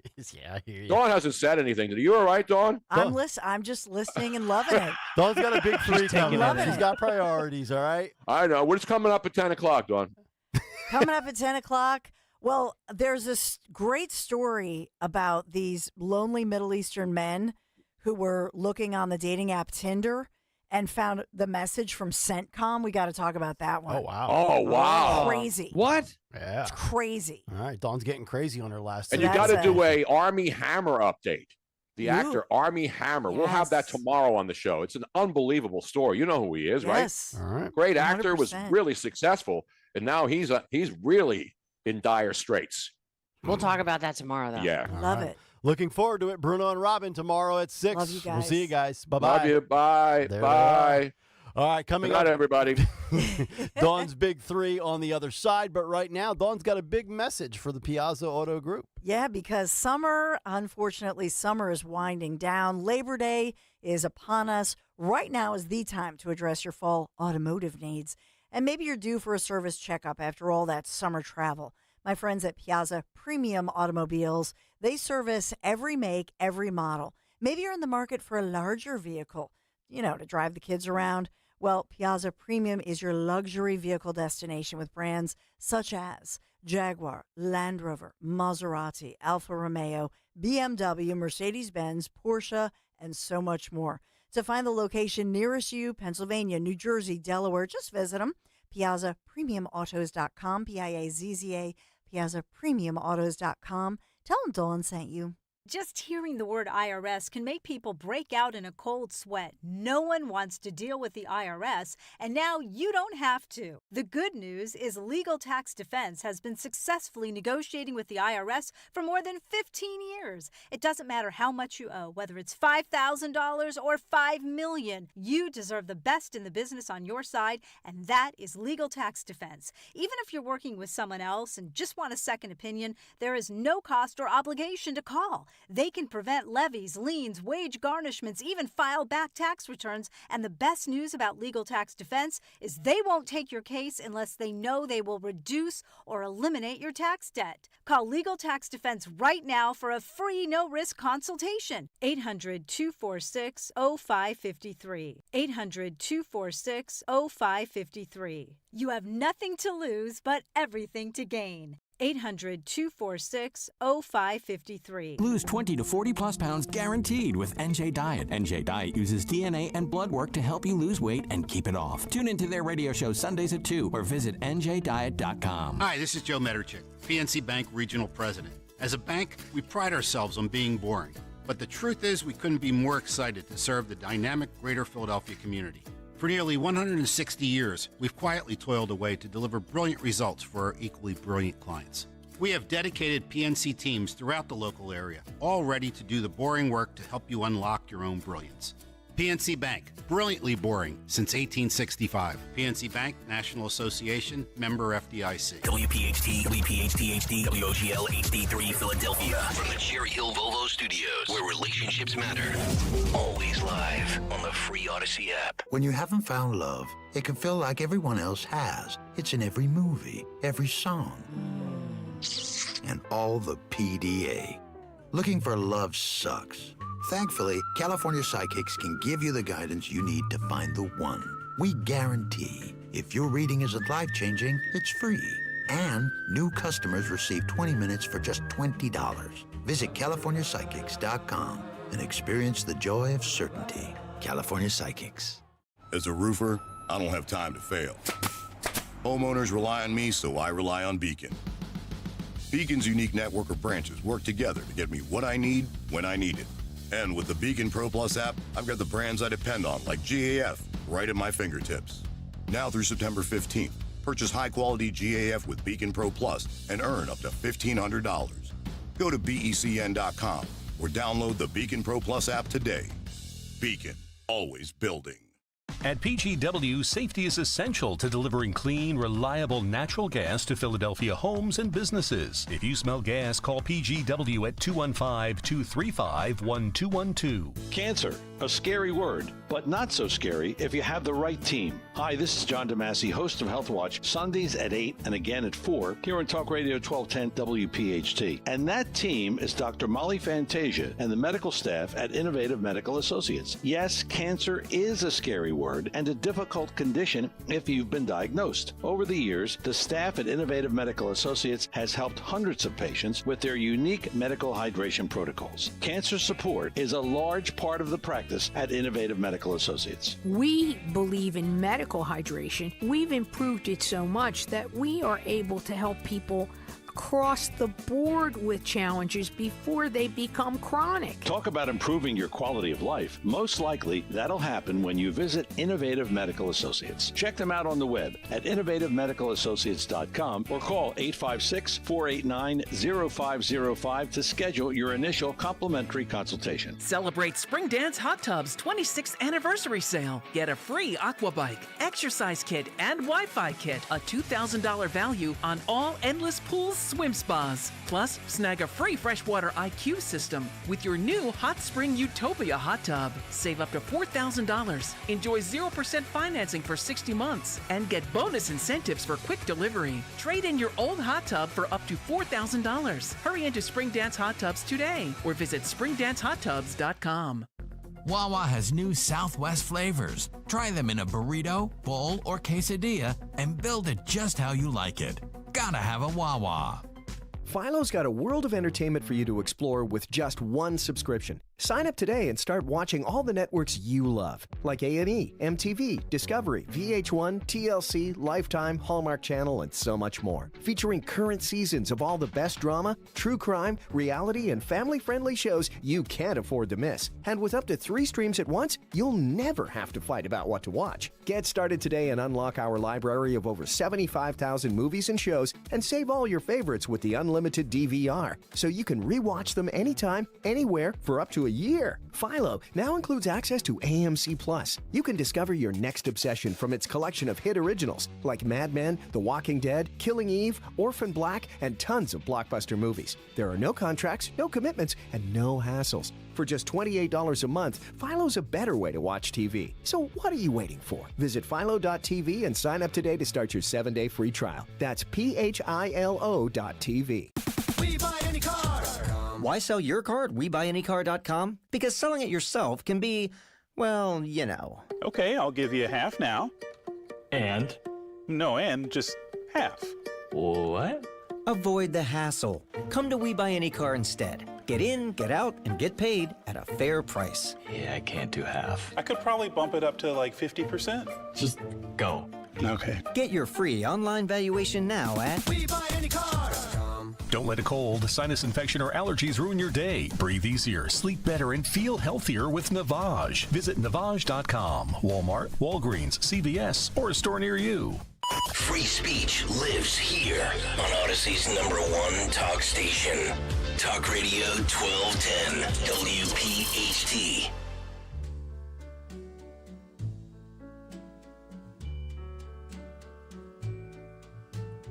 Wise men say only fools rush in. 9:05, Kayal and Company. Final hour before the Labor Day weekend. Tony Bruno, Miss Robin will be in tomorrow and Friday. Myself, Dawn, and Greg back on Tuesday. We got a lot to get to here in the final 50 minutes or so, including the morning mystery movie clip, the cut sheet part due, today in music history, what's on tap for the Dawn Show, and much, much more. And also, we'll put a bow on some of our conversations that we've been having today. Last show before next Tuesday, also the last show before Kamala Harris gets ready to sit down and do her first interview with her ESA, Timmy Walls. It'll be on CNN with Dana Bash. That's Dana, by the way, not Dana. Most people pronounce it Dana. She decided to pronounce it Dana. Dana Bash, known Here we for go just with the bashing pronunciation. Republicans. Is it racist? Yeah. Is it racist to pronounce her name wrong too? Or does it not count because she's white? It could be sexist, racist. I'm not sure what type of ist or phobia or whatever. I'm going to go with xenophobic on this one. Yeah, that fits. You know, they'll find a way to spin it back. Oh, they're attacking Dana Bash. Okay. Well, we'll see. We also got to get to a couple of other stories, including Lowe's and Harley Davidson and Levi's in the world of DEI and culture wars as more companies abandoning DEI initiatives. Interesting. I wonder how that's going to play out. We'll get to that in a moment, but let's get to some of the other stories of the day and the news. Time for a Dawn Stensland Big 3 at 9:06. It's the Big 3 and 9 on Kayal and Company. Sponsored by Piazza Auto Group this morning. So backlash in Bucks County and in the burbs. Backlash in the burbs as school district parents, Democrats, are demanding the resignation of one William Formica, who we've talked about, that he resign his position, they say, because he made some misogynistic posts on Twitter that they say were inappropriate. I will say this, that he immediately deleted the one comment he made about Kamala, which was a while back, deleted it, they screenshotted it, they're after him and saying, this guy's got to go. But in truth, and as they're having meetings this week, in truth, this is political. This is all political, and these are Democrats going after, Bill Formica on the school board there. And this is Souderton or Percy? Yeah. It's Souderton. That's what I thought. Okay. Yeah. Well, I mean, he shouldn't have to lose his job over it because you're right. It is political. If it was a Democrat posting on social media something vile about Donald Trump, odds are they keep their job. I hate to sound like stalker here, but again, if you're a teacher and it's really not your lane to be issuing political statements as somewhat, I don't even want to call him a public figure, but as a, public employee, so to speak, was it worth it? Was it worth, I guess hindsight being 2020, he probably would take it back. Although I kind of would applaud him if he says, you know what? No, I don't take it back. I stand by what I said. No, he immediately deleted the one, and he was saying that at the time because people were questioning the VP Kamala Harris, her qualifications. Yeah. And he said that she bleeped a lot of dudes. That was the comment that got everybody's attention. Right. And she bleeped a lot of dudes, so you can imagine what the bleep word was, but it's a sex act, right? Right. To give oral gratification, if you will, compliments to a lot of guys to get ahead. That's the implication here. And so they said it was lewd, it was inappropriate, unprofessional, et cetera, et cetera. I don't think there's a rule against, because he does have First Amendment rights, sure. but he is the director of their school board. Well. And so, to your point. When you have the title, you got to be more careful, right? He needs a brand manager like our own Greg Stocker to say, Bill, stay off of Twitter. Yeah, you're right. Right? Absolutely. Not everything needs to be on Twitter. Thank you. That's the message.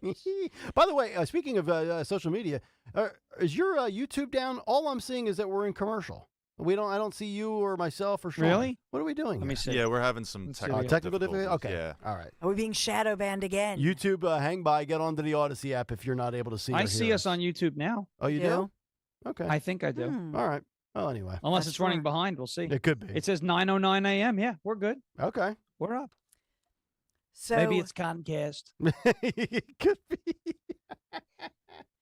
So we'll talk about that. We may have a guest calling in just to give us the latest about Director Formica's situation there. But he did, for the record, he did issue an apology. He did, the tweet in question. He did delete it and apologize. Okay. And said it was not, professional. Yeah. And that he apologized and regretted it. Right.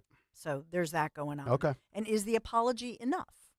I just hate apology culture. It's like, yeah, stand by what you said, own it. And even if you apologize to your family, because that's the thing that really matters, right? Like it's not so much about apologizing to the school board or to other people. It's a guy that's probably living paycheck to paycheck like the rest of us that has to go home and then ultimately apologize to possibly the wife and kids. Daddy blew the paycheck, the whole bit. So like I get that, but this whole public apology tour is just so nauseating to live through. It's the rebranded cancel culture. Are you sorry that you said something that you actually think is offensive, or are you sorry that it had a negative impact on your life? Right. Right. Because that's a lot of the reasons why people apologize isn't because they actually think they did something wrong. It's because, they lost the paycheck. Right. So in that regard, you're not really sorry for what you said or how it made somebody feel. And we could argue about the sensitivity and, everybody getting all carried away about things. But a lot of people will apologize because it had a negative impact on them. Yeah. Not on whomever is claiming to be offended. So it's not even a genuine apology in many cases. And, he could always call into us and go by the name of Gus in Sellersville, say the same thing and be A-okay. His apology included the words, he said he apologized. It was misguided, inappropriate, the tweet or tweets about Kamala Harris, and said that she was a national figure and he was expressing some kind of frustration apparently, but he did say it was misguided and inappropriate, and he did apologize, and especially for those because they voted for him. They voted him in to, represent the school board leadership. Now, apparently a lot of his supporters have come out, and this is pretty consistent since we've been reporting on this issue, that they've come out, number one, and they've said that this guy, as far as managing the money and the dollars, because obviously these school boards have a lot of power as far as your property taxes and really keep, holding an even keel as far as looking at how the money is distributed. And they say that actually it's a lot of work and that he puts that work in and that he's dedicated. And they're calling this a political witch hunt, that this is all political. I will tell you that this school board in particular, and they have very good schools here, they're the one Republican stronghold, this board, the one Republican stronghold. Yep. And so it's many saying, geez, this is unfortunate that, this occurred, and please don't tweet anymore. Right. But the good news is, though, yesterday, Athen told us that Bucks County now has officially more registered Republicans than Democrats. Yeah. Thank you, Scott Pressler. Exactly. That guy is is unbelievable. And he's a sweetheart, but he's the work ethic. He's a warrior. Like nobody else I've ever seen. We might have to do a poll question. Who has better hair, Stocker, Farish, or Pressler? Well, my hair's gone now. I cut it. No. We're not. No. Yeah, look at it. Wait a minute. It's down. Hold on. It's not down to the shoulders no more. Let me see this. I've got Back to school haircut. I got to pull up YouTube on my laptop because my monitor. A lot of people say I look tremendous, by the way. A lot of people say Nice I look hair. beautiful. A lot of people say it's the handsome. It's a wonderful thing. I got tired of it. It was bothering me, and so I cut it. I've never seen you. It's not totally short, but I've never seen you with a hat off. Is your hat off right now? Because if it is, I'm behind on delay. No, my hat's on. Okay. Hats on. Do you want to take it off for the audience and show us without the hat? Or I'm stripping. Now I'm stripping on the radio. Or are you going to need an emotional support animal? OnlyFans? All right, we'll do it. Let's go. You going to start throwing money at me now when I strip? Here's what we'll do. You take off your hat. I'll take off my flip flops. Take your hat. It's all gone.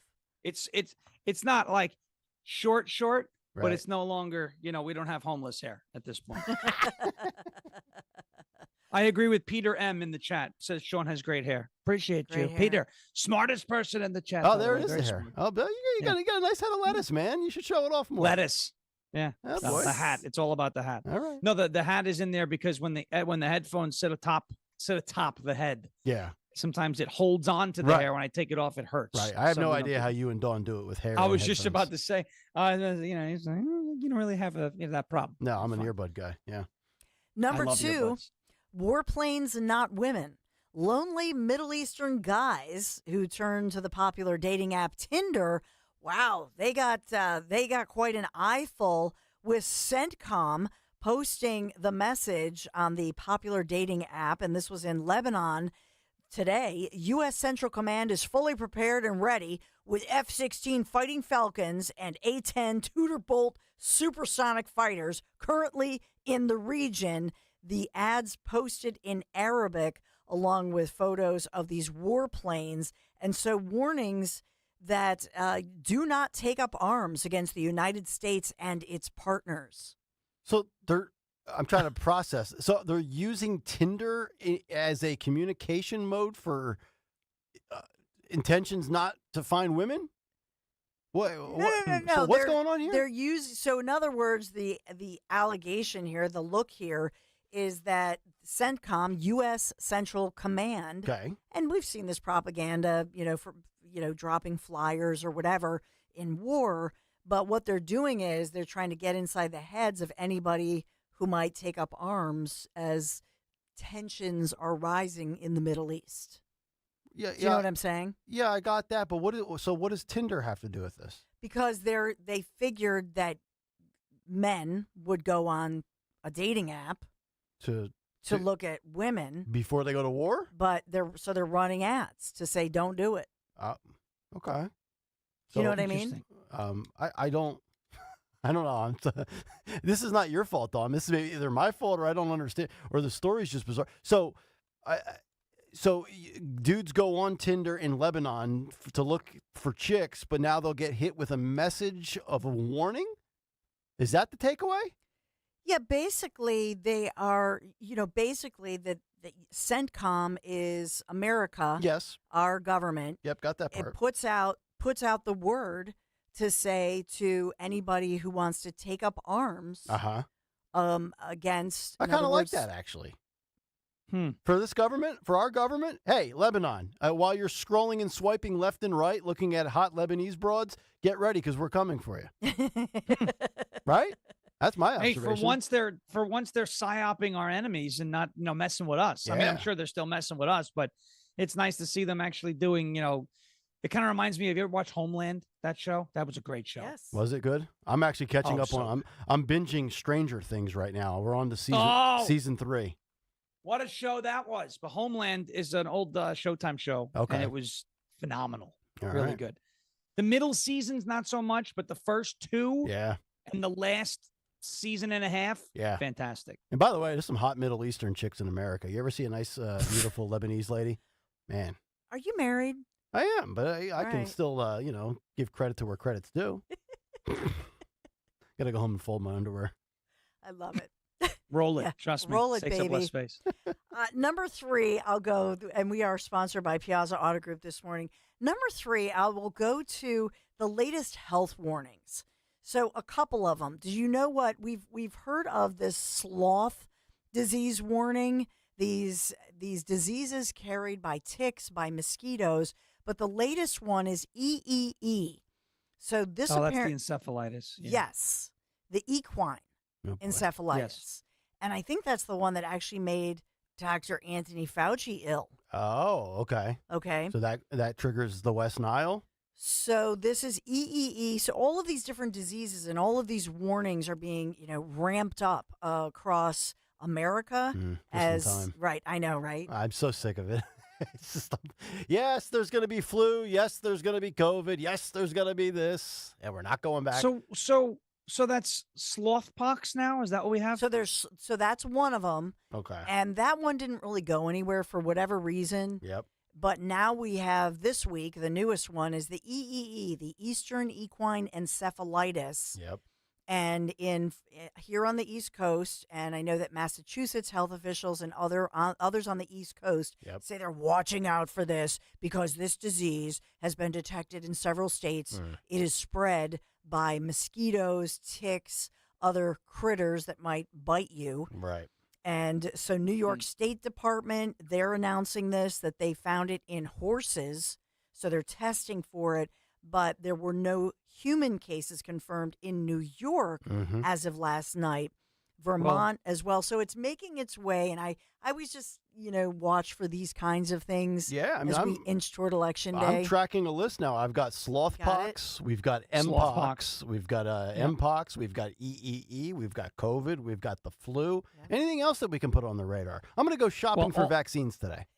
All I'm going to say is if it's in New York and they tracked it in horses, Tim Walz better stay out of New York. That's all I'm gonna say. Because there's rumors. I'm just saying.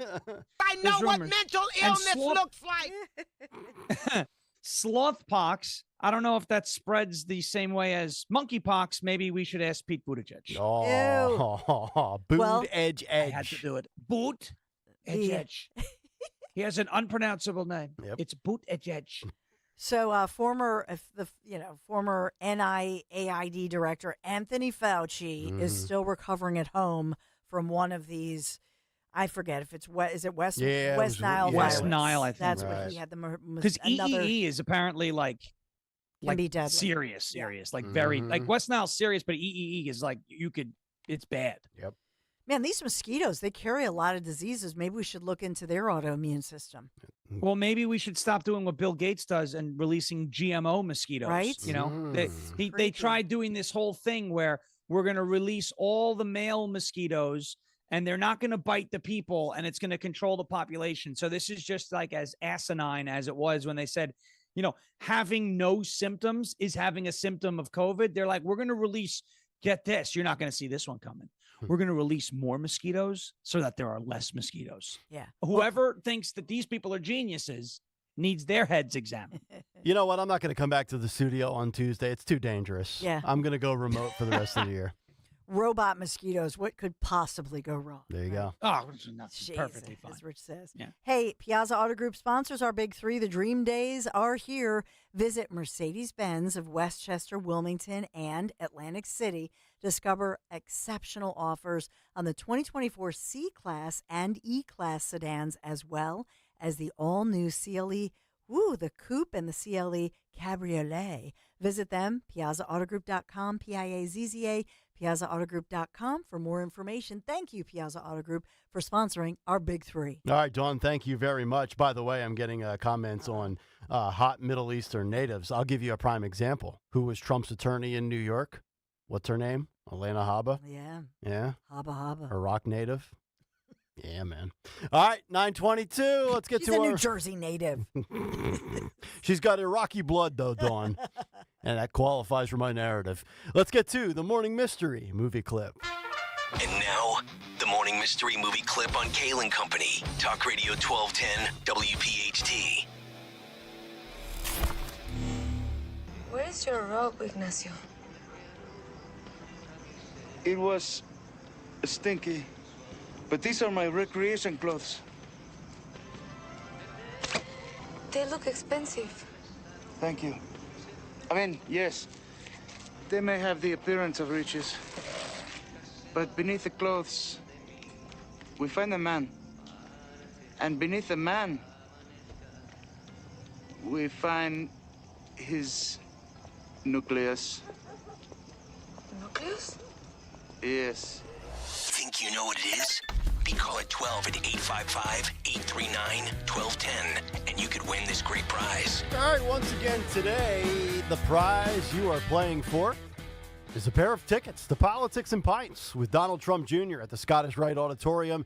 It's coming up real soon, Collingswood, New Jersey on September 12th. Each ticket also includes a copy of Letters to Trump. Tickets on sale at 1210WPHT.com. If you are caller number 12 right now at 855-839-1210, you will get the tickets to Pints and Politics.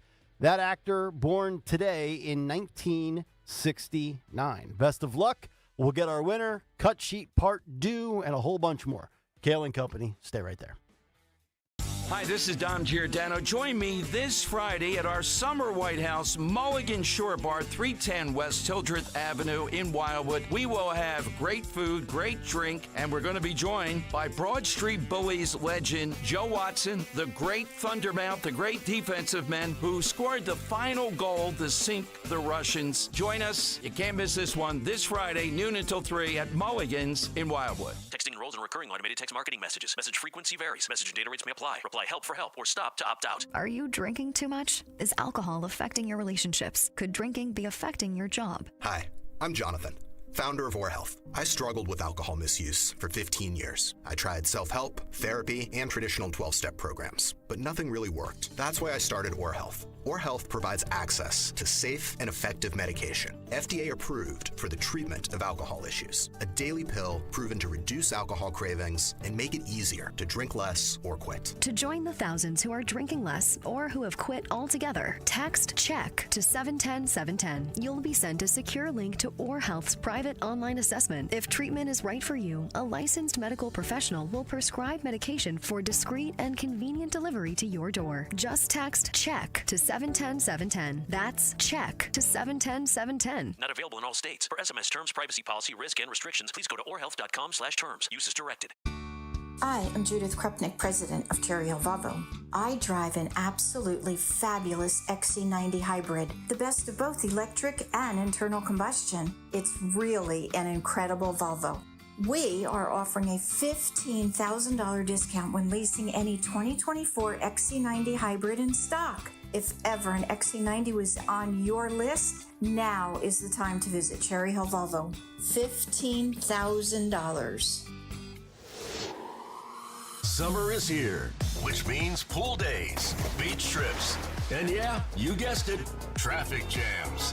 Oh yeah, and heat waves. Don't let summer catch you by surprise. Get the local news you need, no matter what you're up to, with the free Odyssey app. And never miss a beat with alerts on breaking stories sent directly to your phone.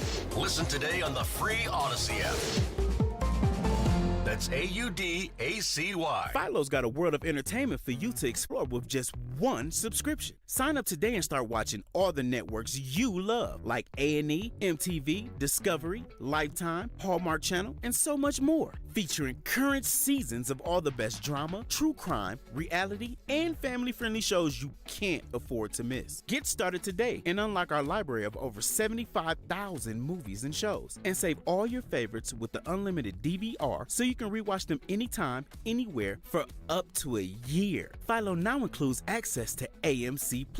You can discover your next obsession from its collection of hit originals like Mad Men, The Walking Dead, Killing Eve, Orphan Black, and tons of blockbuster movies. There are no contracts, no commitments, and no hassles. For just $28 a month, Philo's a better way to watch TV. So what are you waiting for? Visit philo.tv and sign up today to start your 7-day free trial. That's PHILO.tv. Retired Minister Sam Lepore believes you practice what you preach. Phil Cannella and Joanne Small practice what they preach. They too are protected by the exclusive crash-proof retirement system. You know, if you're talking about something in your life that you want to share with somebody else, if you're not doing it yourself, then you're a fake. And Phil is not a fake. He's crash-proofed. I mean, he invests in his own crash-proof retirement system. And I said, you know, that gives you joy. And you can see it in his face. Crash-proof retirement has really helped me to have joy. I'm so excited about it that I cannot stop telling people about it. I was looking at the market and seeing 500 points drop. I mean, that's crash. I'm really lucky to be crash-proof. Schedule an appointment or register for our next event at the William Penn Inn on Tuesday, September 17th. 800-722-9728 or crashproofretirement.com. Calling on Blackwood to follow 1210 WPHT on the free Odyssey app. Download it now. Return to sender. Return to sender. Go home to your mom. I gave a letter to the postman. He put it in his sack. It's Kayal and Company rolling on 9:29. Hopefully all of you having a great Wednesday. Tony Bruno will be in tomorrow and Friday. We still have a lot to do here. Cut Sheet Part 2 coming up in just a matter of moments. Today in music history. And what's on tap for the Dawn Show, just about 30 minutes out. But right now we have to give away our tickets. Politics and Pints coming up on September 12th. Chris is in Philadelphia, and Chris has identified the movie clip correctly. Chris, good morning. What movie did we play for you just a few moments ago, sir? Hey, good morning. That would be Nacho Libre. Nacho Libre. That is correct, sir. You got the tickets for Politics and Pints just about 2 weeks away. Congratulations. Rock and roll. Thank you very much, guys. You got it, brother. Chris in Philadelphia, we appreciate you listening and certainly for playing. All right, we know that Kamala Harris will sit down with Tim Walz and will sit down with Dana Bash, and it'll air tomorrow night for the first time on CNN at 9 o'clock. What are the people saying about the latest revelations as far as interviews go after the news came down late in the afternoon yesterday? Well, we're about to find out. It is time for a Wednesday edition of What's on the Cut Sheet Part 2. What's on the Cut Sheet? Part 2. All right, Part 2. I got to tell you, I think Scott Jennings is probably the only reason you should ever turn on CNN. He's that good, and he just calls it right down the middle, just the way he sees it, which I give him credit for. And I actually give CNN a little bit of credit for actually putting on a Republican and getting a guy in there to break it up with all the monotony and the boringness that is Anderson Cooper and Aaron Burnett and Caitlin Collins and Wolf Blitzer and all these low-energy men and women. This is clip number 25. Let's go to this one as Scott Jennings just lays into Kamala Harris, who finally has emerged from the interview shadows. Listen and watch clip 25. Is the line now going to be, well, why isn't she doing it by herself? Yeah, I do think people are going to bring that up. Look, I have great confidence in Dana and CNN to do this. I think it's incredibly weak sauce to show up with your running mate. The fact that they don't have enough confidence in her to let her sit herself, the actual top of the ticket, and do a single interview. In fact, I think the hand-wringing and the gyrations over this over the last month show a troubling lack of confidence in her political ability, which also makes you wonder as a voter, well, what kind of president would you be if this kind of a small-time decision, can we do an interview or not, what does that look like for your decision-making process, so on? So, yes, I think Republicans are going to think it's pretty weak to show up with effectively someone to take up half the time. Sean Farish, I think weak sauce is a great way to describe this first interview, and I don't think it even needs to be Republicans or Trump supporters. I mean, if you were just objectively looking at this from a nonpartisan perspective, you would say it's been 6 weeks. She hasn't done an interview, but she needs to sit down with her running mate, with a softball interviewer in a taped setting on a holiday weekend with a lady who's known for only going after Republicans. It doesn't project strength, in my opinion. It definitely doesn't. And you know what the talking point is going to be from, you know, the Kamala HQ and the Krasensteins on Twitter. They go, wow, you wanted her to do an interview. You got one. It's like, we didn't think that when we were saying, please do an interview, that we would have to specify, do it by yourself, because we thought that would be, you know, that would be pretty much understood that when you do an interview with the media, you don't have somebody holding your hand and feeding you Doritos in between each question, right? So he's right. Jennings is right. But are Democrats and left-leaning independents going to see that? Are they going to agree with him? Hopefully they do and say, you know, he's got a point. But I feel like it's going to be spun that while there go Republicans, they're moving the goalposts, you know, even though it's, you know, we thought the goalposts are pretty much understood. You sit down with a reporter, usually you're on your own. Now, on the other side, I do believe Trump and Vance have done some joint interviews, you know, in the past as well, but they've also proven that they can do interviews by themselves. Are we going to ever get Kamala Harris by herself? Are we going to ever get Kamala Harris live by herself, not pre-taped? Because that, in my opinion, is what the American people need to see. How can your presidential candidate, how can your presidential nominee handle herself when being questioned live without the benefit of a teleprompter or an editor, before the interview airs. And I don't think this is an unreasonable ask, but they are going to spin it and say, well, you guys are moving the goalpost. You wanted the interview and now you're still not happy. Right. That's what they're going to do. Dawn, I've ruled out the possibility of Tucker Carlson getting a one-on-one with Kamala. I've ruled out the possibility of Kamala sitting down on the Joe Rogan podcast. But what about the Breakfast Club with Charlemagne the God, his radio show? Now, he's a Democrat, but he's been critical of the Biden-Harris administration. Why not sit down with him for a commercial-free hour on his show and just let him pick her apart with question after question and not be given advanced warning? And like, if you can't come up with a answer to what you're going to do at the border, how the hell can you protect the border? Yeah, remember, he was I believe it was on Charlemagne's show in New York where he was interviewing her and asked about has she ever toked or smoked weed? Mm-hmm. And then that's when she said, well, I am half Jamaican. That's my dad's side. Right. And then her father, the Marxist from Stanford economist, Stanford emeritus professor, was issued that scathing statement that said, how dare you, and this is bad, a bad look for our family, etc.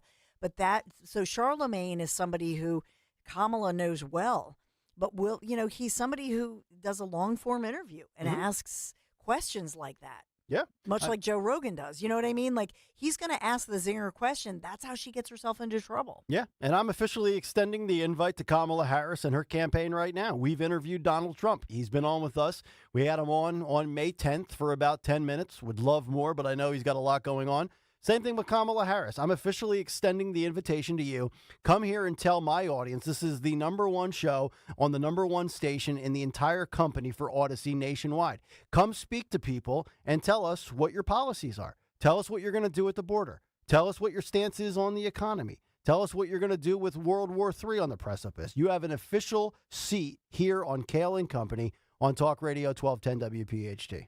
I said all that for nothing because there's zero chance in hell she'll ever appear. But I'm putting the offer out. I want to be on record and say that. We'll have her on. I'll talk to her. Sure. No problem with that. She's not going to talk to us. No, that's fine. Because we're not, we're not predictable, and they don't. That's the real issue here. That they want that predictability. Yep. They want the safe spot. By the way, Charlemagne, one of Charlemagne the God's, one of his sayings on social media: nobody cares about the truth when the lie is more entertaining. Very interesting.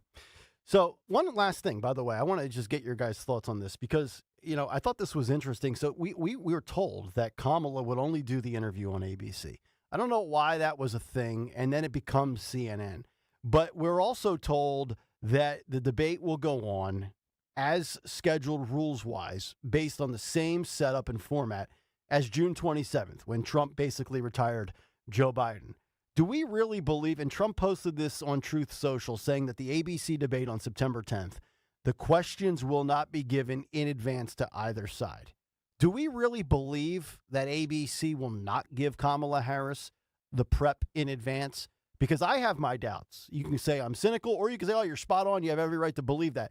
I find it hard to believe that Kamala Harris is going to go into that debate on September 10th not knowing where ABC is going. Sean Farish, do you trust ABC to keep it on the uppity up?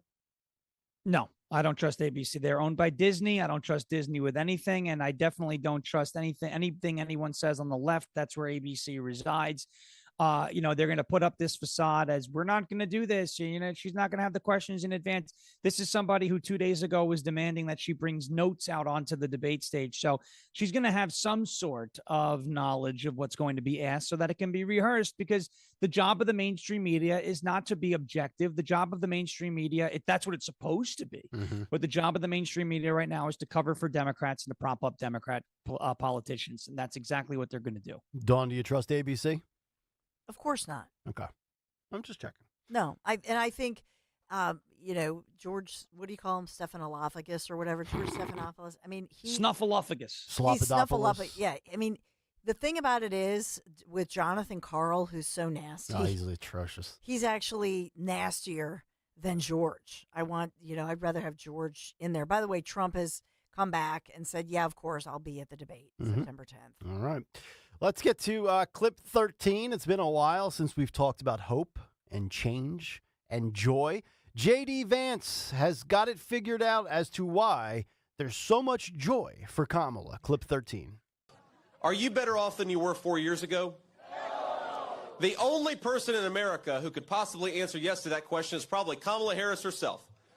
She went from getting no votes for president and having to drop out to getting no votes for president and becoming the Democrat nominee, all without lifting a finger. No wonder Kamala's joyful.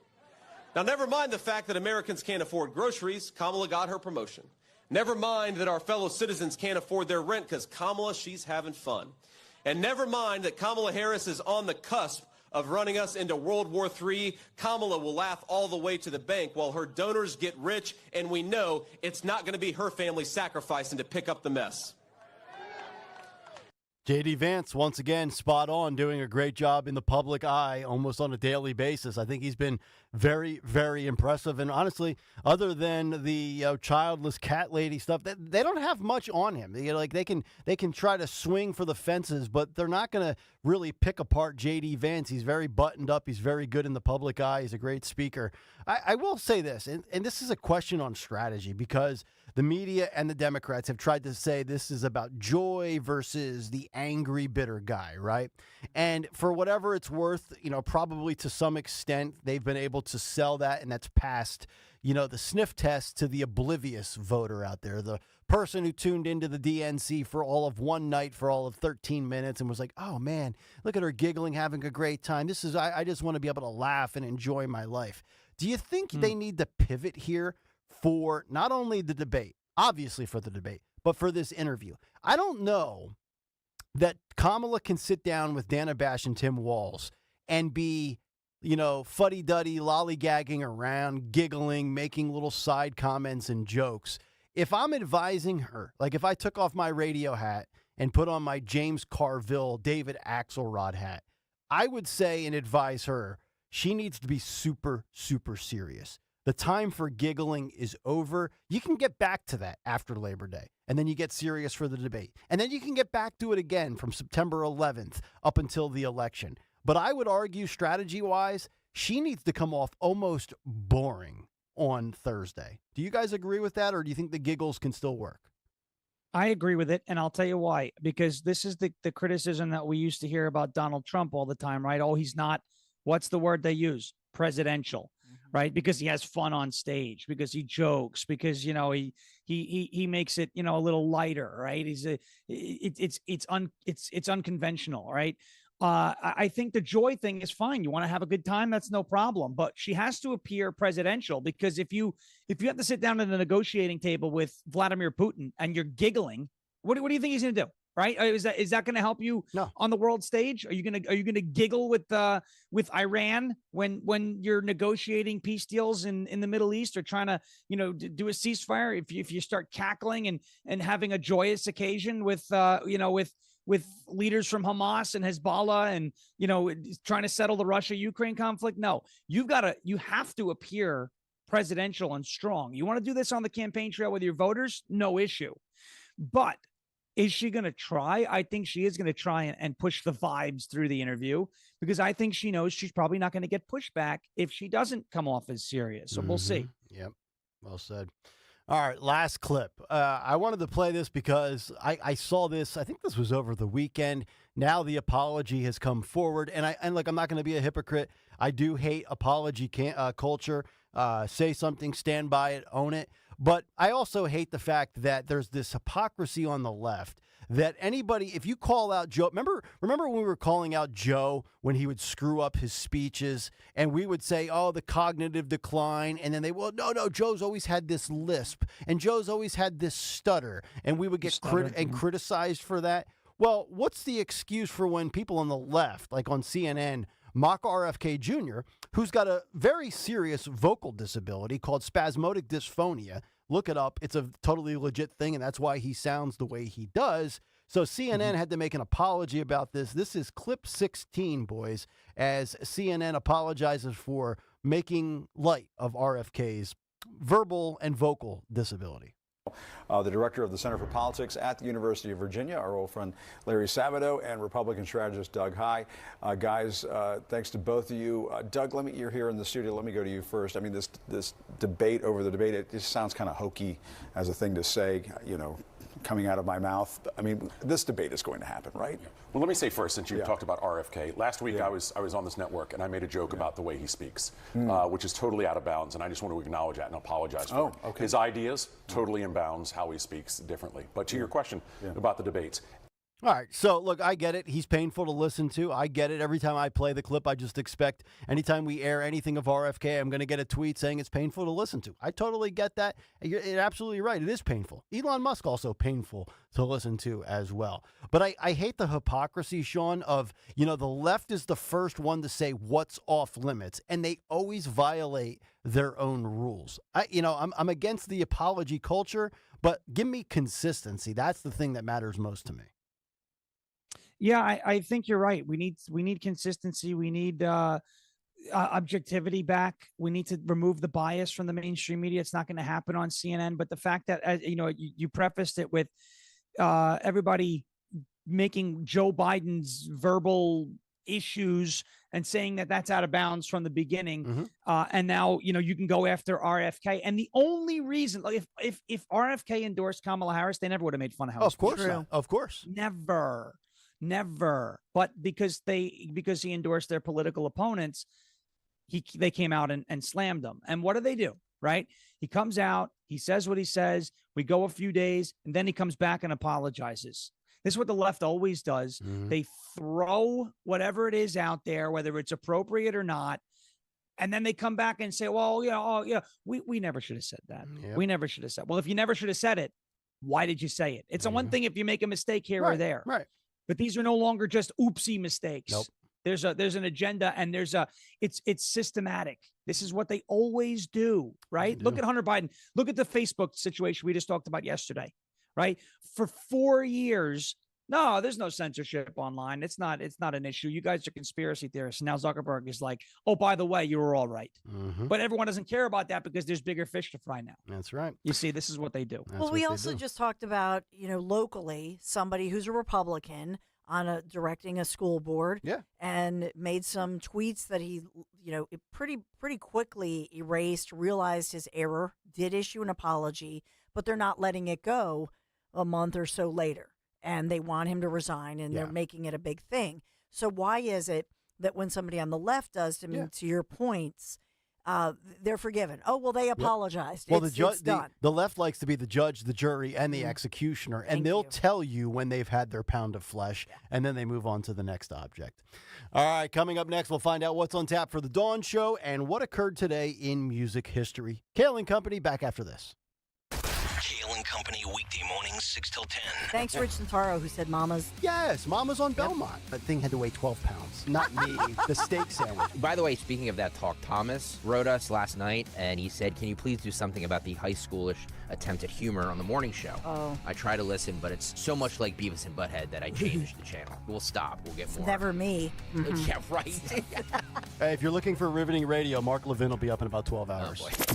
Start your day with Kayal and Company. Weekday mornings 6 till 10 on Talk Radio 1210, WPHT, and the free Odyssey app. Every business faces challenges, but complicated, expensive, and uncertain shipping shouldn't be one of them.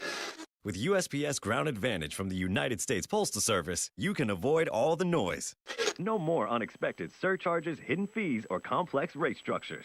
It's just easy, cost-effective, and dependable shipping. Tune your business's frequency to success and turn shipping to your advantage. Learn how at USPS.com/advantage. USPS Ground Advantage. Simple, affordable, reliable. As fall approaches, you have a lot to prepare for. Back to school, sporting events, family gatherings, and staying on top of your health. The virus that causes COVID-19 continues to evolve. So this fall, no matter what you're prepping for, you can prioritize your family's health and make a game plan for COVID-19 vaccination. Ask your doctor or pharmacist to learn more. Sponsored by Pfizer.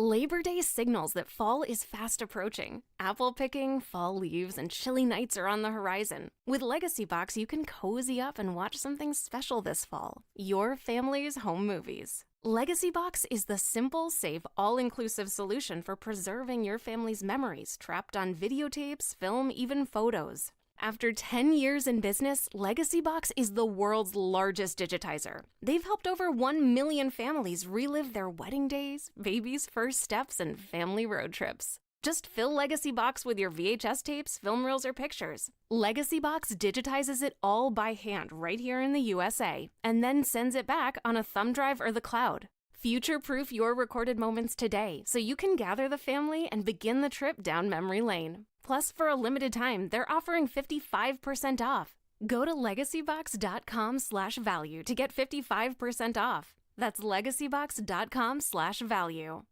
When it comes to your home, trust is everything. For 45 years, Kitchen Magic has built a reputation for transforming kitchens with precision and care. From custom cabinets to countertops, backsplashes to storage solutions. And we get the job done fast. In just a few days, your dream kitchen becomes a reality without the hassle. So trust the name your neighbors have relied on for decades, Kitchen Magic. Get your free in-home consultation at kitchenmagic.com and let's cook up something extraordinary. When you go on vacation, does it make sense to have someone else pack for you? Of course not. The same can be said for your retirement. Your 401k could be packed with things you don't know about or even need. If you're close to retirement but don't have a plan customized to your goals, that's kind of like taking a 30-year vacation with no idea what's in your suitcase. Seems like a stressful way to start what should be a relaxing time. Jim Cipriotti and the Retire Ready Financial Group can help you unpack your savings and build a plan to help reduce future taxes, along with a clearly defined income strategy. Call Jim at 610-894-7415 for your complimentary retirement game plan, or visit retirereadyfg.com. That's 610-894-7415. Investment advisory services offered through Retire Ready Wealth Management, a registered investment advisor. Insurance and annuities offered through James V. Cipriotti, Retire Ready Financial Group, LLC, NPN number 2083768. Follow Talk Radio 1210 on Instagram and Facebook at 1210 WPHT.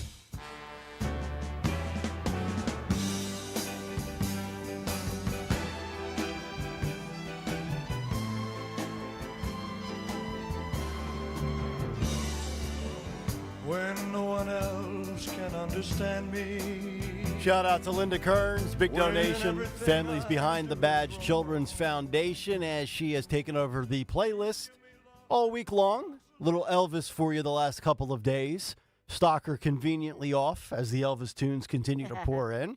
Not calling shenanigans there by any stretch, but we do know the Dawn Show is up in 8 minutes, and we find out what she has up at 10 o'clock this morning. Yeah, so we'll update you on everything happening locally. There's a pre-school board meeting rally that's upcoming. We'll talk about that locally and attacking a Republican school board director. So we'll update you on all of that. We'll have a little bit of an update on the late, great, and murdered Sergeant Fitzgerald, Temple University, what's going on with that one as well. But then we'll take you nationally. There's so much breaking with Trump, what's going on with Jack Smith, not so special Jack Smith. Oh, my goodness. It just never ends. The hour-by-hour breaking news that we're going to be covering throughout the day today. It's a good thing, too, because I like it like that. Makes our job easier. Well, I mean, on one hand, though, I will say I hope that people are paying attention. Yeah. Because part of this is that people will get distracted. Mm-hmm. And if you zoom out and look at all of this in total and think about what we now know, what we know today that we did not know 4 years ago, 8 years ago, and I hope everybody, considers that. There you go. All right, 9:52. Let's find out what occurred today in music history. What happened on this day in music history?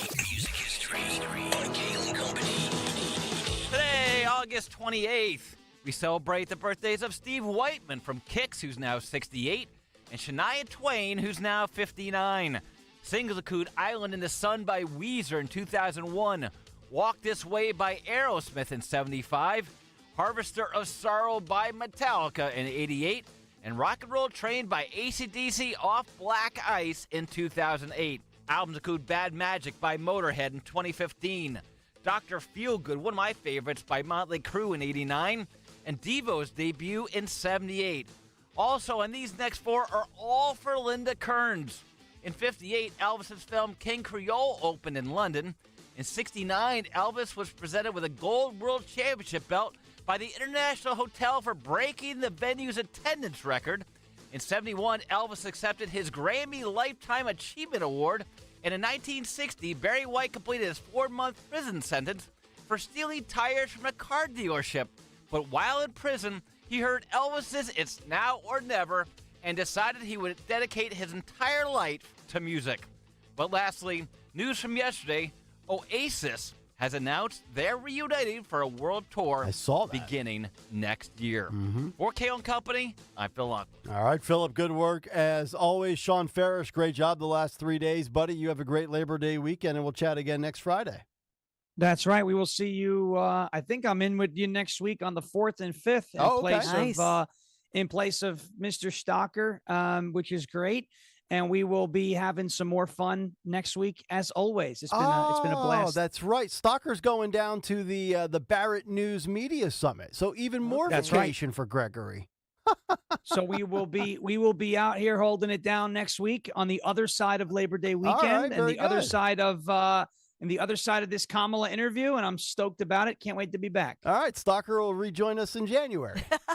All right, that'll do it for us. Everybody have a great rest of your day. Stay tuned. The Dawn Show is up next, and as John Fetterman would say, good night, everybody. Just hearing the word IRS can make people break out in a cold sweat. No one wants to deal with the IRS, and now you don't have to. The good news is Legal Tax Defense has been successfully negotiating with the IRS for more than 15 years. It doesn't matter how much you owe, whether it's $5,000 or